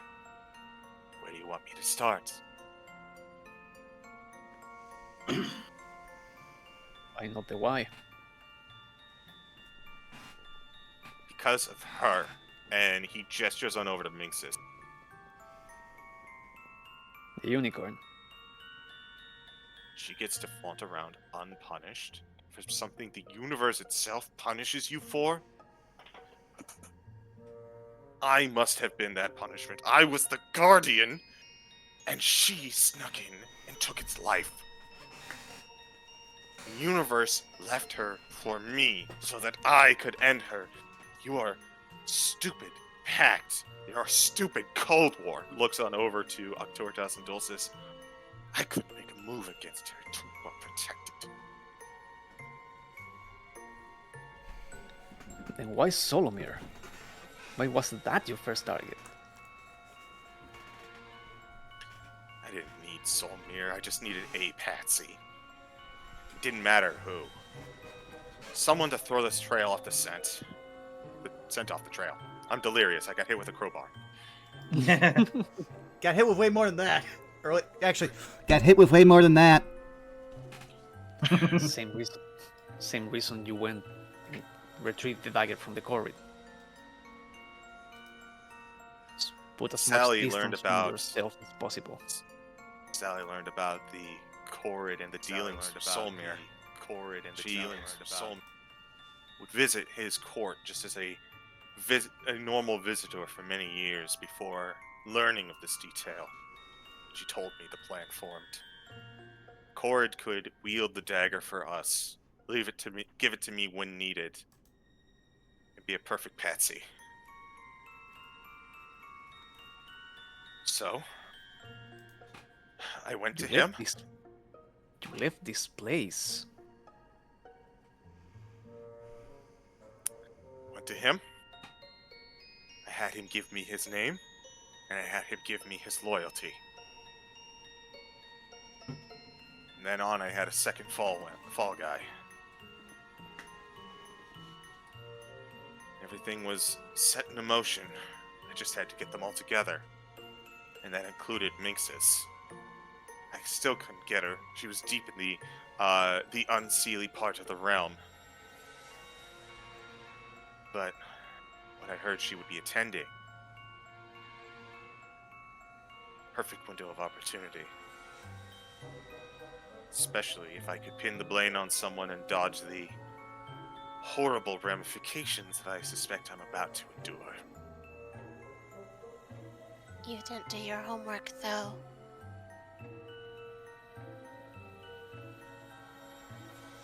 How so? Like I said, Lord Orem wouldn't resort to such a low means of killing Solomir. I suppose you're half right. I didn't research Orem very much. I didn't need to. I just had to rely on gestures to the audience, the rest of my kind to not give a shit.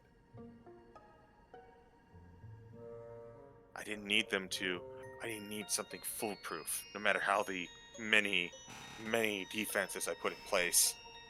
Just enough for Orem to be lazily judged. And then prosecuted. And that's the fault of your plan. you got careless relying on laziness, when you should always ensure just in case someone might give a shit.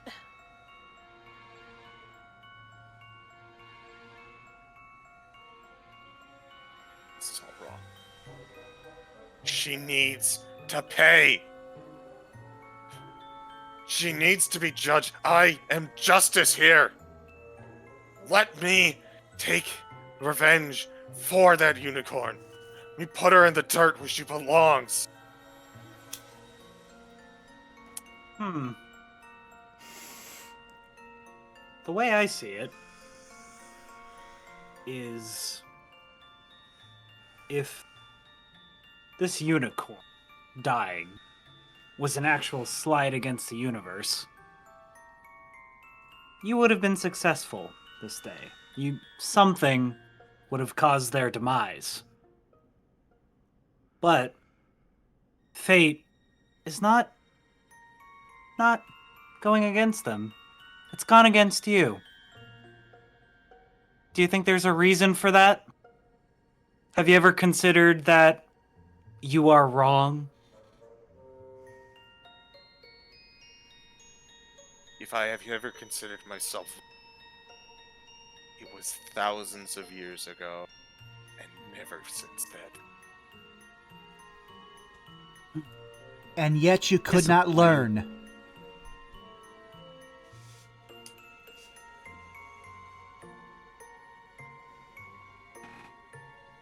Well, we have our confession. Are we done here?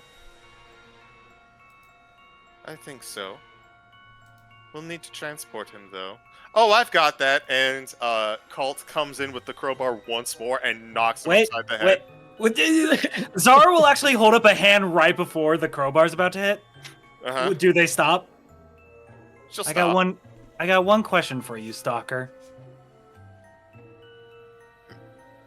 Does the name Thane ring a bell?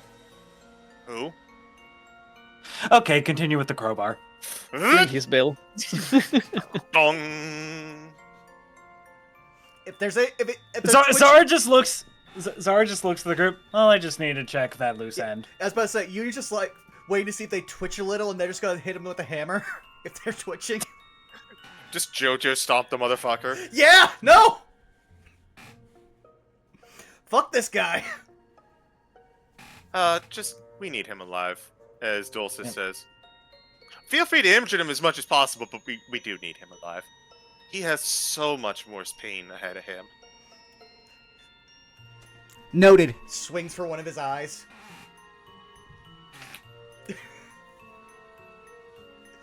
But- Midas just looks at the at the audience after making sure like Calliope is back well on her feet, and just takes a bow.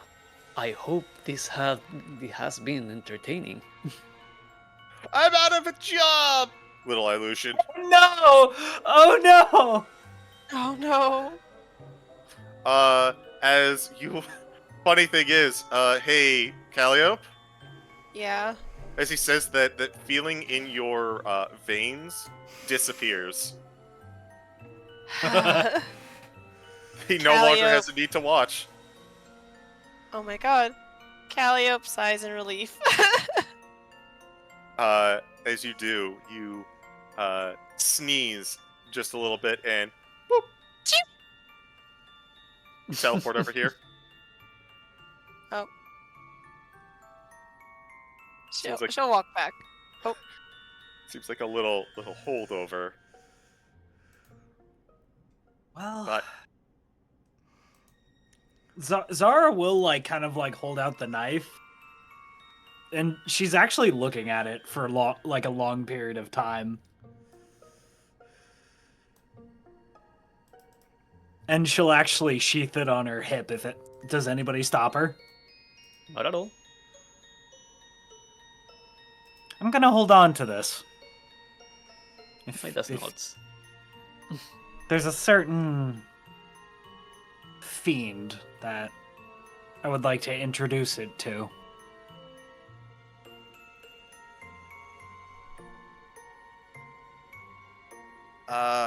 Excuse me. You got a minute for an archfey? as Minx just kind of walks up. She's not on the map, but... Yeah. Calliope will softly smile and be like, of course.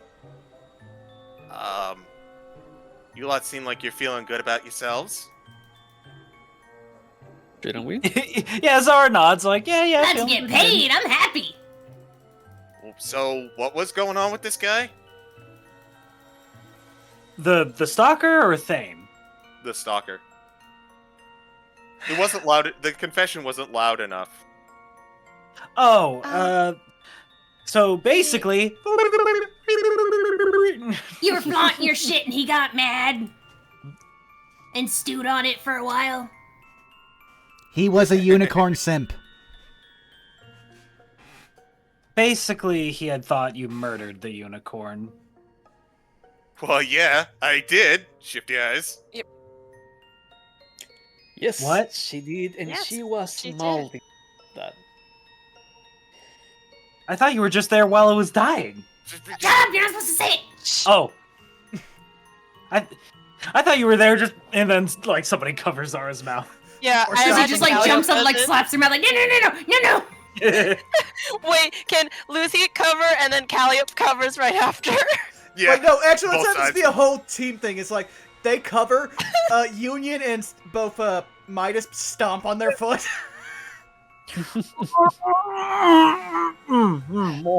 Right. Mhm. And then just wait until Zara starts nodding at him, like, I'm never gonna get used to lying. Oh, it's easier than you would think.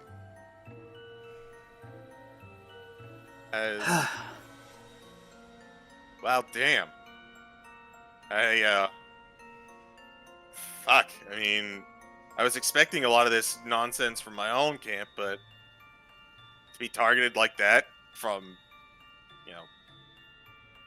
Truth be told, look at this guy. This makes sense, right? He looks terrible. Like, he looks like an actual nightmare. Still, I had his motives wrong. It was about you all after all this time. She kind of looks around left and right. And she looks and just whispers, "Fucking idiot." And she goes, "I can feel a deep humming from the sense of my magic. Feels, I don't know, happy? I guess probably because it didn't hit me. Relief would probably be better to say." That is good to hear. It means whatever concerns you have, things are in order. Yeah, it is. I'm just glad that you were not hurt. You know what? I'm very glad about that too. Look, festival's still going for another day or two, and with all this nonsense beat up, why don't you all spend a little time actually relaxing for once? Nothing's gonna happen. You have my word on it. Oh, what?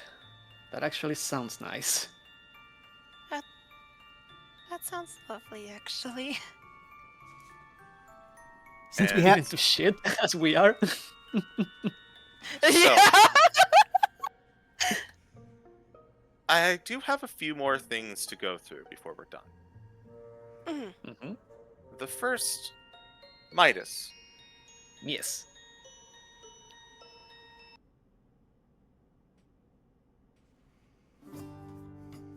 You return to Orum's room. Mhm. Not long after. The rest of the party was willing to go with you, but would you allow them to? Was I someone alone? You can head on over to your patron alone if you so choose. Minxus is offering help for everyone else, but you know that you need to see your patron at least. If anyone else is willing to go, they can. Up to you. Hmm. mean, Only in Citric Calliope wants will it. look worried about you. Lucy likes annoying Orem. He'll go. Okay. It sounds Fuck like it. everyone. Yeah, So let's you all got go. a friend in me. Just starts playing. All right. Got a Got a friend. friend in me. Yeah, Midas won't say no. Like, you guys have been with the same room with him like a bunch of times now. Like, not going to change anything as far as he thinks. As you walk into the room, Orm's layout has changed a little bit. There are less cabinets full of papers. Just a few more luxuries nearby, but the main desk and work area is the same.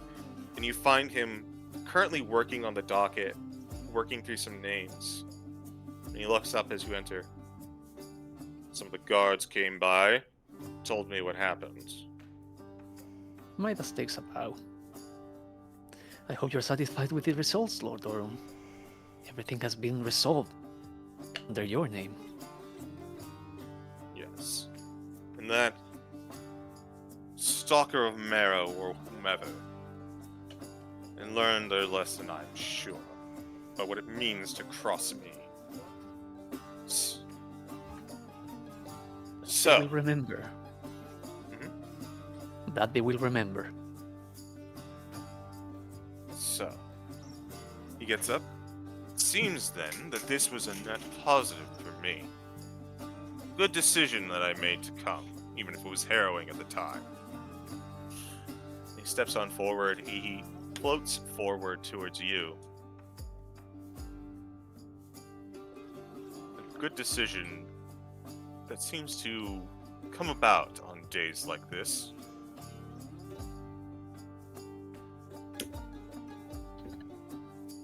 It's hard to tell in this time, but I don't know if you knew this. And he pulls out a ledger, and he holds it in front of you. He flips it to the beginning. It's your dossier. Midas squints. He gestures to the date. Do you know what today is? We're in the Feywild, my lord. It's kinda hard to keep track of time here. Oh, yes. I forgot that you have a terrible sense for things in the plains. Not surprising. You have been in my employ for exactly 10 years at this point. He leans downward, looking you directly in the eye. You're halfway there. Midas tries as best as he can to keep his expression unchanging. There is a small twitch in his finger. Oh, I had not realized. Time certainly flies, doesn't it? You've been putting in a lot of good work for me and my name. He looks over to you.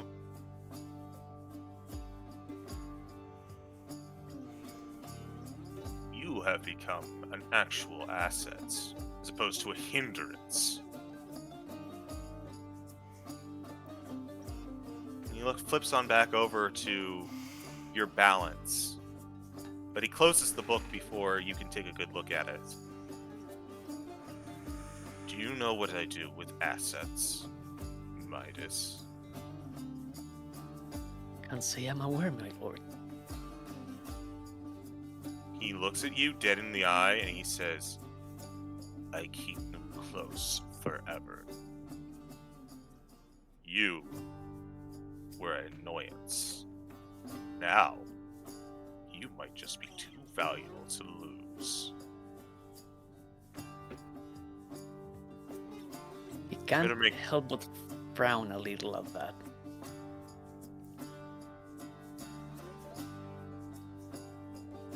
He goes back and he stows it away. You have 10 years still to change my mind. And still a long way to go. In a decade's time, I wonder if you will still be as valuable. pendulum swings both ways. I think it's time, I guess. We shall see. Yes, I think we shall. Is this all you needed before, Lord Orum?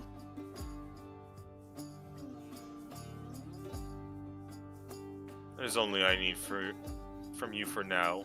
Assets. Let's take some vow on that. See to your own well-being, and don't bother me again. I will endeavor to do so, my lord. He looks to the rest of you, and the lot of you have also been pretty useful for me. You're welcome. I may have to have a word with your patrons. I have a feeling Calliope stiffens a little. How does the author feel about that? You get... This is strange. If I could describe it... You know when you're watching like a sitcom and there's a laugh track that comes on and you kind of laugh along with them? Yeah.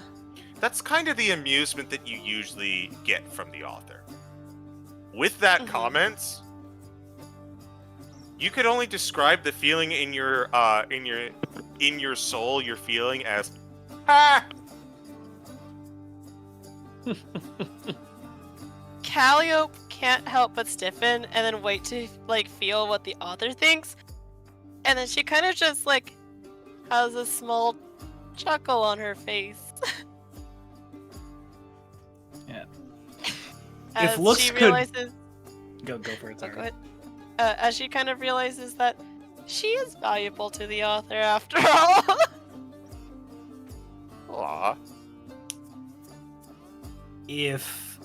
If looks could kill, that is what Zara is doing. She is glaring at this motherfucker for like, I just might keep you forever. Like Zara fucking hates that, and it's very obvious. Union at this point is so My tired. days. Oh.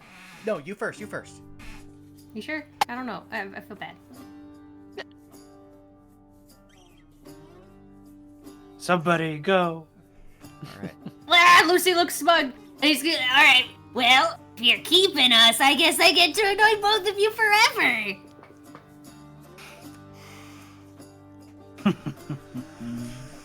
Orm rolls his eyes. You have a way of words too. I wonder if you'll still talk that way if your tongue is turned to gold. It would be silver, but you're not quite so eloquent. I already got a golden eye. Golden tongue might make me even better. At which point, But he's gonna like put a hand on Midas and like kind of push him back. Midas is stiff as a board.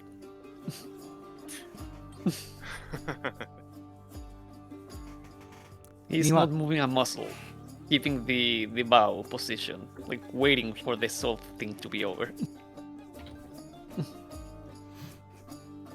Go on. You just like 10 years. A decade is a blink in the eye to a dwarf, much less beings like us. We will remember this, and if you ever mistreat them, remember. And If CG, could I just do one thing that like mechanically I can't do, but for flavor, maybe go with me? Mm-hmm. You watch as Union like flexes their power as much as they can. On every surface of this area, a spectral faceless dwarf fills the room. you still have a grudge to bear.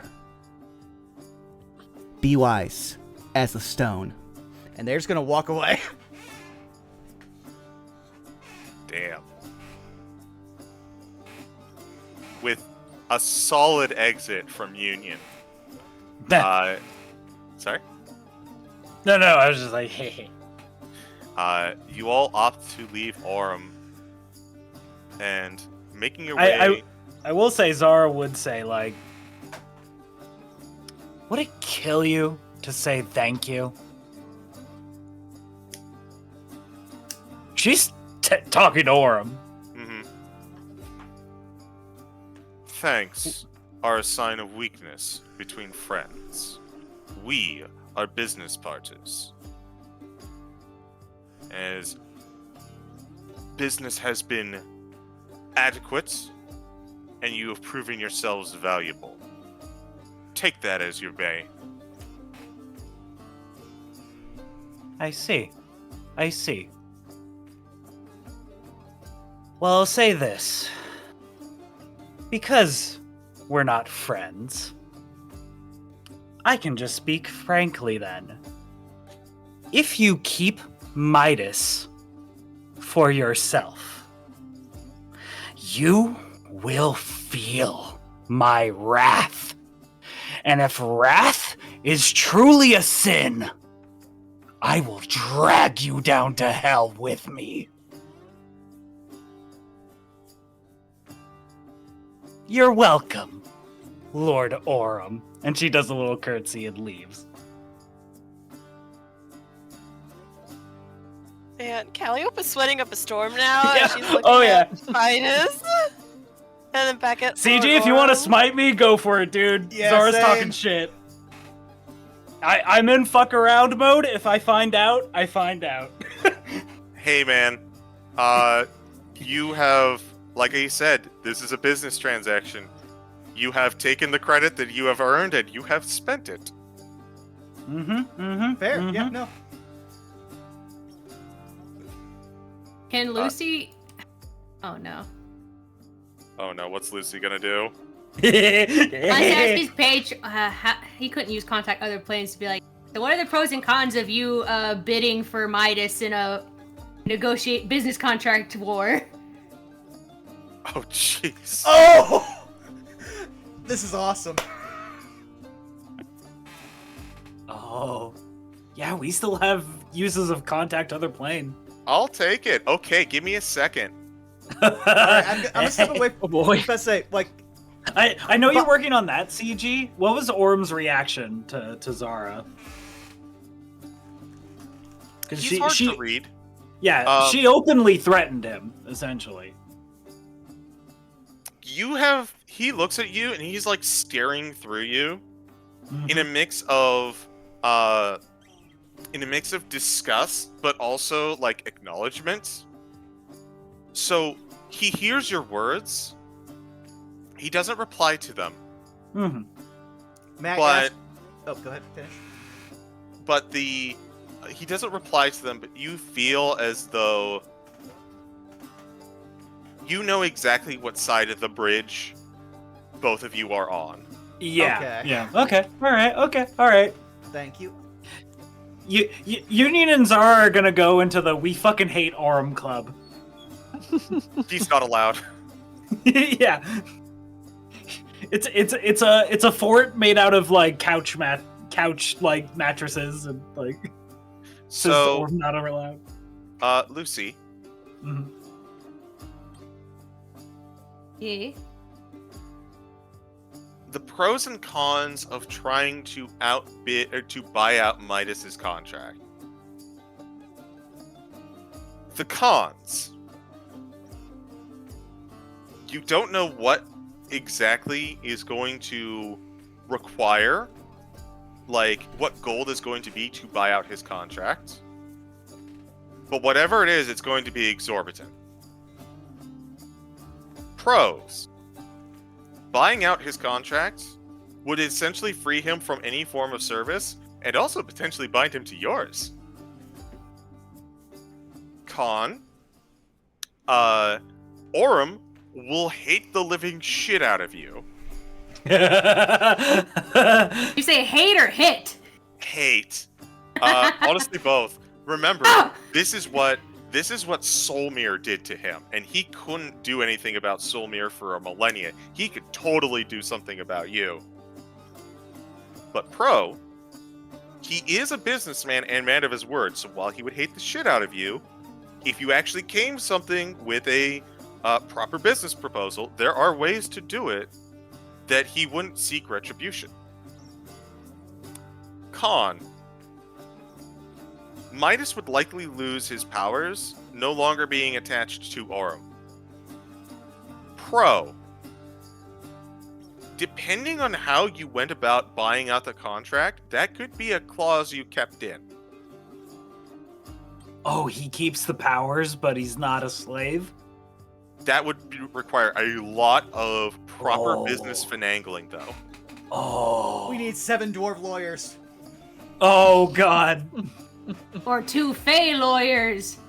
2 Fey lawyers, 6 dwarf lawyers. We got a whole team. Oh, my God. That is what you get from Octoritas and Dulcis for your pros and cons. Lucy will pat Midas on the leg. I think I got time to scrounge up something to outbid him.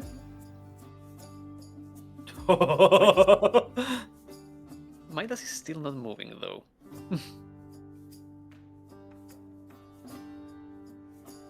It's letting everyone say their piece, but he's not moving.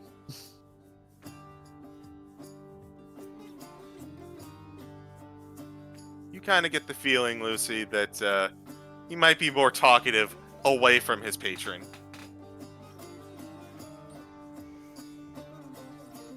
That's fair. He's just not getting away from him. He's also nervous. Fair enough. I think Midas wants to get the final word in. Am I reading that right? Callie? A little bit. Okay. Calliope, still, detransformed and all that, is just gonna look at Midas. And then at Lord Aurum. She won't say anything. Just give a polite, bow. And we'll just softly, weakly say, thank you for your business.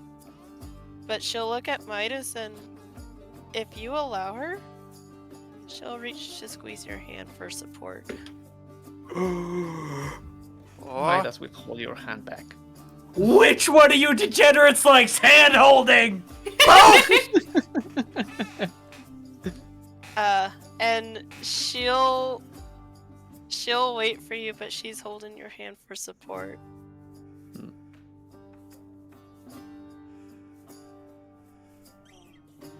At that, yeah, he will break some of this stiffness. He will he's caught off guard.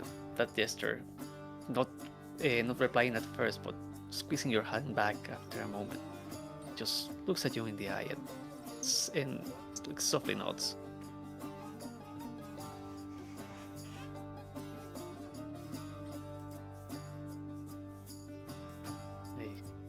You all should be going back. I'll rejoin you in a moment. That's okay. Calliope will look at Midas in the eye and just give another soft squeeze in response. And give a very soft but weak smile. Because, she's still feeling from that fight, right? From that trial. Oh, yeah, absolutely. And she'll hesitate at first, but she'll let go, and we'll motion to Lucy to, for us to leave. She'll even hold out her hand for Lucy, too, if Lucy wants to hold someone's hand.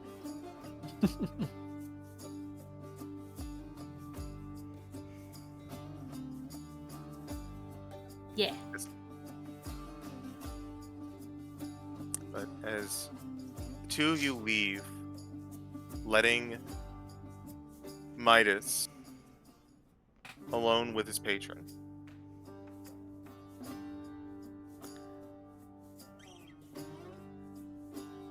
"10 years. 10 years.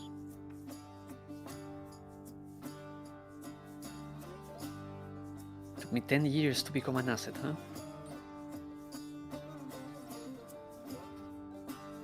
still a rather high bar to climb.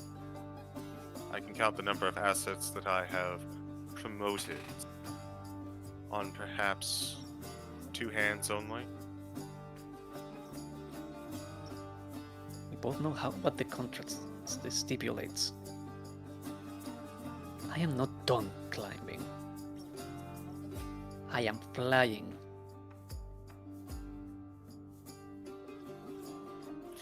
Keep that fire, Midas. You will need it when the time is up. So will you. Midas takes a bow and starts and leaves.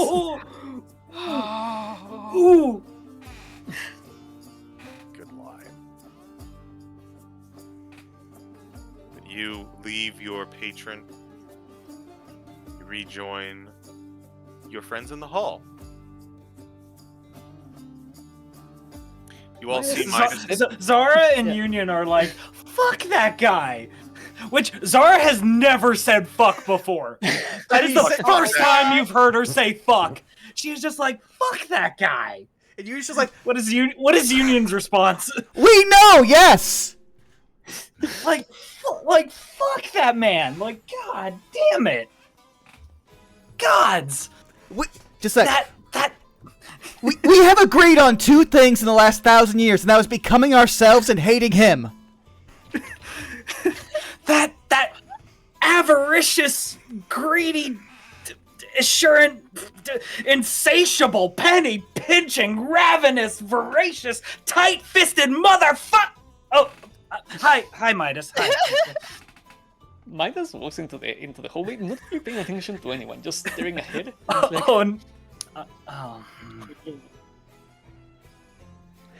He rubs he passes his hand through his face, like then through the dreads, tilts his head back and back to smiling as per. So you saw that? Oh yeah. Had no choice. Had I known, I would have been alone. But what's done is done. I think we all deserve a party, don't we? I think we do. You at least are owed a drink. Maybe You're Veruca invite, can make us a strong drink. You're inviting, I'm taking it. At which point, I can't remember. because they eventually tried to do it earlier and we're tying it back around, He'll just they will just put into your hand, we could not help you, but this'll numb you. and they're going to give you their 50 platinum bag. There's the tab for tonight. Do they take platinum in the Feywild? They will now. I mean, this is Veruca we're talking about. Yeah, But Veruca is like, I only accept tips in spotted mushrooms. How many spotted mushrooms can we get for 1 platinum? Negative 50. Negative! What about these weird-ass the monkeys? mushroom stalks, oh no! not the mushroom. If they go party, Lucy's definitely gonna try to drag Zara and Union away to give Calliope and Midas time. I'm down. To talk, shut up! You're the one who jumped.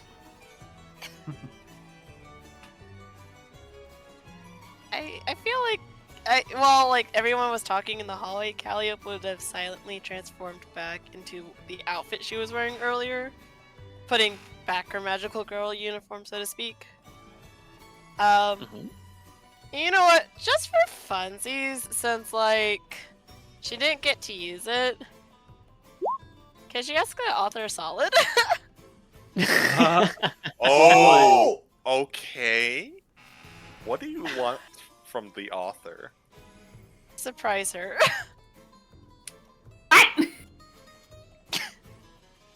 We're waiting to see if the author ships it. I mean, she's feeling confident that the author wouldn't trade her away, and so she's like, you know what? We cross the street, and then Truck Chan comes barreling down.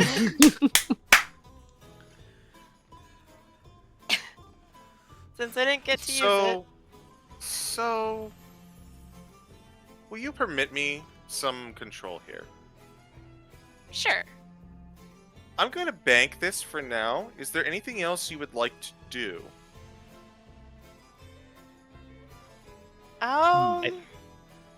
Is that to the group? Yes. Was there anything you would like to do RPing? I'm keeping this in mind, though. I want to get drunk with the fire genie bitch.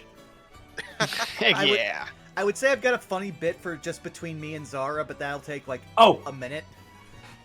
But, okay. That works. What's your funny bit? Okay, with Zara? well, all right, let's just do this right now quickly. I'll say we're at the bar. Yeah. So, you know how we've talked about you are a good dwarven matron? Yes. I've married into a dwarven family, yes.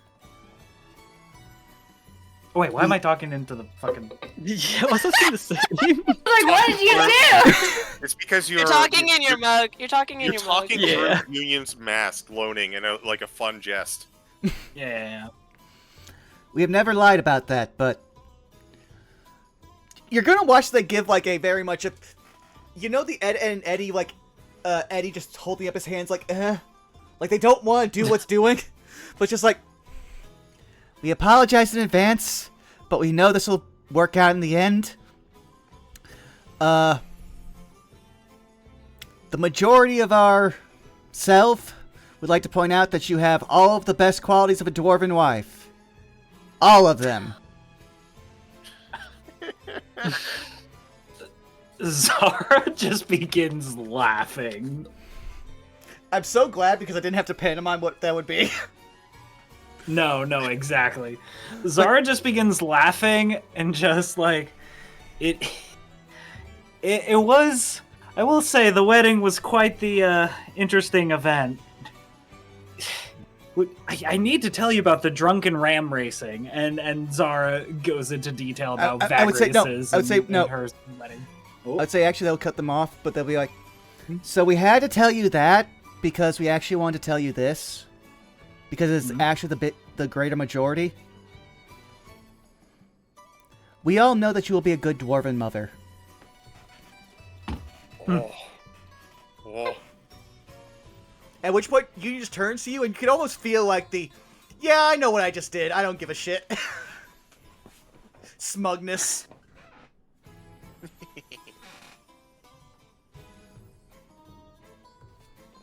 Zara is absolutely flattered, blushes a little bit, but is also laughing. At which point you then start talking about the Rams. Well, before the Rams, she would actually talk about like, well, unfortunately, Vagrius and I couldn't have kids naturally. We tried, but, and she just glazes over that really quick. We adopted some kids, 2 humans and another dwarf. And she actually goes into detail about her kids a little bit. Aww. That's it. You just sits there and just lets them talk and be like, again, at a certain point, she's like, if you raise them right, they'll be proper dwarves, no matter what they are. Oh, they're already on their own adventures. Remember, I was living in an empty nest. To be fair, we did not have a concept of that until, like, 5 days ago. An empty nest or sex? The nest! You cannot be a dwarf and not know about sex. We both know this. Oh, you're goddamn right about that. And she just begins sipping her beer. Yeah, there's the end of that bit. Anyone else? Going once? Going twice? Yeah. She's valuable. Oh, go ahead. You go ahead. No, you go. While everyone is drinking, might as well go up to Calliope.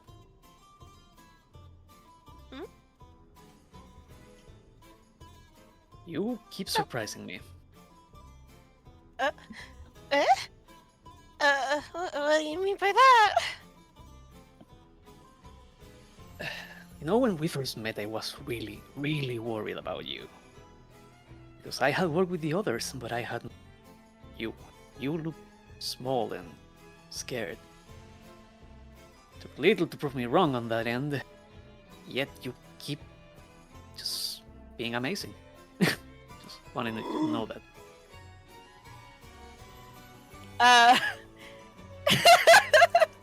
Calliope face goes all of a sudden red and like, I mean, it's just starting off, and I guess I've grown because I found a good group of people, and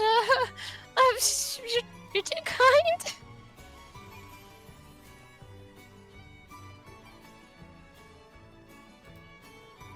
I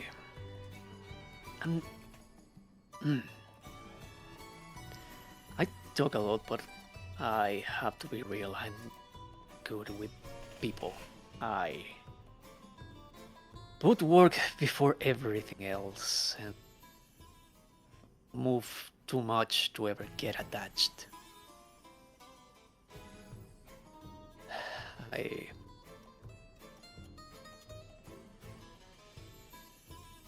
just don't want to make the wrong choice, you know. I mean, I understand and all. Especially with our kind of line of work, and so I get it. There's no hard feelings.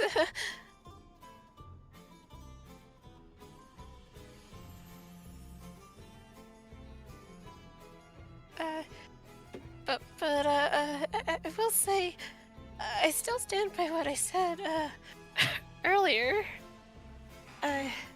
You know, and you, I mean, I knew you would anyways. But I almost forgot. And she'll hand you back the displacer cloak. Thank you for that earlier.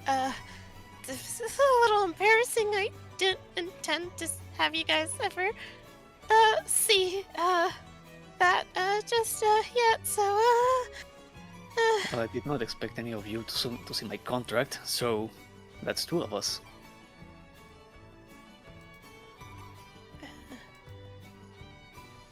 Granted, it wasn't, yeah, it wasn't planned, but, just know that, you have my support no matter what. You have mine. And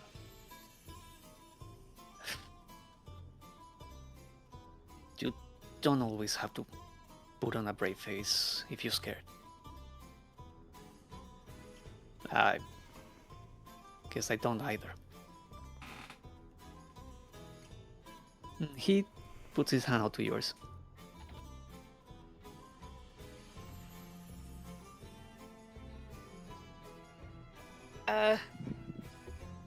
Calliope will just, like, look down and then look back up and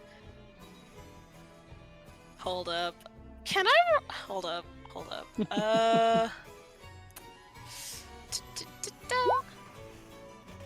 Okay, she stays up.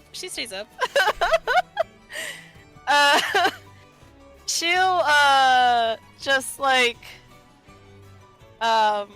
she won't move, but she'll just nod and be like, "Oh, I promise. If I if I do, I did trust you with that."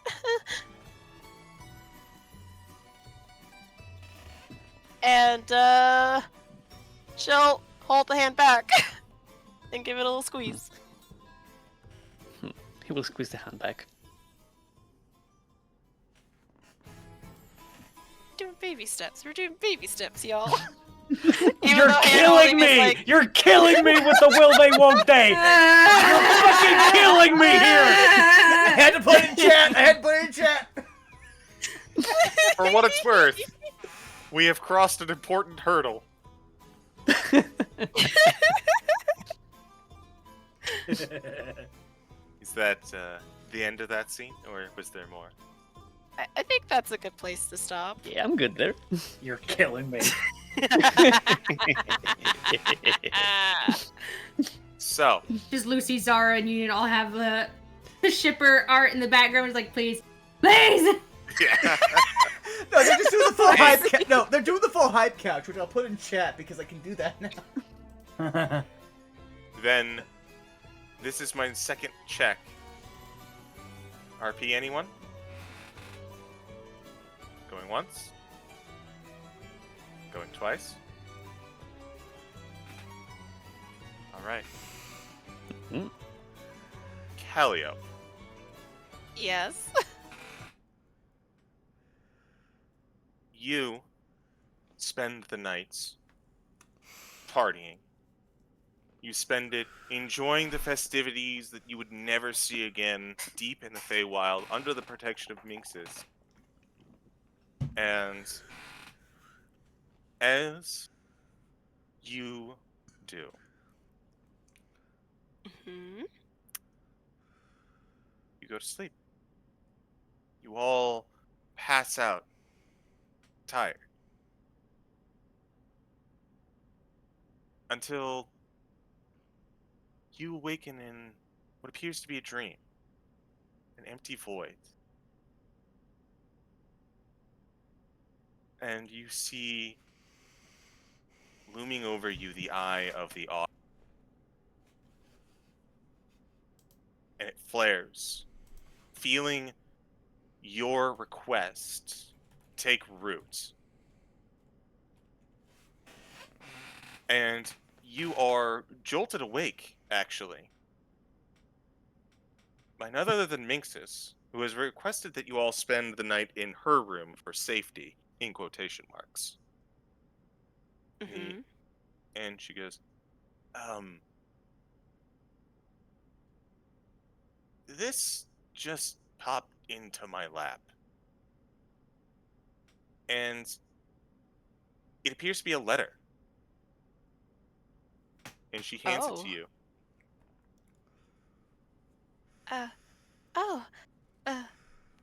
Thank you. Sorry about that. Yeah, just try to make sure that your magical letters don't find their way to the wrong place again. And she's going to turn around and head back to sleep. Will do. Calliope's gonna look at the letter. On the front, it says, "To my friends." Do I recognize the handwriting? Never seen it before. Calliope's gonna open it. I would like you to read this, please. Oh boy. Where am I reading this from? There it is. Now should be available. Oh. Congratulations on your success. Apologies to not see the end of your fight, but I had every confidence in your victory. And I had my own business to conclude. The magics the stalker employed were very strange indeed, but they left really intriguing byproducts. It was a shame Mincex or their patron has no interest in my recruitment, but this murderer left some truly unexpected consolidation prizes. Until we see each other again, my friends, a no longer heartless villain, Thane.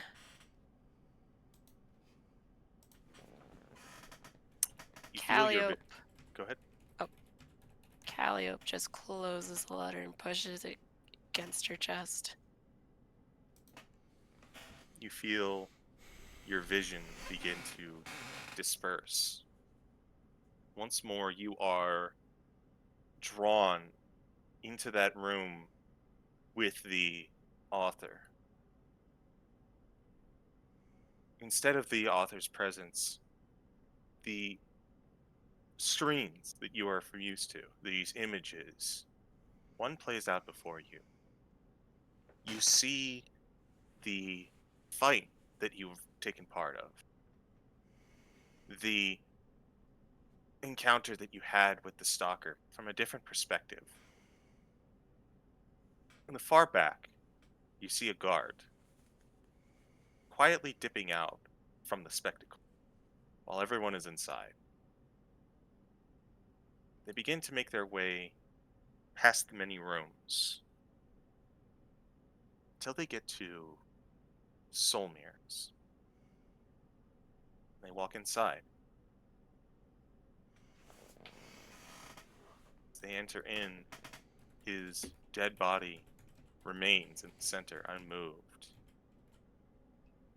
And you see the vision fade.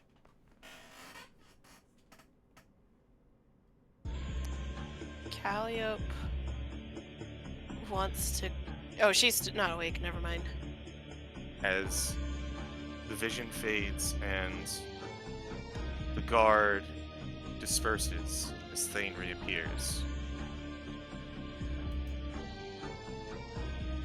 Fascinating.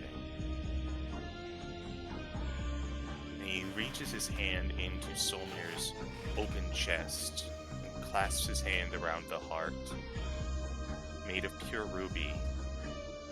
And in his hand it begins to glow and thrum with power once more, before he snaps it, removing the heart from the body of Solmir. They simply left it here. Truly, these Fae have no idea what is valuable. And it disappears in the flash of an instant. And he looks around and says, "Not my intention. This shall certainly help me towards, well, the end of all things, I guess." You can even call it that. I doubt they'll ever understand.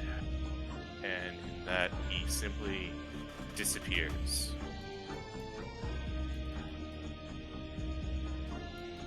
Calliope, your vision returns.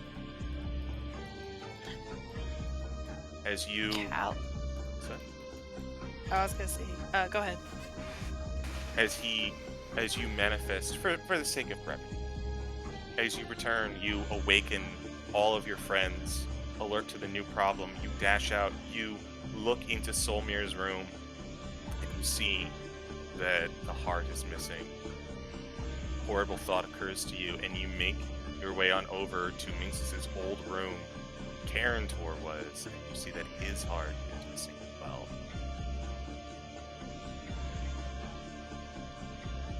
You,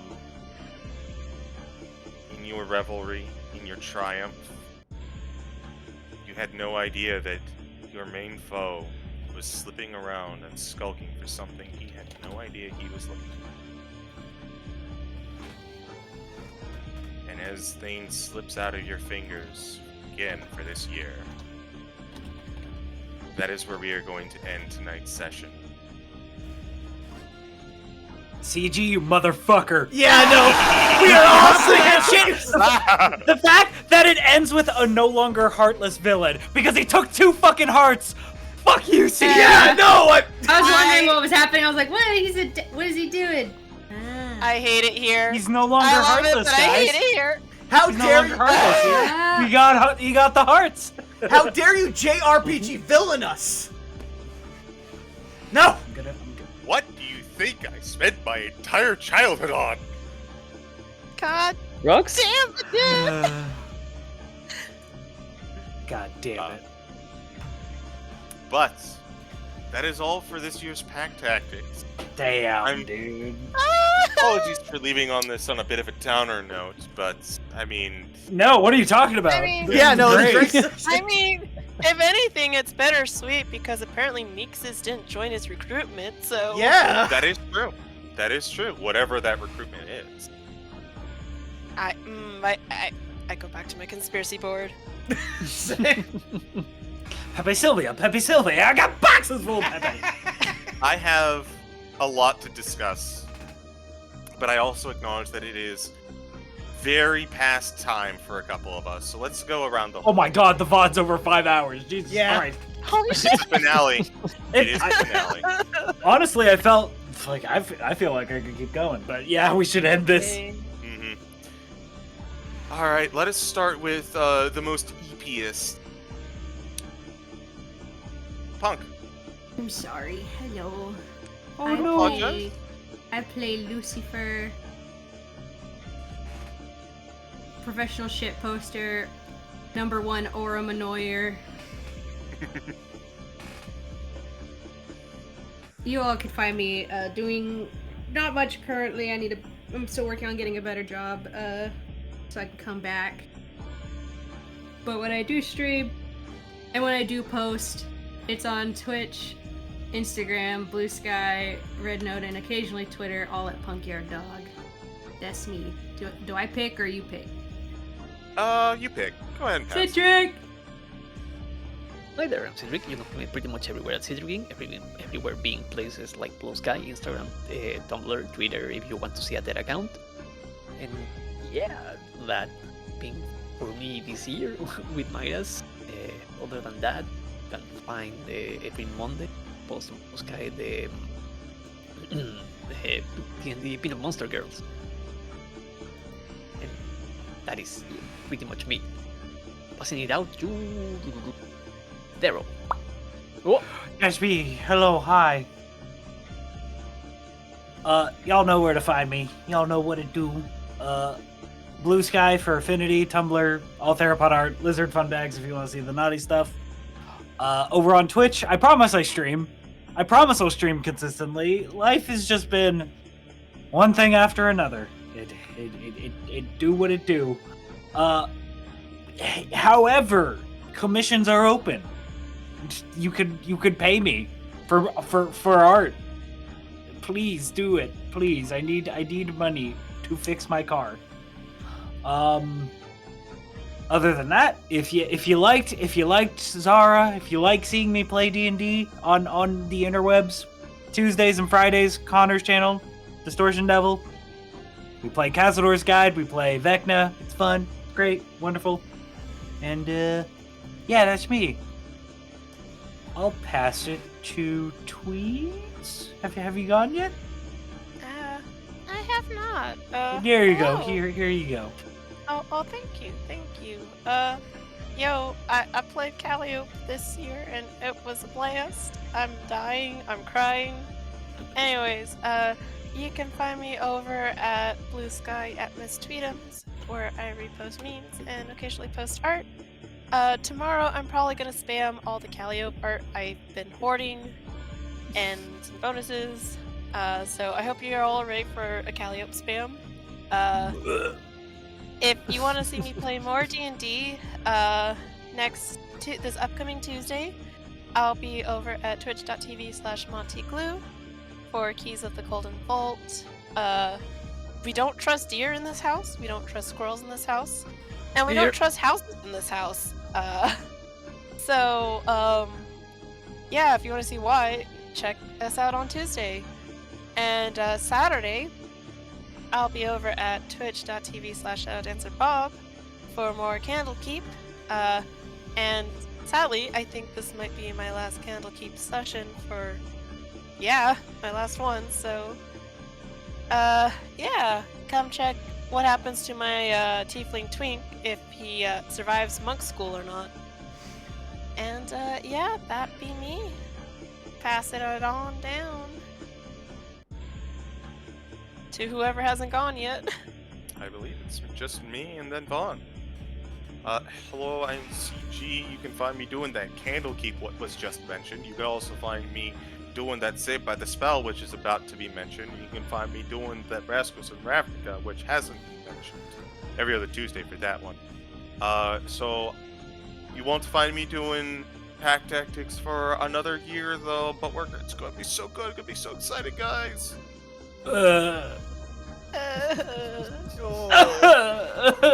We love it, but it hurts us. Vaughn, take us away.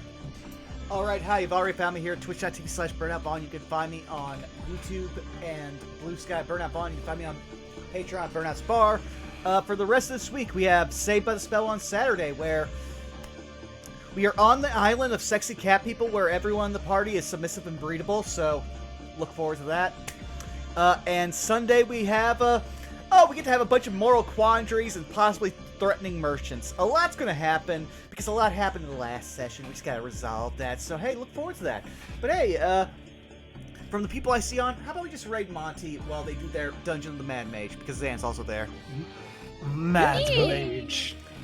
So, Matted Mage. It's our finale. What should our raid message be?